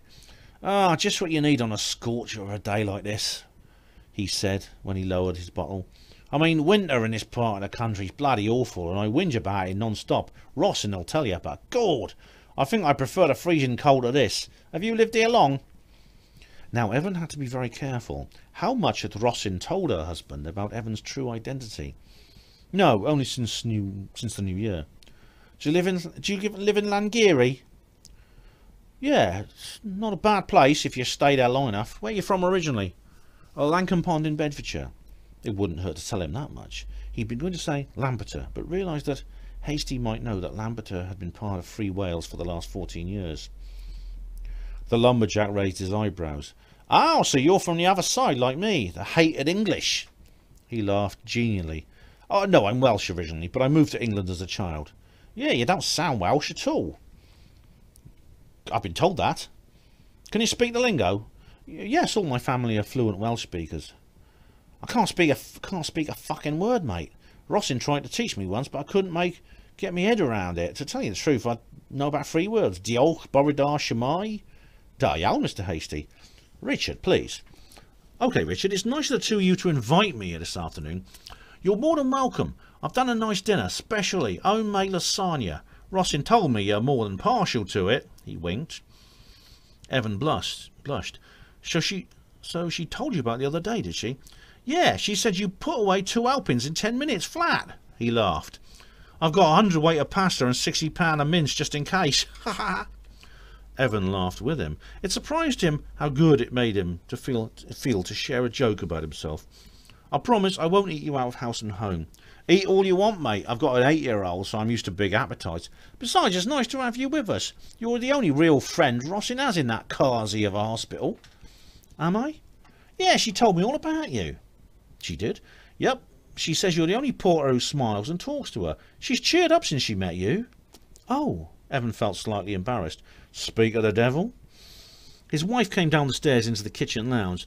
Now, she had changed out of her uniform and put on white cotton slacks and a baggy t-shirt. Her legs and feet were bare, and Evan saw that she painted her toenails as well as her fingers.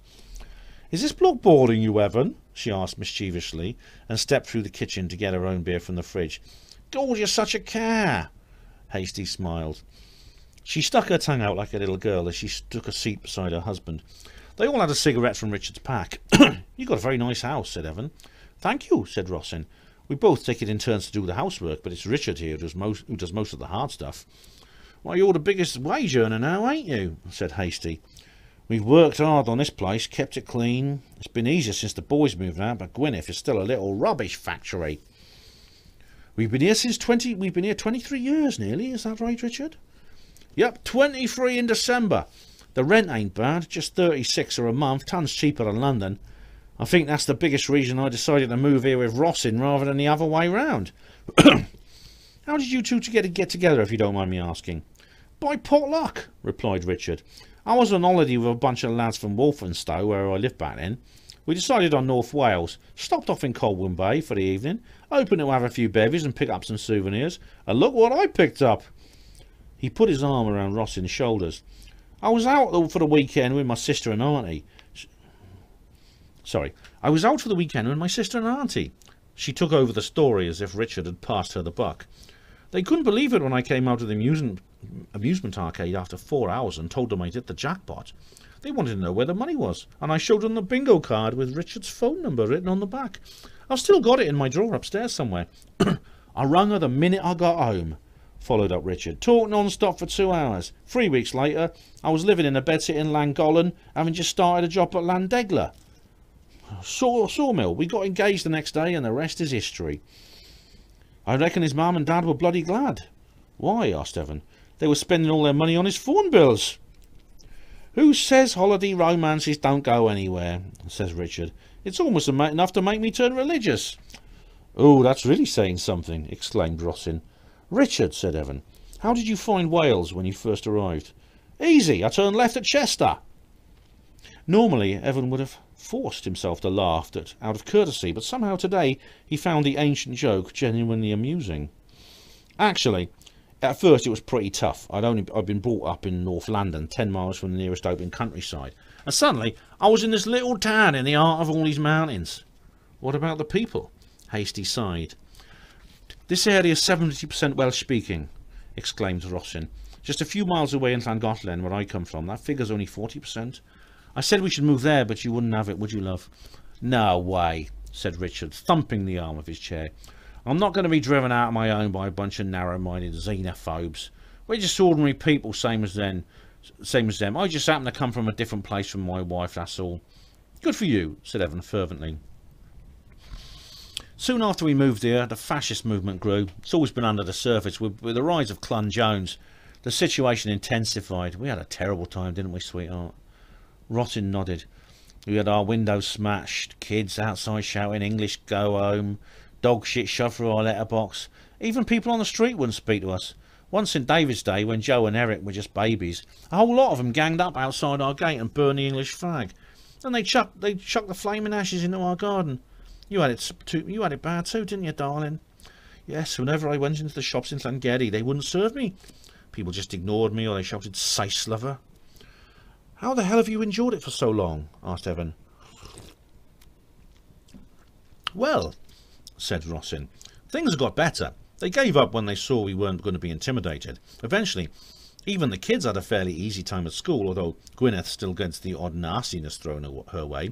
I think the outbreak of the war distracted the nationalists. One family is just small fry, especially a family who aren't scared of bullies. Yeah, concurred Richard. Only they're not nationalists, love, they're fascists. Rossin chuckled. This one thing we can never agree on. Even Evan. This one thing we can never agree on, Evan. Richard's been trying to convert me to socialism for as long as I've known him. I don't think he'll ever give up. You said it, darling. I'm determined to show you the way forward if it kills me. The way forward don't make me laugh. Where's this glorious revolution you've been on about all your life? It'll come, love. Things are just different now to when Marx and Lenin were around. That's just an excuse, Pete, to keep people signing up. No. History is a series of revolutions fueled by class struggle. The previous ones happened so the future one is bound to. The argument was good-natured. Evan got the impression it was something of a ritual to this couple, and had lost its meaning through overuse.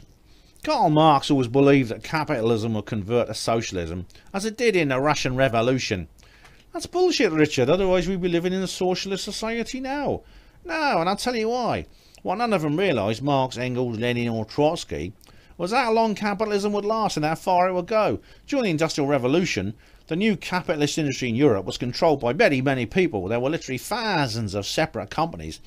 Over the preceding centuries, big companies took over little companies, which were in turn taking over bigger companies, until eventually the whole of society's production was owned by just a handful of enormous conglomerates. But the process didn't stop there. The big conglomerates devoured the smaller ones until eventually all of human society came under the control of ownership of one man.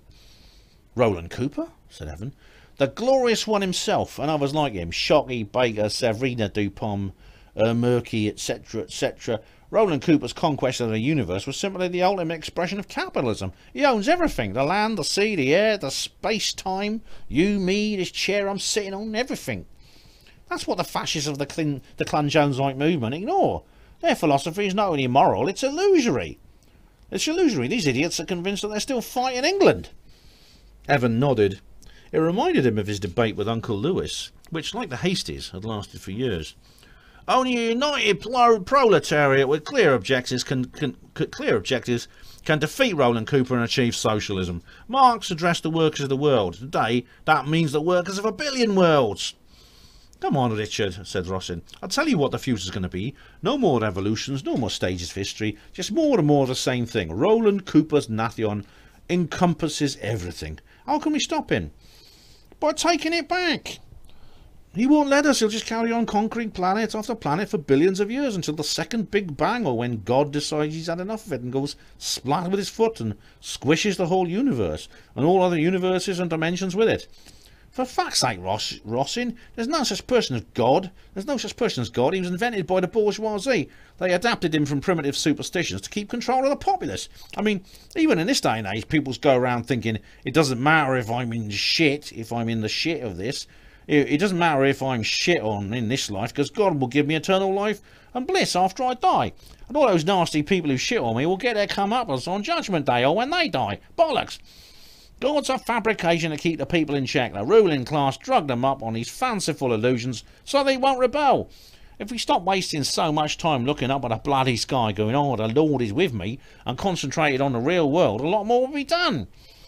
You can't prove God doesn't exist, countered Rossin. What about when I pray and my prayers are answered? They're not answered, Ross. Things just go a certain way and you kid yourself they've been answered. But I can feel God's presence. A lot of believers can. No, they can't. They just think they can. It's all in the mind, you see. They just can't tolerate the thought of dying, so they invent an afterlife. So what about these near-death experiences? People whose heart has stopped and they see the image of heaven and stuff like that. Same thing, all in the mind. Richard, you can't explain everything by saying it's all in the mind. Why not? If people want something bad to happen badly enough, it'll happen. Evan glanced at Rossin for a second. She pointed at her husband. Ah, gotcha. What about miracles? The bourgeoisie didn't fabricate those. It wouldn't surprise me if they did, actually. They could pay some actor to pretend he was cured of blindness in the spring at Lord's or something, just to strengthen the message. Top up the dose, so to speak. Top up the dose. Rossin laughed hysterically. Richard Hasty, you're impossible. No, just intractable, like you. He turned to Evan with a half smile. You see, Evan, we're crazy. What do you think about all this? Evan held his hands up. I'm not getting involved, Richard. Keep me out of it. Rossin wiped her eyes and composed herself. We're living proof that a good wrangle can be the basis of a stable relationship. How about I propose a motion that we all agree on, said Richard. Time for another beer. I second, said Rossin, and raised her hand. Evan copied her. Carried! He got up to go to the fridge. They just opened their bottles when Evan heard the sound of light footsteps on the stairs. A young girl in a white blouse and knee-length ski pants came down the kitchen. Hi, ma'am, she said in English. Hello, love, replied Rossin. Good day at school? All right, the hamster died last night. Oh, no, not Benny, nor Bobby. Mr. Hughes just found him dead in his cage. Oh, I'm sorry about that. It's okay. Benny was my favourite, but Shonhead was crying because she loves Bobby best. Oh dear, poor Shonhead. Is dinner ready? Won't be long, Gwyn. This is a friend of ours, Evan. Evan, this is my daughter Gwyneth. The girl shyly shook Evan's hand and smiled. Gwyneth Hasty had inherited a lot of her mother's good looks, especially the big dark eyes and thick lashes. Her black hair might have come from Rossin as well, before her mother started dyeing it. "Come here, you." Richard scooped his daughter up onto his lap and began kissing her cheek repeatedly. "Who's Daddy's good little girl, then?" "Dada, said you said I was a little pest yesterday." "Yeah, but you're not today. That's why I've made us dinner early." Gwyneth gasped with delight. "Peach Melba?" "No, but I can whip some up if you like." "Goody!" She jumped off his lap and ran into the garden. We got into the habit of eating early in this house," said Rossin. "Richard does all the cooking." "People say I'm not bad," said her husband. "I was chef at the British Socialist summer camp 7 years running. The comrades used to praise my name." "Or at least those who survived the stomach pump," she giggled at Richard's frown. 6:15 they had dinner on the Hasties' patio in a small, neat back garden. It was still fiercely hot, and they laid a table underneath a yellow parasol. Gwyneth ate with them, munching silently by her father's elbow. During the mealtime conversation, Evan learned more about Rossin and her family. She and Richard had been married within 2 months of meeting. Both their respective parents had been dubious about their whirlwind romance, but with time had given them their blessing. Both Richard's mother and father were staunch communists. Rossin's father was a Welsh speaker, but a dedicated anti-Clin-Jonesite. As a result, they got on rather well. The couple decided to give all their boys English names and all the girls Welsh ones. Their first son, Joseph, was born in May 80, and their second, Eric, in September 81. The former was studying computer science at Swansea Tech, and the latter had recently joined Roland Cooper's Air Freight. He flew all around the world on a huge carrier float plane that operated out of Llanwen Tug River in Gwent, a long straight canal that the massive aircraft used as a runway, built next to depots and handling facilities. They'd had a postcard from him the day before, sent from the Maldive Islands in the Indian Ocean. He came home every few months, but always stayed with his girlfriend in Pencampbell. Gwyneth had been a mistake and a major blow financially, but both parents agreed that termination was out of the question. The two boys liked the idea of having a younger brother or sister, and when she was born in early December 92, they took to her without the jealousy that can so often occur. All three children spoke perfect Welsh, but only ever used English in the presence of their father. "I'm going into space next year," Richard informed Evan proudly. "I'm off to the planet Lennox in the Andromeda Galaxy. We're trying to establish the first intergalactic, a socialist party that serves the entire Nathion, made up of individual communist parties and affiliated trade unions. Lennox is going to be the site of our first conference." "You're becoming a real high flyer, Richard," said Rossin, licking her spoon. "It's not personal glory I seek, just a victory for the masses when we face the last fight. That's why I've worked so hard to build up the UJFW." The mention of Hasty's trade union work at the Llandegla mill started a conversation about his past. He was now working alone in a small workshop 3 mornings a week after losing his job of over 24 years. The management at the mill had announced the first redundancies that the company had ever made 3 years earlier. Richard believed that there had been no need to lay anyone off, and it was just an excuse to root out the union activists. All 7 redundancies went to UJFW members. It was, he claimed, a witch hunt. He went on to say that he still enjoyed carpentry and often brought his work home with him. The garden shed was his laboratory, he declared, which was where he kept an excellent assortment of tools. The chairs that they were sitting on, the outside table, some cupboards, and even the banisters on the stairs were of his creation. "Rossin, why don't you show Evan round the house?" he suggested when they'd finished their dessert. "Let him see all the things I've done with the place." "Yeah, sure," said his wife eagerly, and beckoned Evan to follow. "Richard did these cupboards last year. Look at these fluted edges, and he countersunk the screws here, look." She then led him into the hallway. "What do you think of these banisters? He had to use a lathe at work to do them, which was a bit naughty, but well worth it, don't you think?" "Yes, they're lovely. He's quite a handy man, your husband, isn't he?" "Oh yes, he's one of the best joiners for miles around. I often say he should start his own business, but he won't go for it. Says he doesn't want to become petty bourgeois. Silly sod. Come upstairs and see the bedrooms. He's made all our beds." "Are you sure that's okay?" "Of course, come on." Evan wavered for a moment, then followed her up to the top floor of the house. Rossin first showed him Gwyneth's bunk bed. It had once belonged to the boys, but when they left, rather than have her father build a new one, she took over theirs. She always kept the top bunk. She always slept on the top bunk, and the lower one was for her dolls and teddy bears. This way, Evan. Here's our bathroom. Richard did this cabinet about 10 years ago. Look how he's got the mirror to fit the door, hey? She showed him out onto the landing and finally the bedroom at the front of the house. This is it. Evan wondered what he was about to see and whether he'd remember it in his dreams. There it was, a pine double bed with yellow sheets and a white corduroy bedspread. There was a bookshelf, a bedside cabinet and an alarm clock, dark green wallpaper, and a picture on the wall showing a sketch of a man with thick white hair and a huge bushy beard. "This is Richard's room," said Rossin, and started explaining about how her husband built the bed. Evan wasn't listening. Richard's room? It was a strange way to describe her marital inner. It was strange that she would describe her marital inner sanctum, the place where she and her husband enjoyed the most intimate part of their relationship, as Richard's room. "Right," said Rossin. "I'll show you my room now." She walked past him and opened an adjoining door. "Pardon? This is my bedroom. Come and have a look." Sure enough, the room contained a single bed, dressing table, with makeup cans, spray, and other cosmetics, and one of her uniforms hanging from a coat hanger on the wardrobe door. He never revealed his surprise as she showed him round. But he thought Rossin and Richard were sleeping in separate bedrooms. There was nothing that he'd seen or heard during the afternoon to indicate that the Hasties were different to any other couple. "They're great, aren't they?" Rossin's voice poked through his thoughts. "Sorry, Rossin?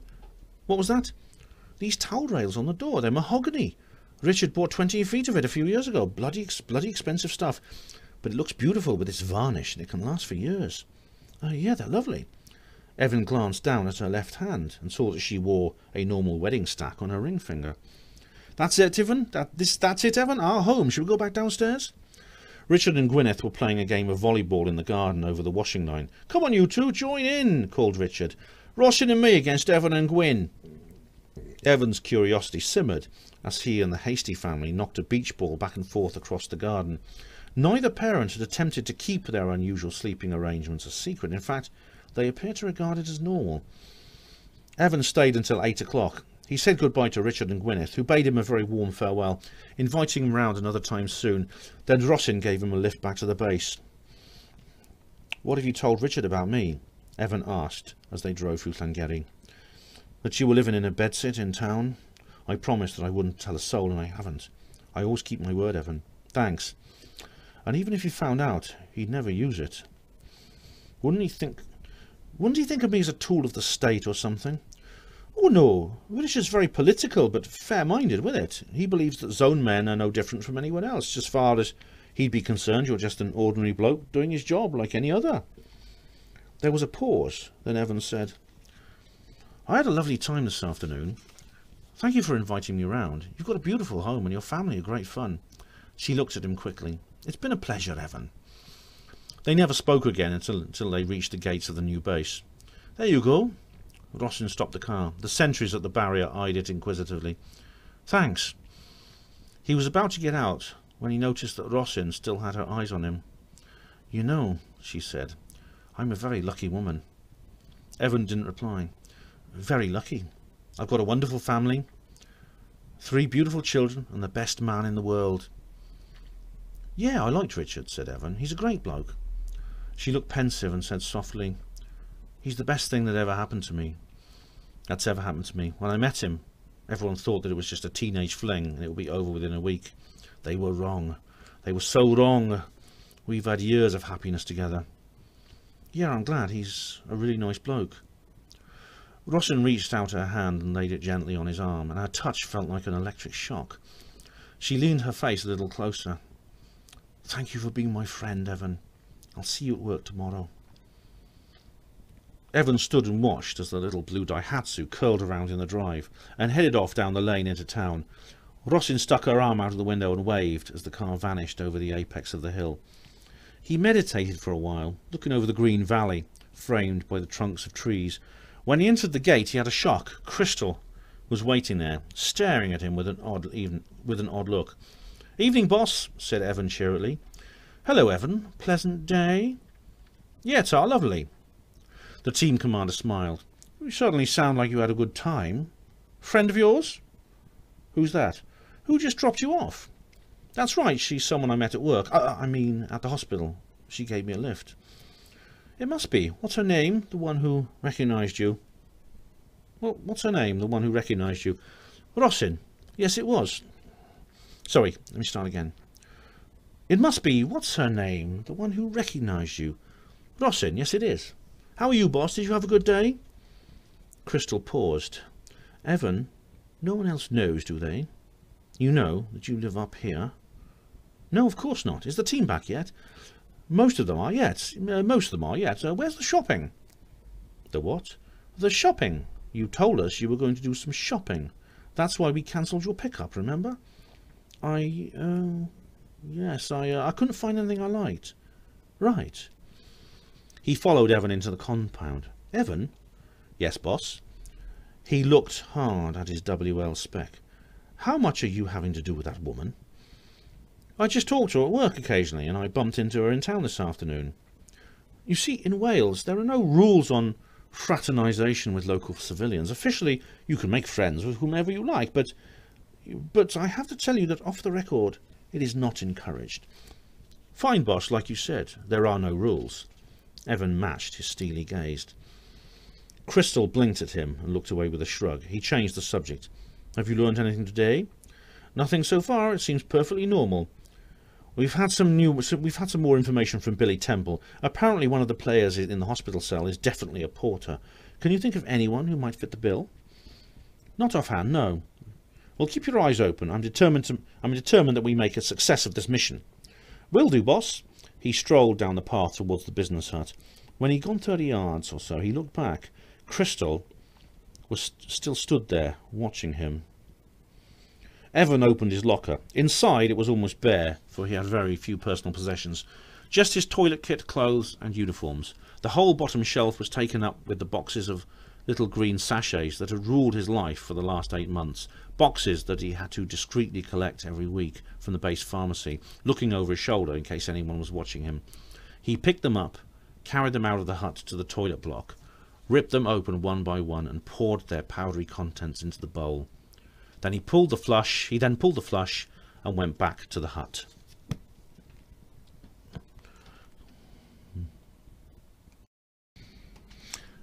Chapter 13.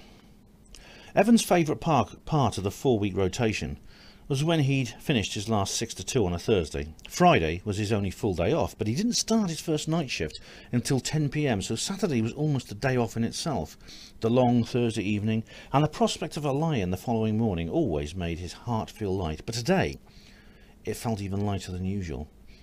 Rossin and Evan met at 3:30 outside the main entrance and got into a car. "This is very nice of you," said Evan. "Not at all, Evan. It'll be fun to have an afternoon drink. It's been months since I went to a Llewdi." They drove up to her house, and Evan poured himself a glass of milk while she changed. No one else was there. Gwyneth had a netball match at the school, and her father had gone to watch. Rossin came down the stairs wearing a pleated white skirt and matching hockey top. She put on white deck shoes with no socks or tights. It went very well with her deep tan. "How do I look?" she asked, reading his gaze. Ravishing, thought Evan. "Like you're off to Wimbledon." She laughed and slapped his shoulder playfully. The heat wave was now in its 7th week. Southern Britain was experiencing the warmest, driest weather for over a century, and nearly everyone had taken to the outdoor life. Coastal resorts were doing an excellent trade, and water sports had become more popular than ever before. The car park at Llewdi was full, so Rossin parked in the street outside. The interior of the pub was deliciously dark and cool, but neither of them could resist the beer garden, which had a flagged patio overlooking the Dee, covered by canvas sunshade.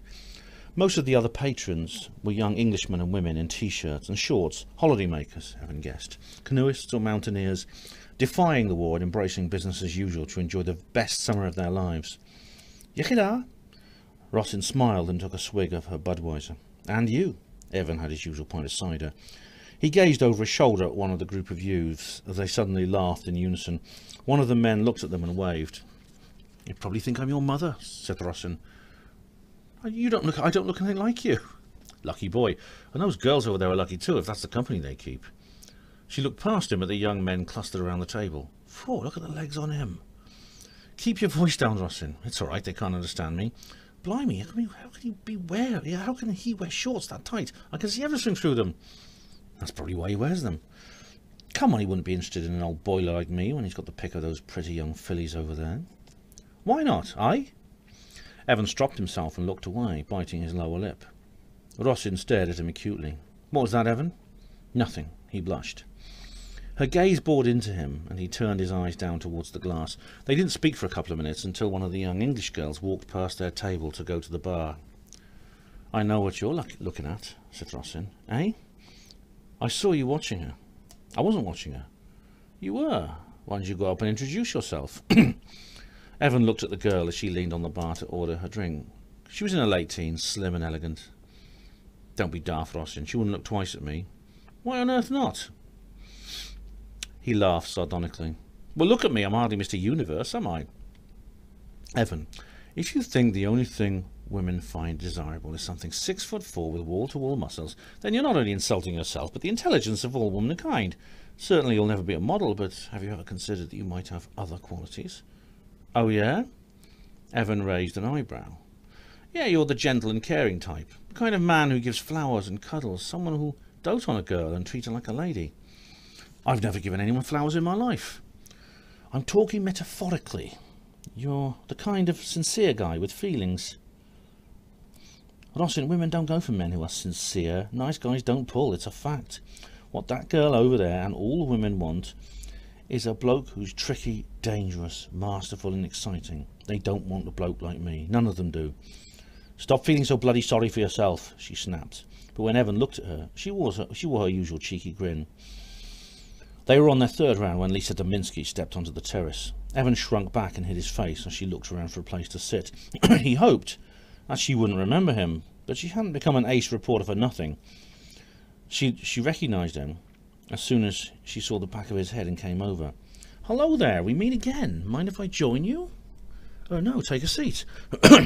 She placed her brandy glass on the table beside Rossin, who was looking up at her inquisitively. I'll be back in a moment. I'm just going to the bathroom. Can I get either of you a drink? Pint of cider, please. And your friend? Thank you. I'll have a bottle of Bud, please, said Rossin. Fine. See you in a moment. As she walked off, Rossin laughed and imitated Evan's voice. They don't want a bloke like me. Nice guys don't pull. Oh, Evan, I told you, didn't I? You must be irresistible. It's not like that, he whispered. She's a reporter. Don't you recognise her? It's Lisa Dominski.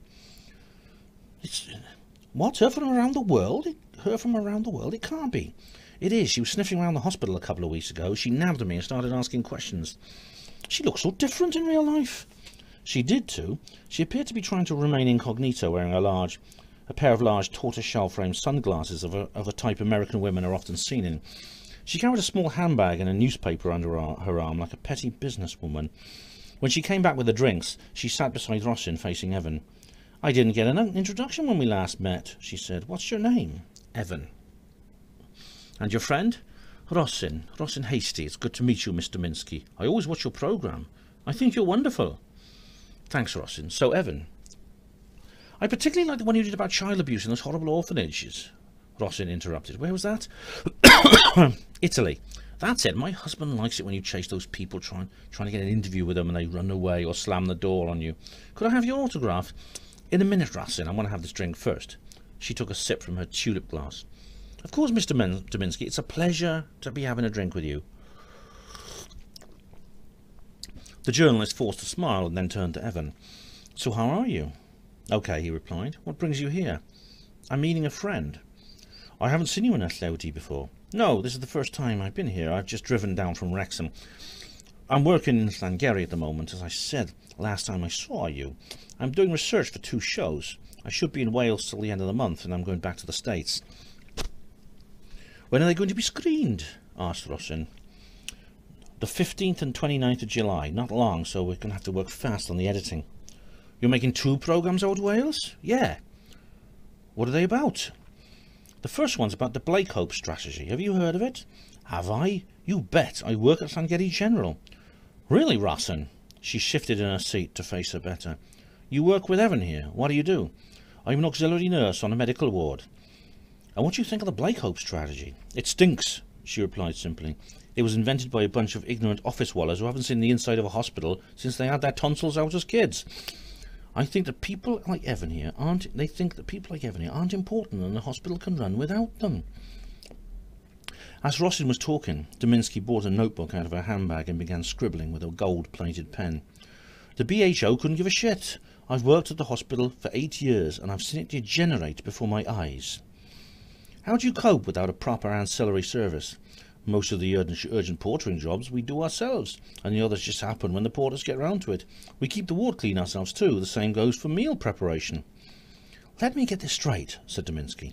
You are forced to perform tasks that other people are paid to do, when you could be doing your own job, looking after patients. That's about the size of it. Thank you, Rossin. You've been very helpful. I don't want to endanger your job, so I won't ask you to do an interview, but may I quote you anonymously as an employee of Sangeri Hospital? By all means. Why do you think the strategy has been implemented in Wales, but not England? Rossin shrugged. It's to be expected. They've always used us as guinea pigs for new policy when they think they're too risky to try out on the English. That's Plaid Cymru's position as well. I spoke to several officials from the party a few days ago. Well, I'm not a nationalist, Mr. Minsky. My husband is English, so I can't be.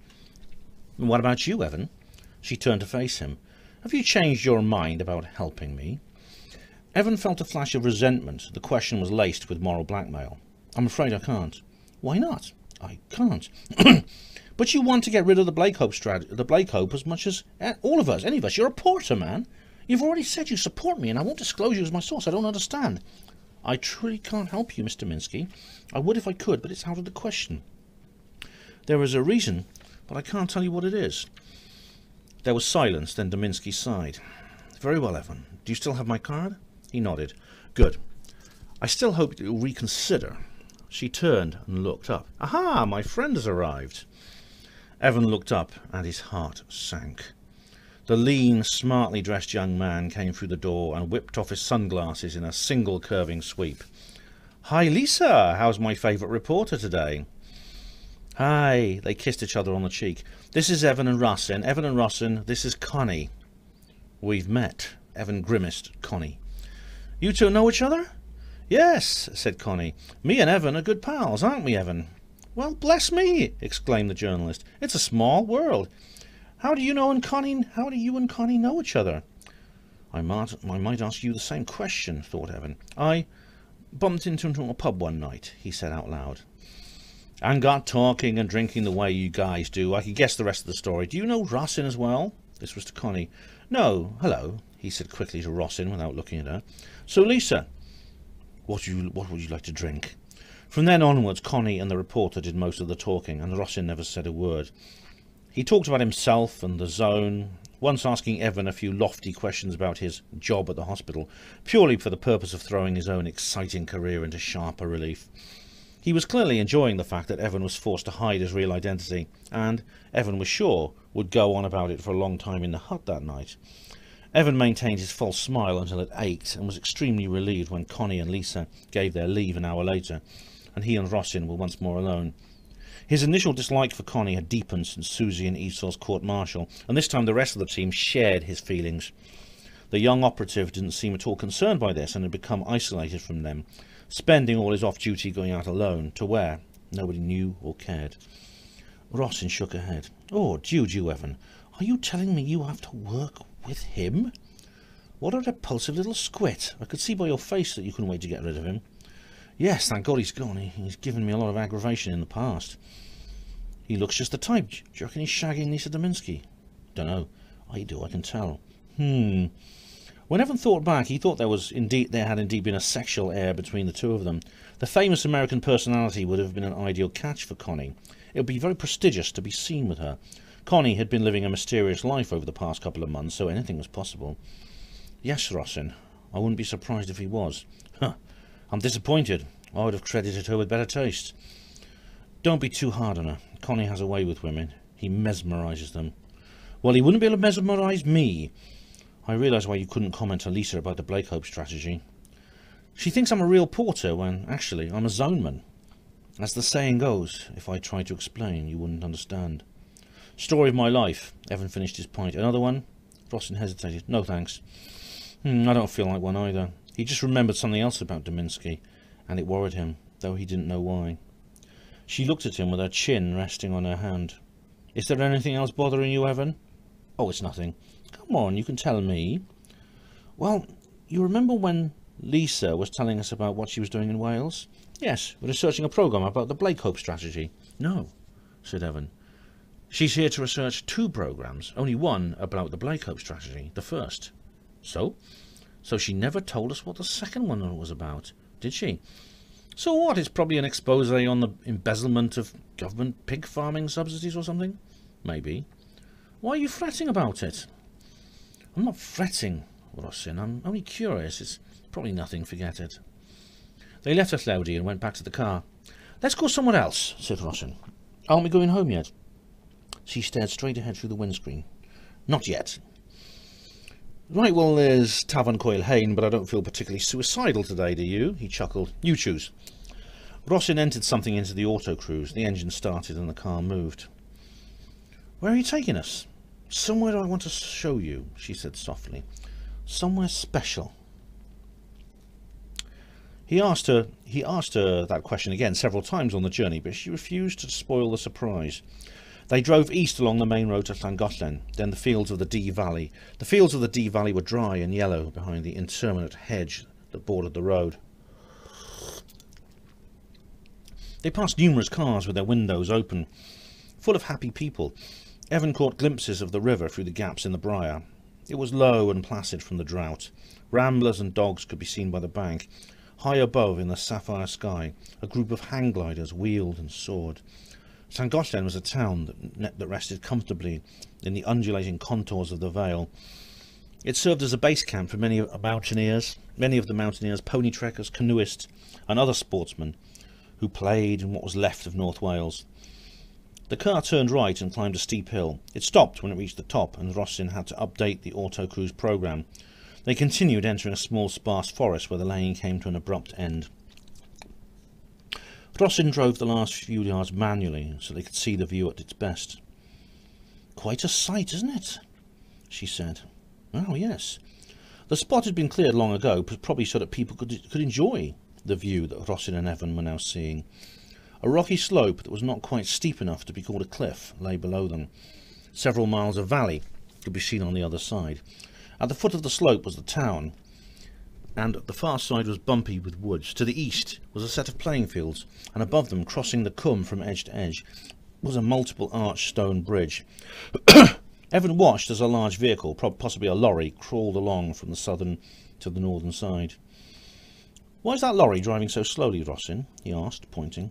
She followed his finger and burst out laughing. "Oh, Evan, that's not a lorry, it's a boat." "That bridge is an aqueduct." "Well, I never. So that's actually a river running over a bridge." "Not a river, a canal. That bridge was put up when they dug the canal back in the Barbarian Age."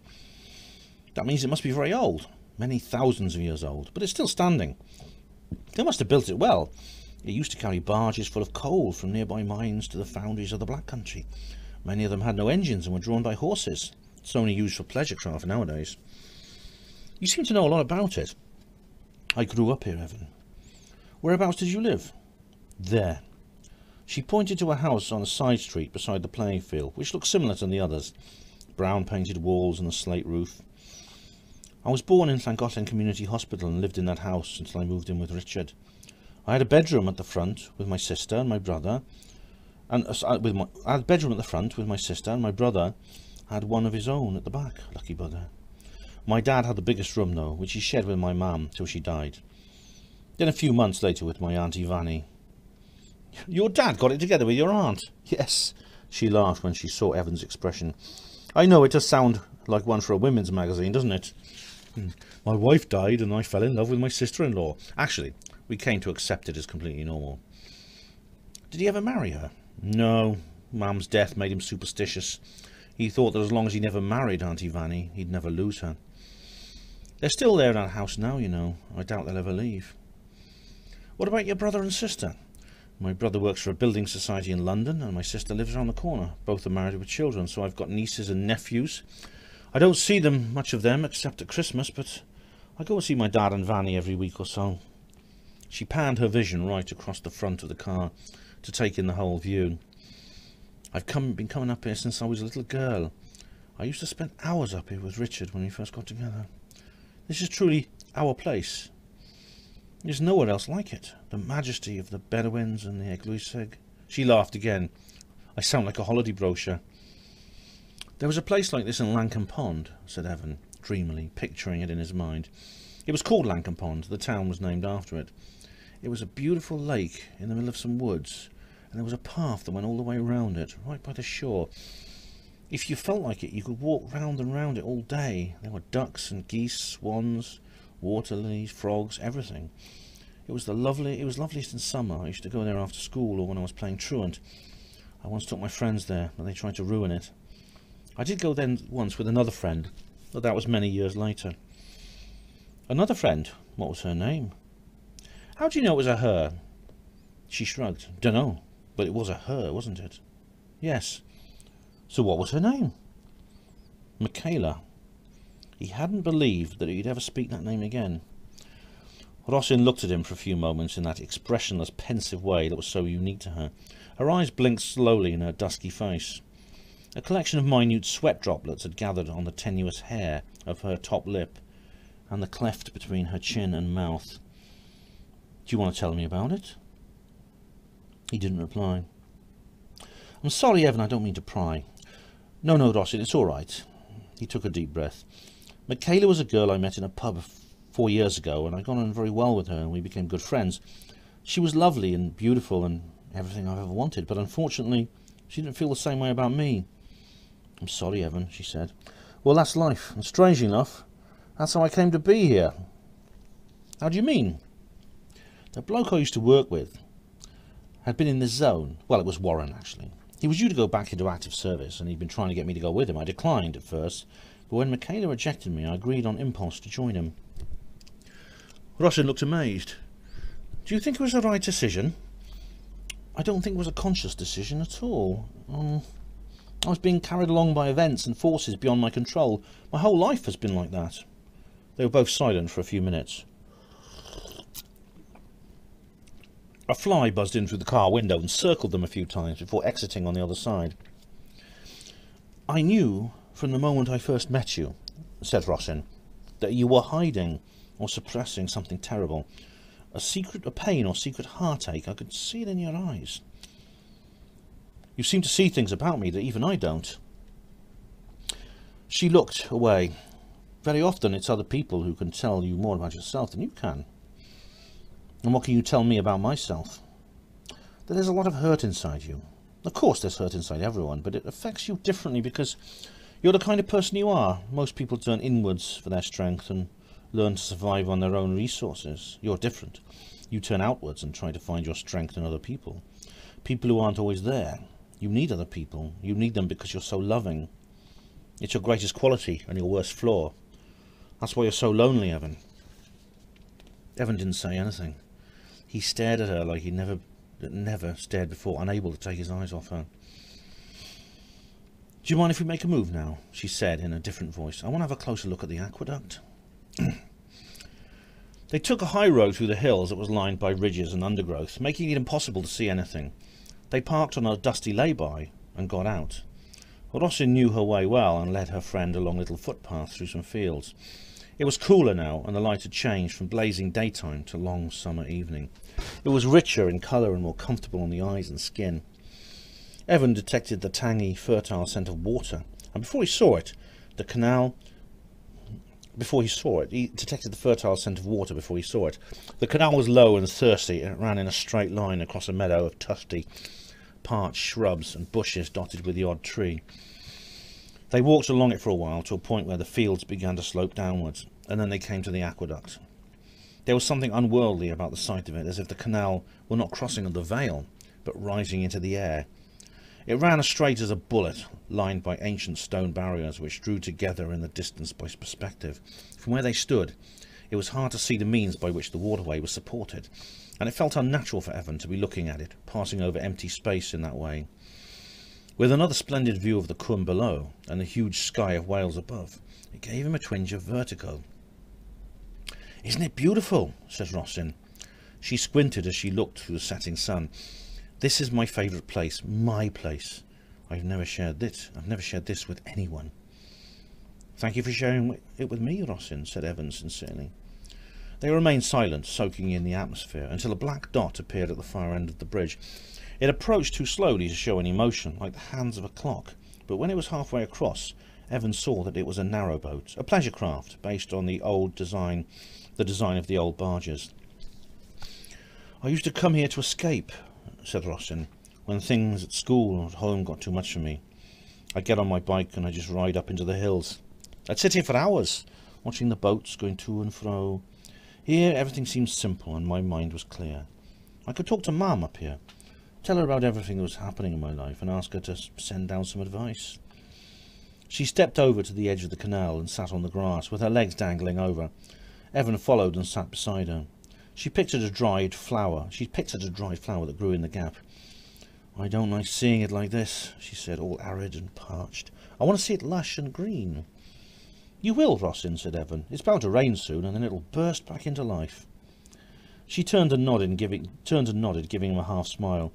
You know, I used to have other thoughts while I was here, dreams and fantasies. She was silent for a while as she recollected. When I was a teenager in particular, I had this wild idea. During summer, I used to see the boats going backwards and forwards, narrowboats and cabin cruisers carrying couples and families along the canal with everything they needed on board to enjoy their holiday. I used to wish so much that I had a boat like that. That I had a boat just like that. And I could just climb aboard and sail off down the canal like they did, going through the locks, chugging along, taking my time, stopping whenever I liked it. I felt like it. Where did you dream of going? Where did you dream of going? Everywhere and nowhere. I didn't envisage a particular destination. I just wanted to sail my boat quietly along the canal forever and ever and ever. Just the canal, the sun, the locks, the landscape, and me. An eternal journey. Silly of me, really. No, it's not. It's not at all. It sounds a beautiful thing to imagine. I know it's just a dream, something I can never have, but, Evan, there are times, even today as a 41-year-old housewife, I want that so much, so much. Just think, day after day, just cruising along, watching the world go by forever and ever. My paradise. They stayed there for a few more minutes, then Rossin decided it was time to return home. The car parked itself outside the gates of the new base, just as the edge of the sun was touching the peaks of the Benwins. Well, thanks again, Evan. I've had a lovely afternoon. Thank you too, Rossin. It suddenly seemed bitterly unfair that it was time to say goodbye to her, and he felt reluctant to step out of the car and wave to her as she drove off over the hill towards the lucid sunset. He went and stood in his usual place by the fence, the pink sphere of the sun finally settled behind the western hills, which was surrounded by a rosy wash in the clear sky. A huge flock of birds took off all at once from somewhere in the town below and swarmed like locusts in a tight flock, undulating and rippling as if they were some kind of marine invertebrate twisting through the water. He pictured Rossin in his mind and ran through the last few hours over and over again, reliving it all in his head. The sun was gone and the sky turned a darker and darker blue. Stars appeared. Evan sat down on the berm, still warm from its day-long toasting. When the night had fallen, he lay on the forward slope and stared up at the glorious heavens. Every constellation and planet floated above him. A slight breeze began, and the grass tickled his skin. It was gone midnight when he left his meditation and headed for the hut. He had nothing to do next day or Saturday, until he started work at 10 p.m. Will Rossin be on nights then? I hope so.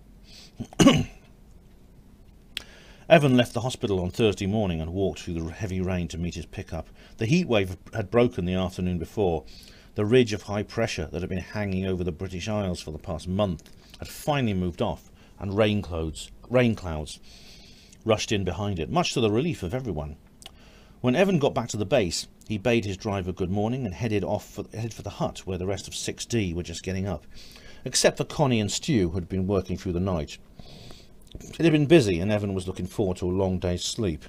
He usually woke around 3 o'clock to write his surveillance report and take it to Crystal, a job that was becoming more difficult now that he actually found someone to spy on. He could normally expect 8 hours sleep. Today, however, he managed just over 3. He, Connie and Stu woke up with a start to the sound of a general alarm ringing over the temporary base. Red alert! Red alert! Screamed the tannoy. Oh shit, said Connie. Not another drill. They only had one last week. He and Evan dressed in a hurry and dashed out of the hut. They followed a line of troops running towards the lager. Red alert! Red alert! All personnel assembled in your units. This is not a drill. Repeat, not a drill. Not a drill. Bloody hell, said Evan as they ran. What's going on? There were only 3 members of their unit on the site at the time, so they jumped onto a lorry behind a gaggle of street blackies for transportation to the old base. Even before they got there, it was clear that something big was cooking. The roar of endopters echoed around the valley, and Evan saw several dozen pass overhead in a southwesterly direction. Above them, jets screamed and thumped through the sound barrier, flying in the same direction. The old base forecourt was bedlam. Men in uniform and armed troopers ran everywhere. Armoured cars and APCs stood in lines along the wall by the gate, while squads of zone men in battle dress leapt aboard. The narrow space reverberated with shouts, the clatter of equipment trolleys and the revving of engines. The rest of 6D called in off their duties on top priority, were stood in a loose bunch beside the guardhouse trying to keep out of everyone's way. Warren and Crystal appeared, and the team bombarded them with questions. Crystal held up his hand to check the chorus of inquisitive voices. A major skirmish has erupted at Bryn Sarn, he explained. About an hour ago, the Free Welsh attackers stormed the trenches on both sides simultaneously. It seems it was a coordinated offensive from both the Ceredigion and Gwynedd lines. Have they broken through? Interrupted Susie. It is believed... The team commander paused while a noisy truck rumbled past, towing a field gun on wheels. It is believed that the trenches have been successfully breached at some point, and that Free Welsh forces have established a head within the boundary, but we don't know whether the outpost has fallen or not. If it has, then we're finished, muttered Paul. Perhaps, but until it does, we're going to bloody well defend it, Crystal snapped at him. In the meantime, we have a battle to contend with. Reinforcements are being rushed in from here, there and everywhere. All of the Wales' garrison has been put on standby for possible redeployment. Where do we come into that? Asked Connie. We're going to help out in the medical centre. We ought to provide assistance where required to the resident unit. They're expecting the first casualties to start arriving within 30 minutes, so let's get cracking. Warren, I want half the team on portering, half on cleaning detail. Understood, boss. Understood, boss. But boss, said Connie, why do we have to be wasted helping the med centre dogs' bodies for Evan? That's fine, but the rest of us are combat trained. Why not detach us to an infantry or marine platoon so we can help defend the front? Crystal's eyes narrowed. Use your head, Connie. We're the business. We're business. We're posing as auxiliaries, so we have to behave like auxiliaries. If we were to fight on the front, it will blow our cover. Now come on, you lot, get moving. Warren quick marched them off to the medical centre, with Connie trailing at the back, grumbling. The senior porter for A&E at the Sangeri Zone Medical Centre was an auxiliary service sergeant called Dwayne. He showed them all to the locker rooms, where they changed into two-piece whites, and briefly instructed them in their duties. Susie, as a qualified medic, had joined the nursing team. Everyone except Warren and Evan looked slightly confused. It soon became clear that it was up to the 2 men with portering experience to take the lead and organise the team as well as possible. The atmosphere in the casualty holding area was like the calm before the storm.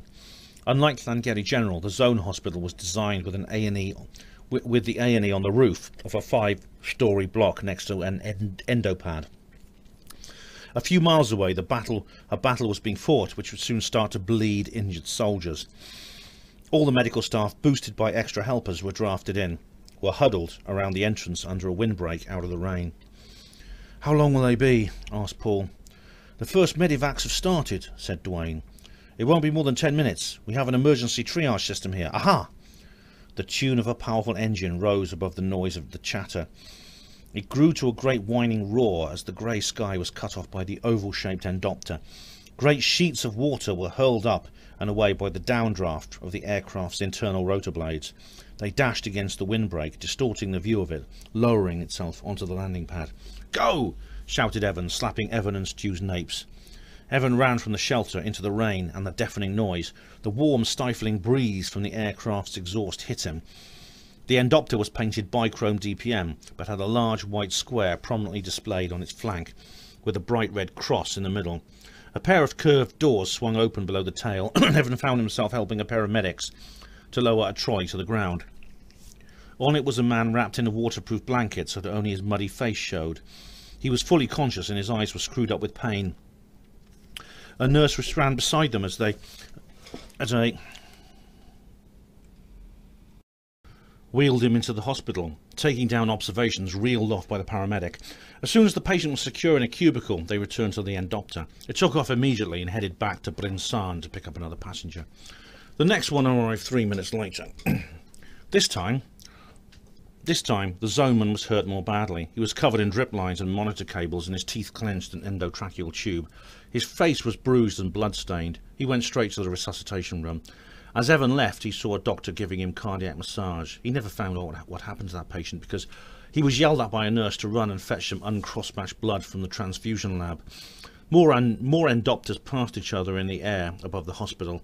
The soldier in the next one Evan saw was dreaming with morphine and covered in a blood-soaked roll of DPM Gore-Tex. From the misshapen appearance of the foot of the trolley, it's clear that the man had lost both his legs at the knees. The maimed soldier was smiling and giggling with his eyes half shut. The pain held at bay with the drugs.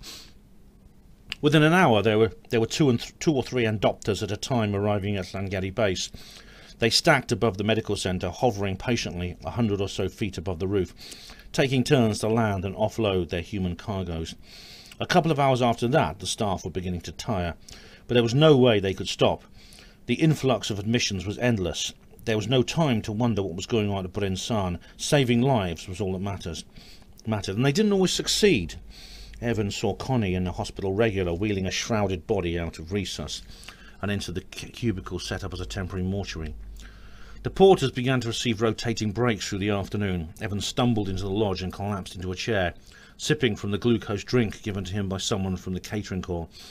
He'd have a quarter of an hour to recuperate, after which he'd have to return to the endopad, or so he thought. Lance Corporal Evan Hughes, said a voice on the intercom. Speaking. You're to report to your CO on the double. Evan entered Crystal's office, still dressed in his dirty, blood-stained white. Raymond Wigg has phoned, said his boss. They called a major incident at Sangeri General. The civvies are taking the Bryn Sarn overspill at the med centre. He asked if you could go from the med centre. He asked if you could go in and work casualty. I told him that you would. But boss, I'm needed here, he protested. Remember your cover, Evan. It might look suspicious if you declined. All right, you'll have to walk down to the hospital because all our drivers are tied up with replenishment runs. Make sure there's no one about when you leave the gates and get clear as quickly as you can. Yes, boss. And please don't forget to change out that uniform. The last thing we want is you turning up at that hospital with Welsh-sewn medical corps stenciled on your shoulder. Endopters were flocking like crows around the landing pad next to the Sangeri General's car park. From it was a much longer walk to casualty. This civilian hospital wasn't designed for the workload that had been imposed on this, but the body count was rising and there was nowhere else for them to go. The scene inside was identical to the one Evan had just left. The staff had changed into theatre blues, and all the on-calls were in. Without being told, Evan went to the changing rooms, then got down to it. The end of the corridor seemed 1,000 miles away, Evan thought as he plodded along, pushing the bed. His legs felt like rubber and his feet throbbed. The bed was like most of Sangeri General's fleet, old and in a poor state of maintenance. The brakes didn't work, the wheels wouldn't go in a straight line, and it had no footboard. It was a nagging chore for him and the nurse to move and use. It must also have been uncomfortable for the patient, a World Zone trooper from the Washington Guards Regiment. He had a bandage over one eye and his arm was in plaster. Evan yawned as he backed him into a bed space on Lister Ward. By the time he'd got the drips transferred, the patient was asleep. Evan envied him. He'd been working non-stop since 10 o'clock in the morning. It was now 9:30 at night. The medivacs had at last begun to let up, and Sangeri General was beginning to return to normal. But there would be no rest for Evan. His own shift was due to start in half an hour. Thank you. The nurse smiled at him. She was one of the few who were polite and pleasant. That's all right, said Evan. Is Ross in on tonight by any chance? I think so. It's Evan, isn't it? I'll tell her you were asking after her. She gave him a funny look. Was his friendship with Rossin sparking off any gossip? Just tell her I'll see her sometime. I imagine it'll all be very busy tonight. He returned to the lodge and found Gavin at the desk in his usual feet-up posture. Something was different about the main entrance. Evan looked round a few times before realising that there were no flowers in the vase on the desk. Normally there was a fresh, neatly arranged bunch of roses there. They came from the hospital florists and were changed. A fresh, neatly arranged bunch of roses there. They came from the hospital florist and were changed every day. He pointed at the vase. "Hey, Gavin, what's up here?" "They're all dead, so I chucked them out." "How come they died?" "Denzel pissed in there earlier on. The petals and leaves fell off within a few minutes." "Denzel did what?"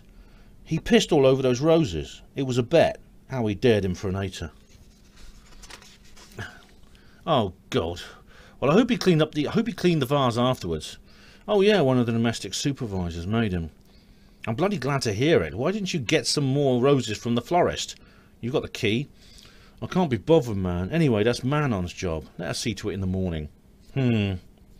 Evan shrugged and walked into the lodge, preoccupied. He sat down with a cup of tea in the empty room. Denzel Morgan. Whenever he thought about that porter, his skin went cold.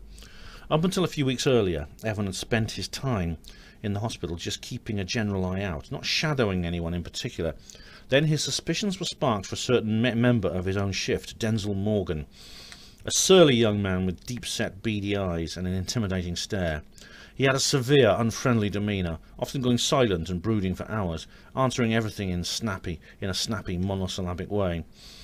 He was short and porky, and though he was only 20, he looked a lot older. He neglected his personal hygiene as much as Gavin, but though Gavin was physically scruffy, he was well educated and had a good mind. Denzel's mind was a perfect illustration of his body. His style of speech was shallow and crude, and his brain worked slowly. He was what Richard Hastie would call lumpen proletariat. He was one of only a handful of porters who'd grown up locally, and was, apart from Evan, the only cambraphone. Denzel's sociopathic manner was not the main reason for Evan's dislike of him. It was more to do with his politics. In his own imbecilic way, Denzel was very doctrinaire. He was a fanatical Clint Jonesite nationalist, making him a prime candidate for one of the characters that Billy Temple had mentioned. "I'm sure he's not the ringleader," said Crystal. "He doesn't sound bright enough, but he may well be involved in the ASU. Watch him carefully. Check where he goes and listen to what he says. See who he talks to. I want a daily report. I'll have someone else keep an eye on his home as well." Denzel lived with his widowed mother in Llanigmere, and several of his family had been connected with Roger Wyn Williams. He regularly drank at Tafarn Coil Hain, and his uncle and cousin had been workers on Mynydbach Farm. Evan sipped his tea and lay back in his chair. There was still no one about, so he clicked the lodge TV on to Cambodge. The news was on, and the reader's words reached his mind. And as the reader's words reached his mind, he forgot all about Denzel and just listened in dismay. "Only 4 hours ago. The line is now at an unknown position, and the boundary has been opened for over 5 miles. All sources now agree that the outpost has fallen. The defending zone is in retreat, and the area now lies in the hands of Free Wales. The narrow strip of territory between the Ceredigion and Gwynedd enclaves has been held successfully for more than 10 months, with the two fronts closing to just 500 yards apart. The multi-force zone garrison preserved the integrity of the line until this morning, when a coordinated, synchronized attack by the invaders finally achieved what has been repeatedly attempted over the past year, the capture of Bryn Sarn. This report comes from Aled Hawkins. The picture changed to a man in battle dress holding a microphone and standing by the side of a muddy forest road. Tanks and zone lorries are rumbling past away from his left shoulder. He shouts above the noise, "I'm standing outside Voile, while the complete withdrawal of the defeated zone forces is underway behind me. There is no information yet available about the strategic details of the battle, but it may well prove to be the most horrendous case of carnage that the war has ever produced. The death toll is already over 9,000 and will certainly rise. These men have suffered during the long drought which has just ended, but the return of the rain has only accompanied the ultimate disaster. They have told me stories of whole platoons being wiped out by shellfire, of mass confusion and panic breaking out as some zone positions became completely surrounded by the enemy. Fighting is still going on a few miles down the road as the Free Welsh Air Force attacks the fleeing zone. Today will long be remembered as a shameful defeat for the forces of Roland Cooper. Their task is now to regroup as quickly as possible and find the best point to halt the onslaught and establish a new boundary. This is Alex Hawkins, Newyddion Cambodge, Foel near Bryn Sarn. The scene returns to the newsreader. The fall of Bryn Sarn means that the two largest enclaves of Free Wales are now one. Owen Clun-Jones, speaking at a rally this afternoon in Llandanwg, said that he was ecstatic to hear the news of victory. It was, he said, the largest step forward in the fight to liberate Wales since the start of the war. He claims that 100 square miles of land has been acquired since this morning. The amalgamation of the Gwynedd and Ceredigion enclaves means that 85% of Free Wales now lies within a single border. This new super enclave is to be named the United Inner Wales Enclave. The Welsh office in London has yet to make a statement, but it seems likely that there will be a request. They will request a massive reinforcement of the garrison on the Tywyn Peninsula, now totally surrounded by Free Wales to the east and the Irish Sea to the west. The strategic implication of losing Tywyn's last land link to the rest of the Nation cannot be underestimated. Other news today. Evan reached for the remote control, switched the set off and sat in silence. He gulped his tea and his teeth rattled against the cup as his hand and jaw trembled. So this was it. It had finally happened. After meeting Ted, Wade McCormack and Colonel Tim Connolly, Evan had never quite believed that it could. Men of such spirit and vigour were surely invincible. But in a single day all their hard work had been wiped out, and those brave soldiers were now running for their lives as the enemy flooded out like water from a burst dam. Evan got up and walked through to the desk. "Hey Gavin, have you heard?" "Heard about what?" "About Bryn Sarn. There's a big fight going on there, I know." "Yes, but it's all over. It's been captured and the zone are on the run." "Oh?" replied Gavin, beginning to pick at a scab on his wrist. Evan paused. "Gavin, didn't you hear me? I said that Free Welsh forces are on the rampage just 20 miles from Sangeri." "Yeah, I heard you. It isn't my problem, Guy. I live in Manchester. I'm going back there next month." The phone rang. "Good evening, Porters. My name's Gavin. How may I help you?" "Yeah, all right, lovey. When we can. Cheerio, Evan." "What do you want?"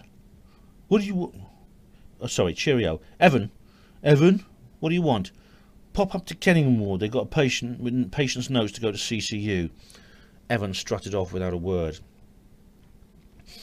As the night aged, the tempo of the hospital remained quick. Every bed was full. Every extra ward space had been opened up to cater for the zone patients, and ITU had been extended to look after the most seriously hurt. Military personnel could be seen everywhere, overseeing the care of their men. A few Evan recognised. Colonel Rogers, the base commander, for instance. He spotted him in reception at 1 o'clock in the morning, talking to Vernon Lineker, the hospital director. Evan was walking along a deserted corridor when he was struck by a wave of dizziness and leaned against a rusty old bed frame for support. The whole world orbited around his head as if he were drunk, and his hands tingled. He knew what was wrong. Exhaustion. He'd worked without rest for 17 hours. He'd had nothing to eat since breakfast the previous morning and no cigarette since the early afternoon. He'd already fished the pack and lighter out of his pocket when his tired brain remembered that smoking was against regulations. Then again, regulations at Sangeri General were just words. They were never enforced by anyone except the individual consciences that exist within its walls, and Evan's conscience was weakening as quickly as his body. He sat on the frame and shakily lit up. He drew in deep, longing lungfuls of smoke, and slowly his giddiness eased. lessened. He tapped the ash discreetly behind the radiator. Outside the wide windows, the rain was still falling. Through the glare of the inside lighting, he could see Sangeri spread out like the reflection of stars on a mill pond. The hills of the Vale were as dark and immovable as when he'd first looked at them. Surely something ought to be different. For within a day, the security that this Clwyd town had enjoyed was now threatened. For the first time since the war began, the border of Free Wales was closer to it than the border of England. Evan wagered that all 11,000 of Sangeri's inhabitants were lying awake tonight, worrying. "That little shit, Gavin. He should be made to live here for the next 5 years. See how he likes it," he thought. Evan stubbed his cigarette out on the window ledge and kicked it on the window ledge and kicked it under a loose floor tile. His bleep sounded intrusively. He went to the wall phone and dialed a number. "Hello?"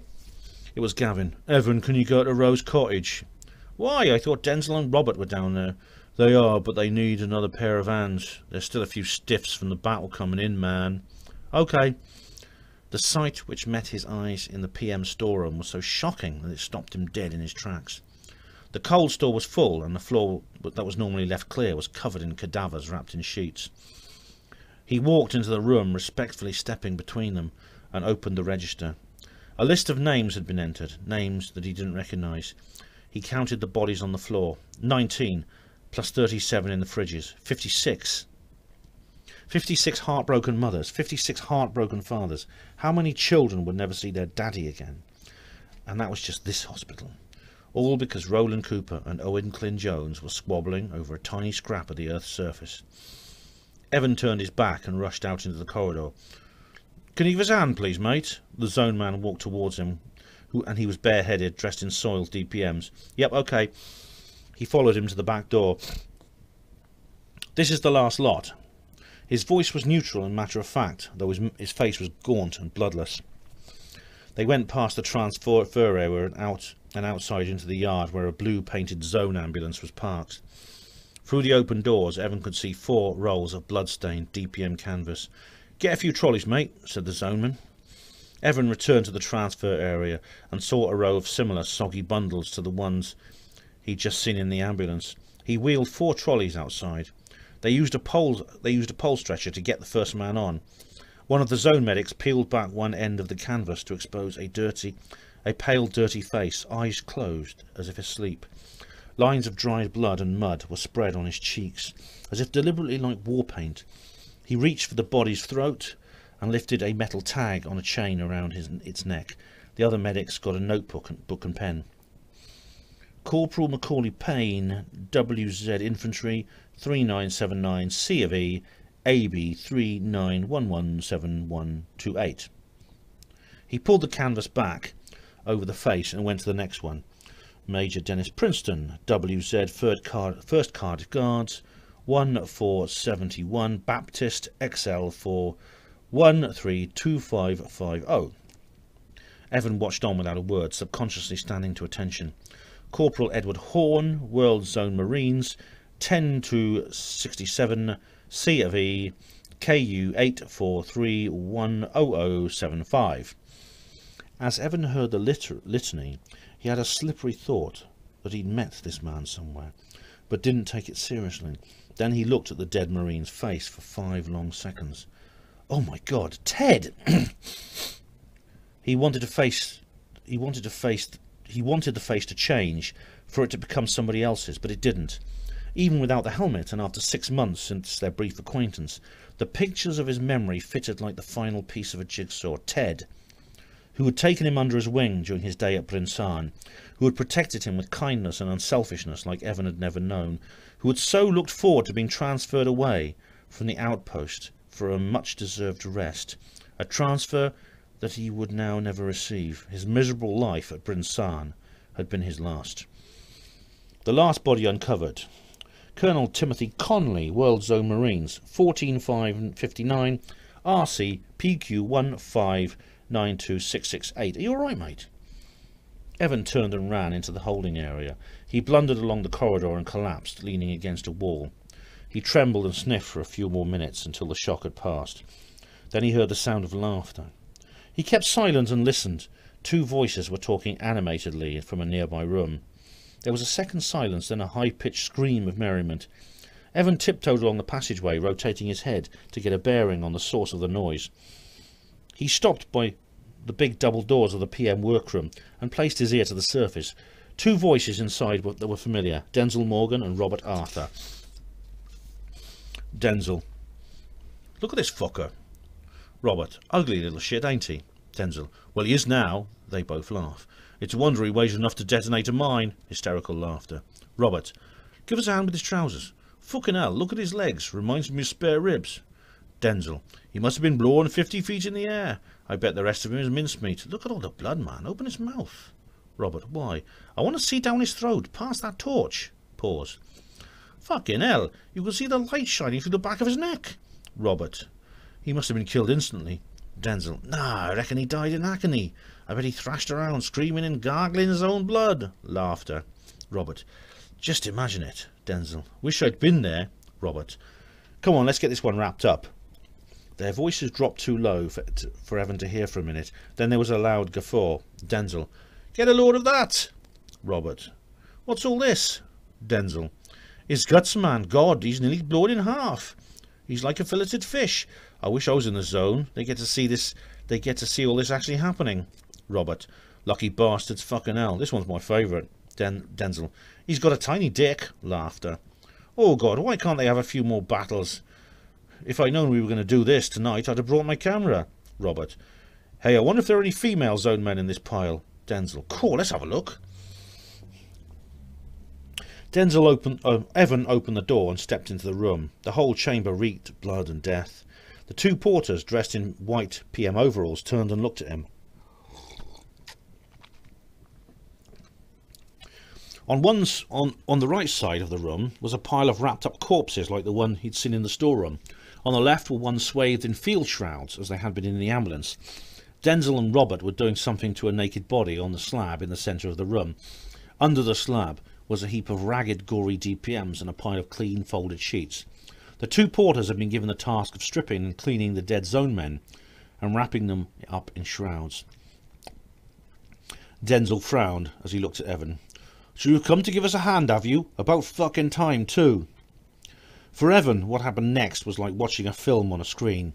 He stared at Denzil, watching him getting closer and closer until his round, pig-like face filled the screen and his mean little eyes were staring back.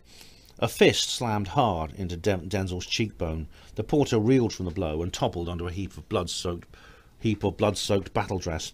A leg shot out and kicked him in the midriff. As he lay there, he yelled out in pain. It kicked him again and again and again. The picture went haywire, the room rolled around, and Evan's camera was pointing at the ceiling, with the grills of the air vents in the centre. The faces of Denzil and Robert appeared on each side, fists up and hateful frowns.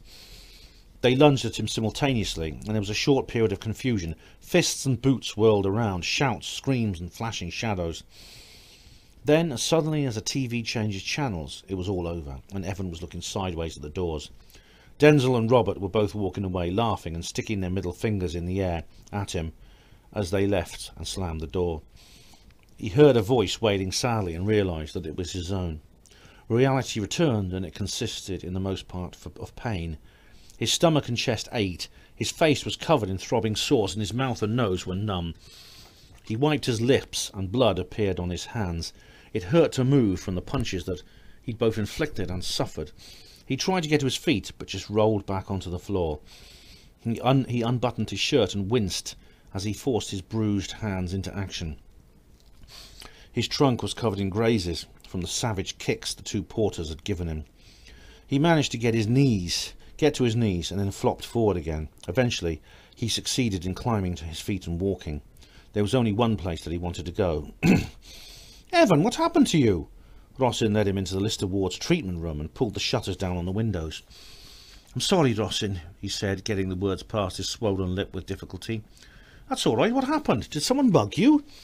Well, sort of. Where did it happen? Rose Cottage. Ach, nah, take your shirt off and I'll see to those wounds. She put on a pair of half-moon spectacles and some rubber gloves. Have you told security? No. Well, maybe I'd better give him the ring now. She reached for the phone. No, Rossin, don't. She stopped. Why? What is it, Evan? Her voice became harder. What's going on?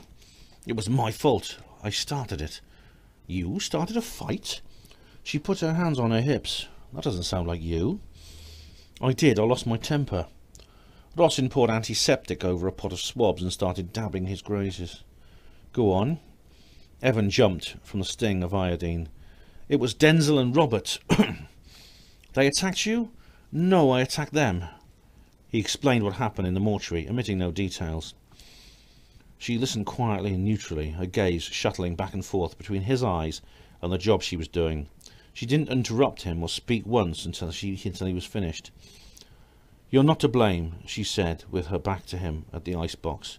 It's what a judgment committee would call extreme provocation. especially as it happened just after you saw the bodies of your two Zone friends. I know that Denzil Morgan. He's twisted. His behaviour doesn't surprise me in the slightest." Her voice was sharp and had lost its usual warmth. She came back and gave Evan a bag of ice to press against his lip. Then she dressed his cuts. "Thank you for all this, Rossin. I don't know what I've done without you here." She smiled. "It's 5:15 now, Evan. Nearly home time for you. I've got to go and do some work, or they'll start wondering where I am. It'd be best if you don't hang around the ward. Why don't you head down the canteen and relax until 6 o'clock? Okay." There was definitely something a bit brisk about her tone. Evan guessed that it was because she was busy and dismissed it. As he sat in the canteen, he felt better, and at 5:15 he went back to Lister Ward to say goodbye to Rossin before going home. She wasn't there. He headed for the smoke room, but couldn't find her there either. He went back down to the lodge to clock out, feeling sad. He only had one more night to work, and he might not see her again before his long weekend. He went down to the lodge and still had 30 or so yards to go when he heard an irate woman's voice shouting. He thought he was imagining things, but when he got closer, he knew that he wasn't. It was Rossin's voice. He ran up to the lodge and peeked through the window between the locker room and the restroom. His friend had her back to him and was yelling at Denzil and Robert, who was seated on the settee. "You're a pair of sick bastards. I've never heard of anything so foul-minded in my life." "Why don't you fuck off, you stupid old bitch?" said Robert. "Evan's the one who should have a go at. He started it, if you want to know the truth." "Yeah," Denzil concurred. "He gave me a black eye. Look, if it had been me, I'd have given you more than that, you evil little turd," spat back the auxiliary. "If you ever so much as touch Evan again." Evan opened the door and came into the room to stand beside her. He now saw that Gavin and another porter were slouched against the opposite wall. Robert's face broke into a sneer. "Well, it looks as though your toy boy has finally showed up to fight his own battle." "Shut up, Robert," growled Evan. He chuckled. "Oh, scary man. You weren't so tough down in Rose Cottage, were you?" "What do you expect?" chimed in Denzil. "He's got his bird to hide behind now. And what about you, Rossin? Does your husband know you found a taste for Welsh prick?" "That's enough," shouted Evan. Rossin's eyes bulged and her teeth flushed. Her mouth opened as if she were about to say something. Then she turned and marched swiftly out of the lodge. Evan ran after her, leaving the porter's taunts behind. She strode out of the main entrance with Evan hot on her tail. "Rossin, where are you going?" "Home," she barked, without turning or slacking her pace. "I'm sick to death of this place." "Rossin, why don't you come back inside for a minute?" "No, I'm leaving. Don't try to stop me, Evan." "But your shift's not finished yet. Sister Thomas will slay you." "I couldn't give a toss." She reached into her pocket, presumably for her car keys. "Rossin, you haven't even got your coat on. You'll get wet. Let's go up to the canteen and have a coffee before you go, eh?" "No, Evan, just leave me alone, please." She waved him away. Evan stopped and watched her as she stormed off into the early morning gloom. His mind seethed with indecision. He took a few tentative steps after her, then thought better of it and halted. She walked along a row of cars to her Daihatsu. Then Evan changed his mind and took after her, running. He reached her just as she was about to insert her key into the lock of her car. She looked at him as he trotted up beside her. She put her keys back in her pocket and leaned her bare arm on the roof of the car. "Evan, why are you following me?" "Because I can see you're upset, and I want to help." He panted a little. "After what Denzil said, I think you need—" He felt an eruption of fury as he remembered. "I'll kill that filthy little creep for this." Rossin paused and said, "He's not worth it, Evan. Don't bother yourself with the likes of him." "Why not? You did." "That's different." "Why?" She smiled. "Because he hurt you." Evan paused. "Well, this is different because he hurt you. I don't like to see you being hurt, Rossin." She took a step towards him and put a hand on his arm. It was wet from where she touched the car roof, and the rainwater soaked through his shirt. What have I done to deserve a friend like you?" she said. She looked into his eyes for a few moments, then let go and turned away. The clouds were solid and unbroken. There was no sound except the gentle breeze rustling the little trees that were dotted around the narrow bulks which framed the car park. "I'm sorry," said Rossin. "I shouldn't have rushed off like that, but I couldn't help it. The whole place is so depressing sometimes." "It's all right." Evan reached out and brushed his fingers across her shoulder. But why did you go into the lodge all on your own like that in the first place? She sighed and ran her hand through her hair. I got angry, really angry. Her jaw tightened and she tilted her head back as she recalled. After you left the ward, something inside me snapped. I wanted to get them back. I wanted to get them back, or at least tell them what I thought of them. I wasn't planning to do it, Evan. It just happened. You did that for me? Of course. She took his hand and began to softly caress it. You're very important to me. I care about you a lot. She looked tenderly up into his eyes and blinked a few times. Her touch of his hand on his hand made Evan almost melt with joy. You only did what I was going to do because I care about you too. It was a moment he would remember for the rest of his life. All reason left him. Dreams became reality and vice versa. He could hear the blood surging in his veins as he reached out his other hand to take Rosin's. It was involuntary, but involuntary in a beautiful new way from his usual attacks of subconscious body control. Her face came closer to his, and her eyes seemed to swallow him up like bottomless wells. The touch of her belly and breasts against him was delicious. His hands ran up the loose flesh of her wrists to grasp the rosy spotted skin of her upper arms, her fingers tucking themselves into the short sleeves of her uniform. Her eyes closed at the moment their lips touched, just a fleeting contact first. An experiment to find each other's responses, pressing gently, nuzzling like a ship coming alongside a quay. It was a touch which sent spasms of pleasure tearing through him. They pulled apart just a fraction of an inch, a slight adhesion of Rosin's lipstick tugging at him. They paused, and Evan drew in deep lungfuls of her breath and relished the smell of her skin. The next instant their living lips and membranes of their mouths came together and were brought alive by the touch they craved. Her saliva flooded his taste buds, and the rough surface of her tongue rubbed against his. With a jarring crunch that vibrated through his skull, their teeth collided and ground together. He breathed heavily and noisily in and out through his nose, and his breath reverberated off her cheek. His arms drew her close to him, and his hands circumnavigated her body, running up and down her back, over the pillows of her flesh, her shoulders, armpit, nape, hair, the bulges by her kidneys, and her glorious buttocks. Rosin's hand seized him, desperately grabbing hard with her nails. Evan had no idea how long it lasted, a minute, 10 minutes, an hour. He'd entered a paradise where time meant nothing. They kissed, paused, breathed, looked at each other, kissed again, paused, kissed again, more times than he could count. Everything in the past was forgotten, and the future didn't matter. All that mattered was Evan and Rosin, the whole universe. Nothing existed but happiness. Eventually, as if by telepathic mutual consent, they stopped and stood with their faces close, their bodies still together. Rosin moulded herself into his contours and gazed at him, blinking, with a contented, almost sleepy smile on her face. What Evan said next sounded so corny, but at the same time he was willing to say almost anything that came into his head. You're my best friend, Rosin. He rested his hands on the soft ledges of her hips. You're my best friend too, Evan, but best friends don't do that. They remained entwined for a few more seconds, then she ran her arms around his sides and eased herself away. I've got to go now, Evan. I'll see you again soon. Would you like me to fetch your coat and handbag? No, it's all right. I'll pick them up tonight.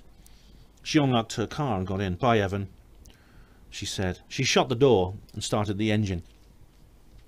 He stood aside and let her reverse out of the space. Take care, Rosin, he yelled. She waved briefly in reply and drove off.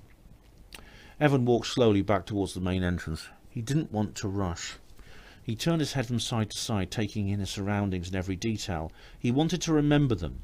The fine vapour of the rain, the swirly patterns in the rolling cloud cover, the different shades of green that made up the tree foliage, the rough side of one of the plant boxes where a car bumper had scraped off the paint, the screwed up piece of chewing gum wrapper that hung suspended between two bars of a drain grating. It was all so beautiful. His heart raced. His senses tingled from her touch, taste and smell. The whole world around him celebrated his joy. He chatted normally to the others as he clocked out, but by the time he left through the double doors, he'd forgotten what he'd said to them. He enjoyed every moment of his journey to the pickup point. The town was busy that morning. All the roads were lined with military vehicles. Dirty, battered lorries and tanks were parked in every available space, and the road was covered with ragged clods of mud. which they dragged into town on their caterpillar tracks. Unwashed, tired-looking zone men stood around them, smoking or drinking tea. The cafe had opened early, especially to serve them, and music came from a radio inside. Evan altered his pace to match the rhythm and hummed the tune. "Good morning, how are you?" he sang to the Galactic Zone driver who picked him up. Back at the base, Evan took his time with breakfast, brushing his teeth and all the other bedtime chores. Normally he'd just shove a muffin down his neck, run a toothbrush around his mouth and leap into bed before his eyes fell shut.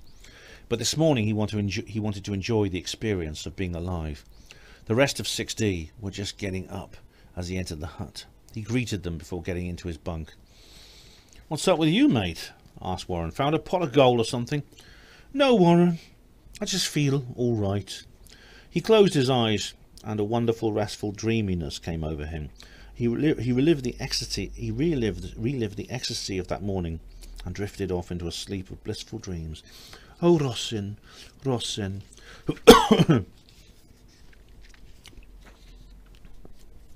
Evan woke up at 5 o'clock. He opened his eyes and looked around the empty hut from where he lay.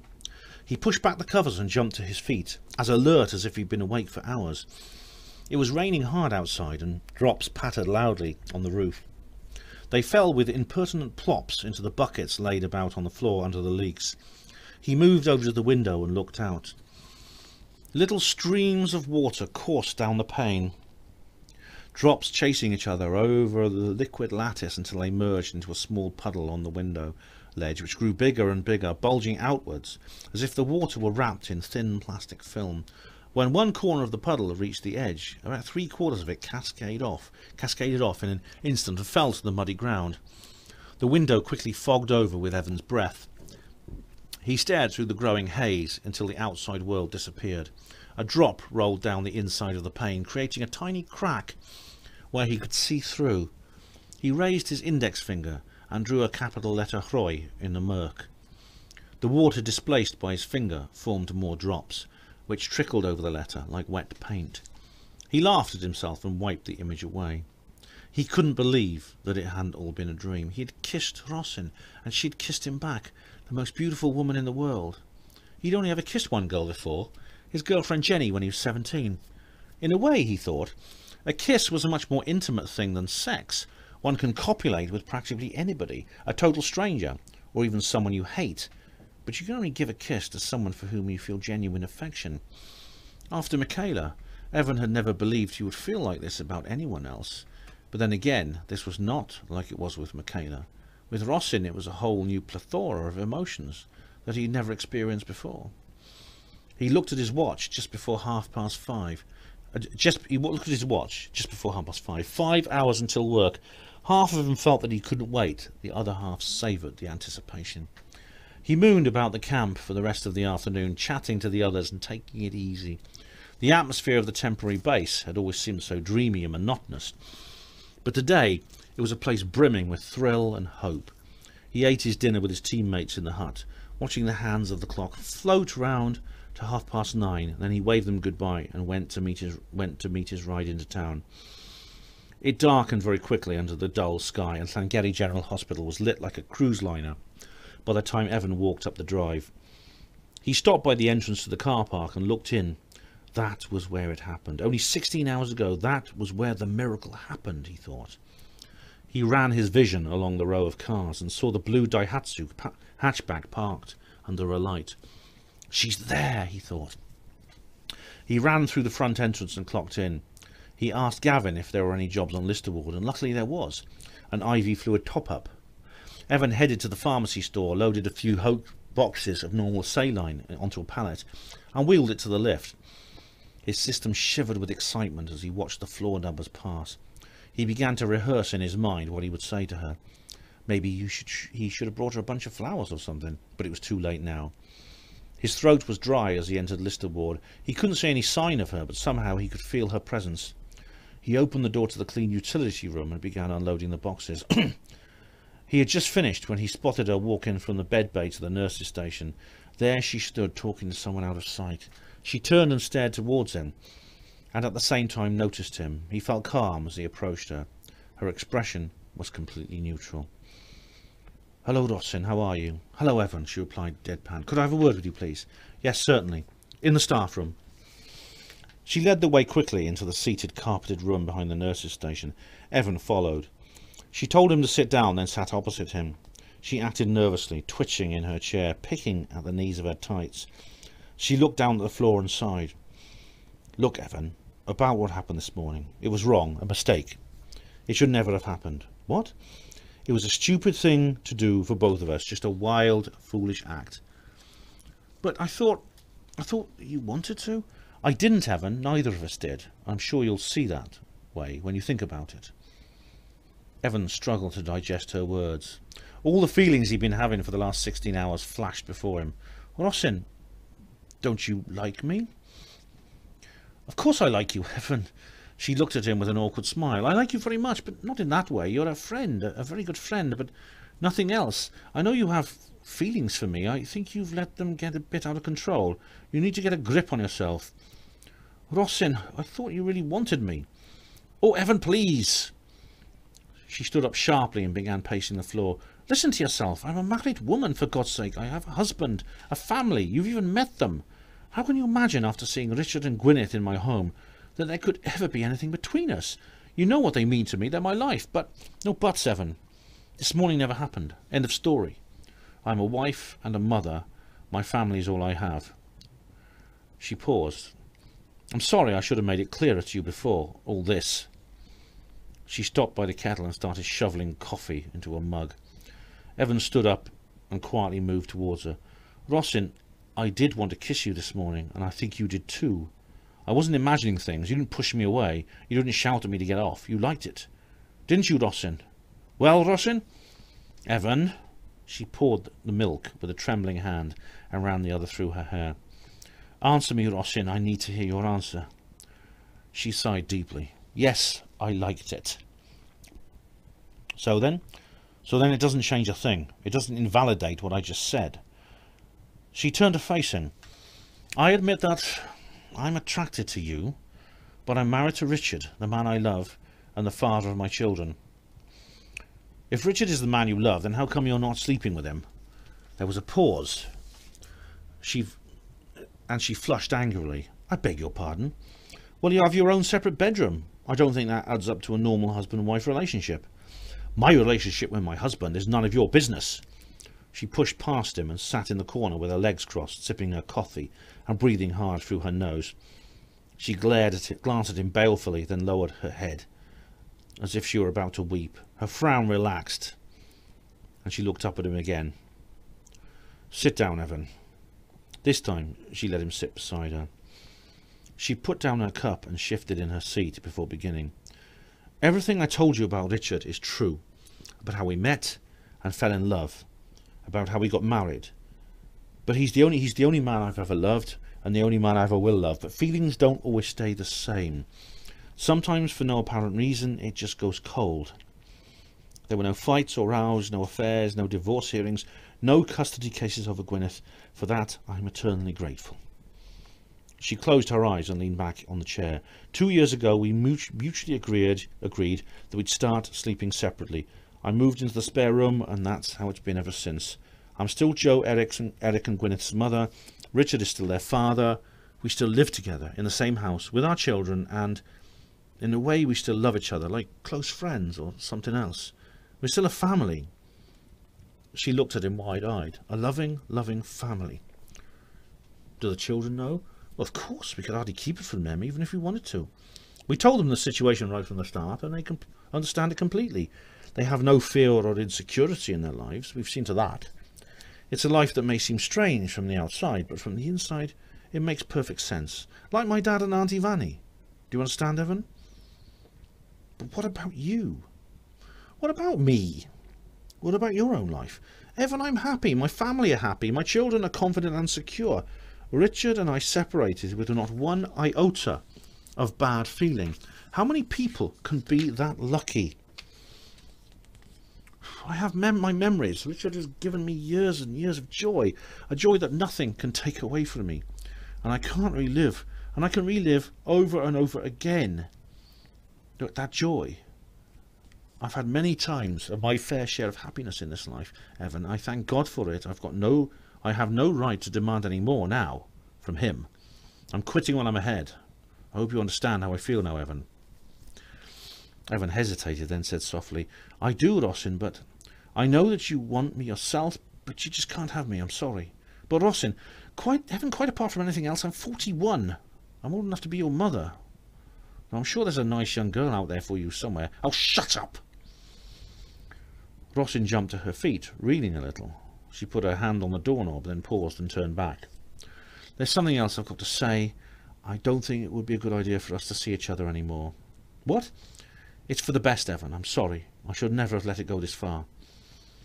Evan's heart shrank with horror. You mean you don't even want to be my friend anymore? I wish I could be, but I can't. It wouldn't be fair. It'd be like I was teasing you. I know how upsetting this is for you, and I hate myself for it, but there's no other way. Rossin, please, I'll never think about kissing you again. I swear, please, please, please don't do this. Rossin turned away. Stop it. You're only making it worse. She opened the door. Forget me, Evan. With that, she was gone. Evan went about his duties for the rest of the night in a numb, semi-aware state, until around 3 o'clock when he went to the canteen for a coffee. He was sitting at a table facing the door when Rossin walked in. He still half expected her to come up and start talking to him as usual. She walked down the aisle towards him, but when she saw him, she hesitated for a fraction of a second, then whipped her head away and crossed over to another aisle, passing his table as if he wasn't there. He got up, knocked his teacup over. Knocking his teacup over. He walked as quickly as possible towards the door. He careened down the stairs along the main corridor, bouncing and reeling as he collided with the walls like a pinball. He burst out of the main entrance and sprinted across the hospital forecourt, the violent rain spattering against his face, filling his eyes and diluting his tears. He tore through the shrubbery surrounding the children's play area and entered the copse by the edge of the hospital site. He kept running until the lights of the building were hidden by the undergrowth, then tripped on a tree root and fell face down in the mud. He writhed about, kicking his legs, roaring and bellowing as if his anguish were a poison that could be vomited out of his body. The rain lashed down, soaking his mud-plastered clothes. The stoic, impassive trees stood over him, watching. Evan woke up that afternoon to see sunshine blazing in through his hut windows. Through the hut windows. He got up and looked outside. The sky was a deep blue, with a few wisps of cloud floating over the hills. His watch had stopped last night, but he could tell from the shadows that it was gone 4 o'clock. He leaned his head against the window pane. Despite a long sleep, he still felt devoid of energy. He sat back down on the bed and looked at the floor. His clothes lay in a pile where he'd left them. The rain had washed most of the mud away, and the shirt was almost dry. He threw it over his shoulder and reached down for the trousers. There was nothing in his wallet that could be spoilt by a wetting. Not that Evan cared. Nevertheless, he opened it and checked the contents, just to find something to take his mind off other matters. There was a 5 card in the back that he'd withdrawn from the bank a week ago and hadn't spent, a debit card, a zone lottery ticket, a few shop receipts, 3 payslips. These last few items were soggy, and he laid them on the bed to dry. He was about to fold his wallet and replace it in his pocket when he saw the card. He removed it and held it up to the light. All 4 corners were saturated and the ink had run, but he still could read the print. The Coachman's Inn, Wrexham. Underneath was a telephone number and an email address. He was puzzled. He didn't know anyone from Wrexham, or did he? He flipped the card over and saw the name written in biro, smeared and almost illegible. He stared at the card until his vision blurred, thinking for about 5 minutes. Then he stood up and began searching his locker for some clean civvies. As he went to leave through the main gate, the sentry stopped him. "Where are you off to, mate?" "Just popping into town for a few bevies. Might as well while the weather's nice." "OK, have a good time, but stay away from Tavan Coil Hain." "Thanks, will do." There was a call box at the bottom of the hill in a secluded spot. Evan looked over his shoulder to check there was no one watching him, then quickly stepped inside and shut the door behind him. He looked at the card and dialed. It was a lot of trouble to go to just to make a phone call, but he knew that if he made it from the base, it would probably be monitored. Good afternoon, now and the coachman's in. Hello. Would it be possible to speak to one of your guests, please? Which one? Miss Lisa Dominski. Who's calling, please? Tell her it's Evan. Evan. Okay, one moment, please. He was put on hold for about 2 minutes in the video, and then the video screen lit up, showing a hotel room with Lisa Dominski sitting on the bed. Hi, Evan, she grinned genially. How are you doing? Hello, Lisa. So what can I do for you? I've been thinking about what you said, and I've changed my mind. Great, I always had a feeling you would. What are you doing tonight? Nothing. Terrific. Can you get here for about 11? No problem. After he'd come off the phone, he carried on down the hill to Sangeri to have those few drinks he told the Sangeri he'd have. There was no point being a liar as well as a criminal. The A438 crossed Offa's Dyke as if it wasn't there, which it wasn't really. In fact, after thousands of years, most of it was unrecognisable anyway. It failed in its purpose of keeping out the English, Uncle Lewis used to say. Evan believed that it wasn't built for that purpose at all, he used to riposte. So how could anyone imagine they could stop an army with just a hump in the ground? Evan snapped out of his daydream. He'd just seen a signpost for New Broughton in the headlights. He fumbled along the steering column, trying to remember where the indicators were on the unfamiliar car. He had only signed it out of the motor pool that afternoon. It was a rather flashy new Ford with a civilian number plate, no weapons or armour, and just a radio to call for help in the unlikely event of trouble. Business as usual again. He turned off the dual carriageway and followed Lisa Dominski's directions until he came to his destination. The coachman's inn looked like a small country guest house from the outside, but once Evan had entered the lobby, he saw that it was in fact a fairly large 3-star hotel. He followed the receptionists into a grand Victorian-style bar and was asked to wait there for Miss Dominski. Yo, Evan! He recognised the voice before he even looked. Oh no, not Connie. Not here, not now. Connie was sitting at the bar on a stool, dressed in a blue jacket and tie. His shirt was black with red patterns running down the front. Hey, over here! He beckoned. Evan walked over to the bar, choosing the first cover story that came into his head. Hiya, Connie. I've been on a nice evening drive, just passing, and this looks like a good place to drop in and have a jar. Yeah, never mind all that. What's your poison? Oh, just a pint of cider, please. Connie snapped at the barman. Jesse snapped his fingers at the barman. Jesse, get my good friend here a nice cool pint of your best cider, will you? Evan, take a seat. He stepped up onto the bar stool opposite Connie and just hoped that Dominski would have the sense to keep her mouth shut when she arrived. Everyone would know about what he'd done eventually, but he didn't want it to be just yet. So how are you, Evan? His hair was neatly brushed and he was clean-shaven, but it was manifest from his bleary eyes that he'd been drinking heavily for some time. He fumbled as he picked up his whiskey tumbler and drained it. Not bad, thanks, and you? Fucking superb, mate. Happy as Larry. I'm here this evening with Lisa Dominski.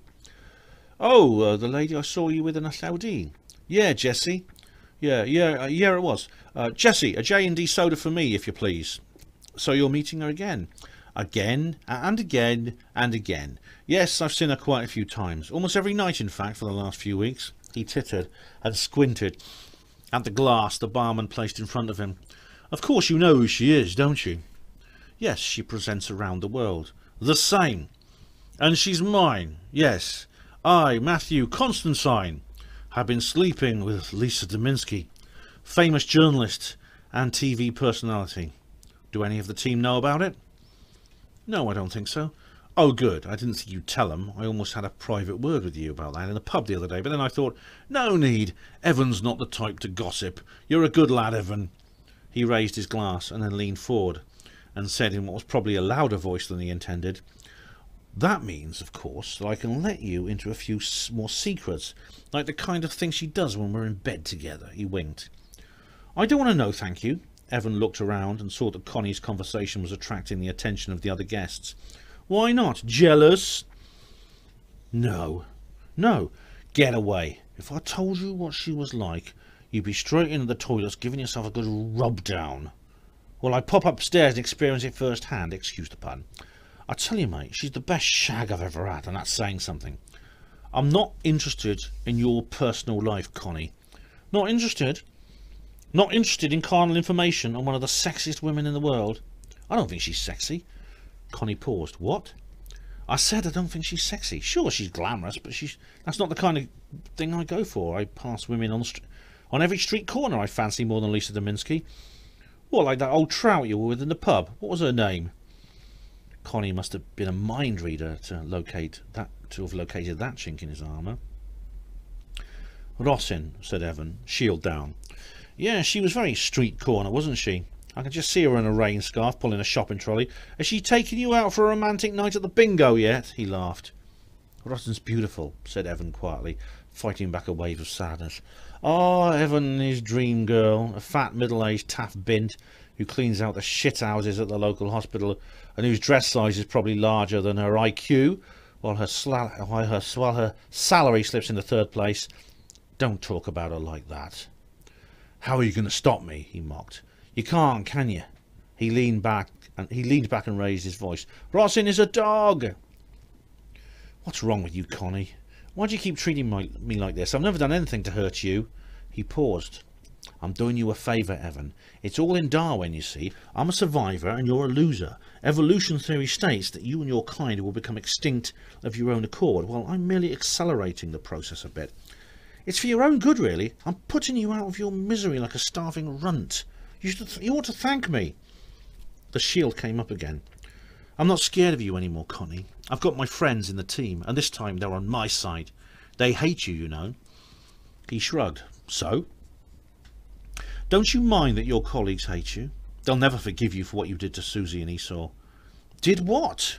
I'm not going to drop myself in the shit just because Susie's so stupid she can't keep her legs together on a straightforward odd post job. As for Esau, his brain's always been a muddy pond. If he's so dim-witted that he doesn't realise when a young tart is pulling him along by the cock, then that's his problem. Susie and Esau are fools. Why should I blight my career in order to pull them out of a pit that they dug for themselves? It's Darwinian selection again. The tough and the clever survive. Fools die out. Esau and Susie die out. You die out. I wish you'd stop it. Stop being so horrible. I'm not being horrible, Evan. I'm being very kind.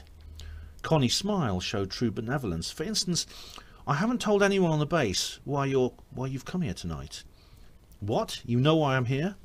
Of course. Lisa told me. There are no secrets you can keep from me, Evan. You should know that. I'm sure old Crystal wouldn't be too thrilled to hear how you've been abusing your position. Hello there. They both turned to see Lisa Dominski approaching. Hi, honey, said Connie and put his arm around her shoulder. Evan, good to see you. Thank you for coming. I appreciate it.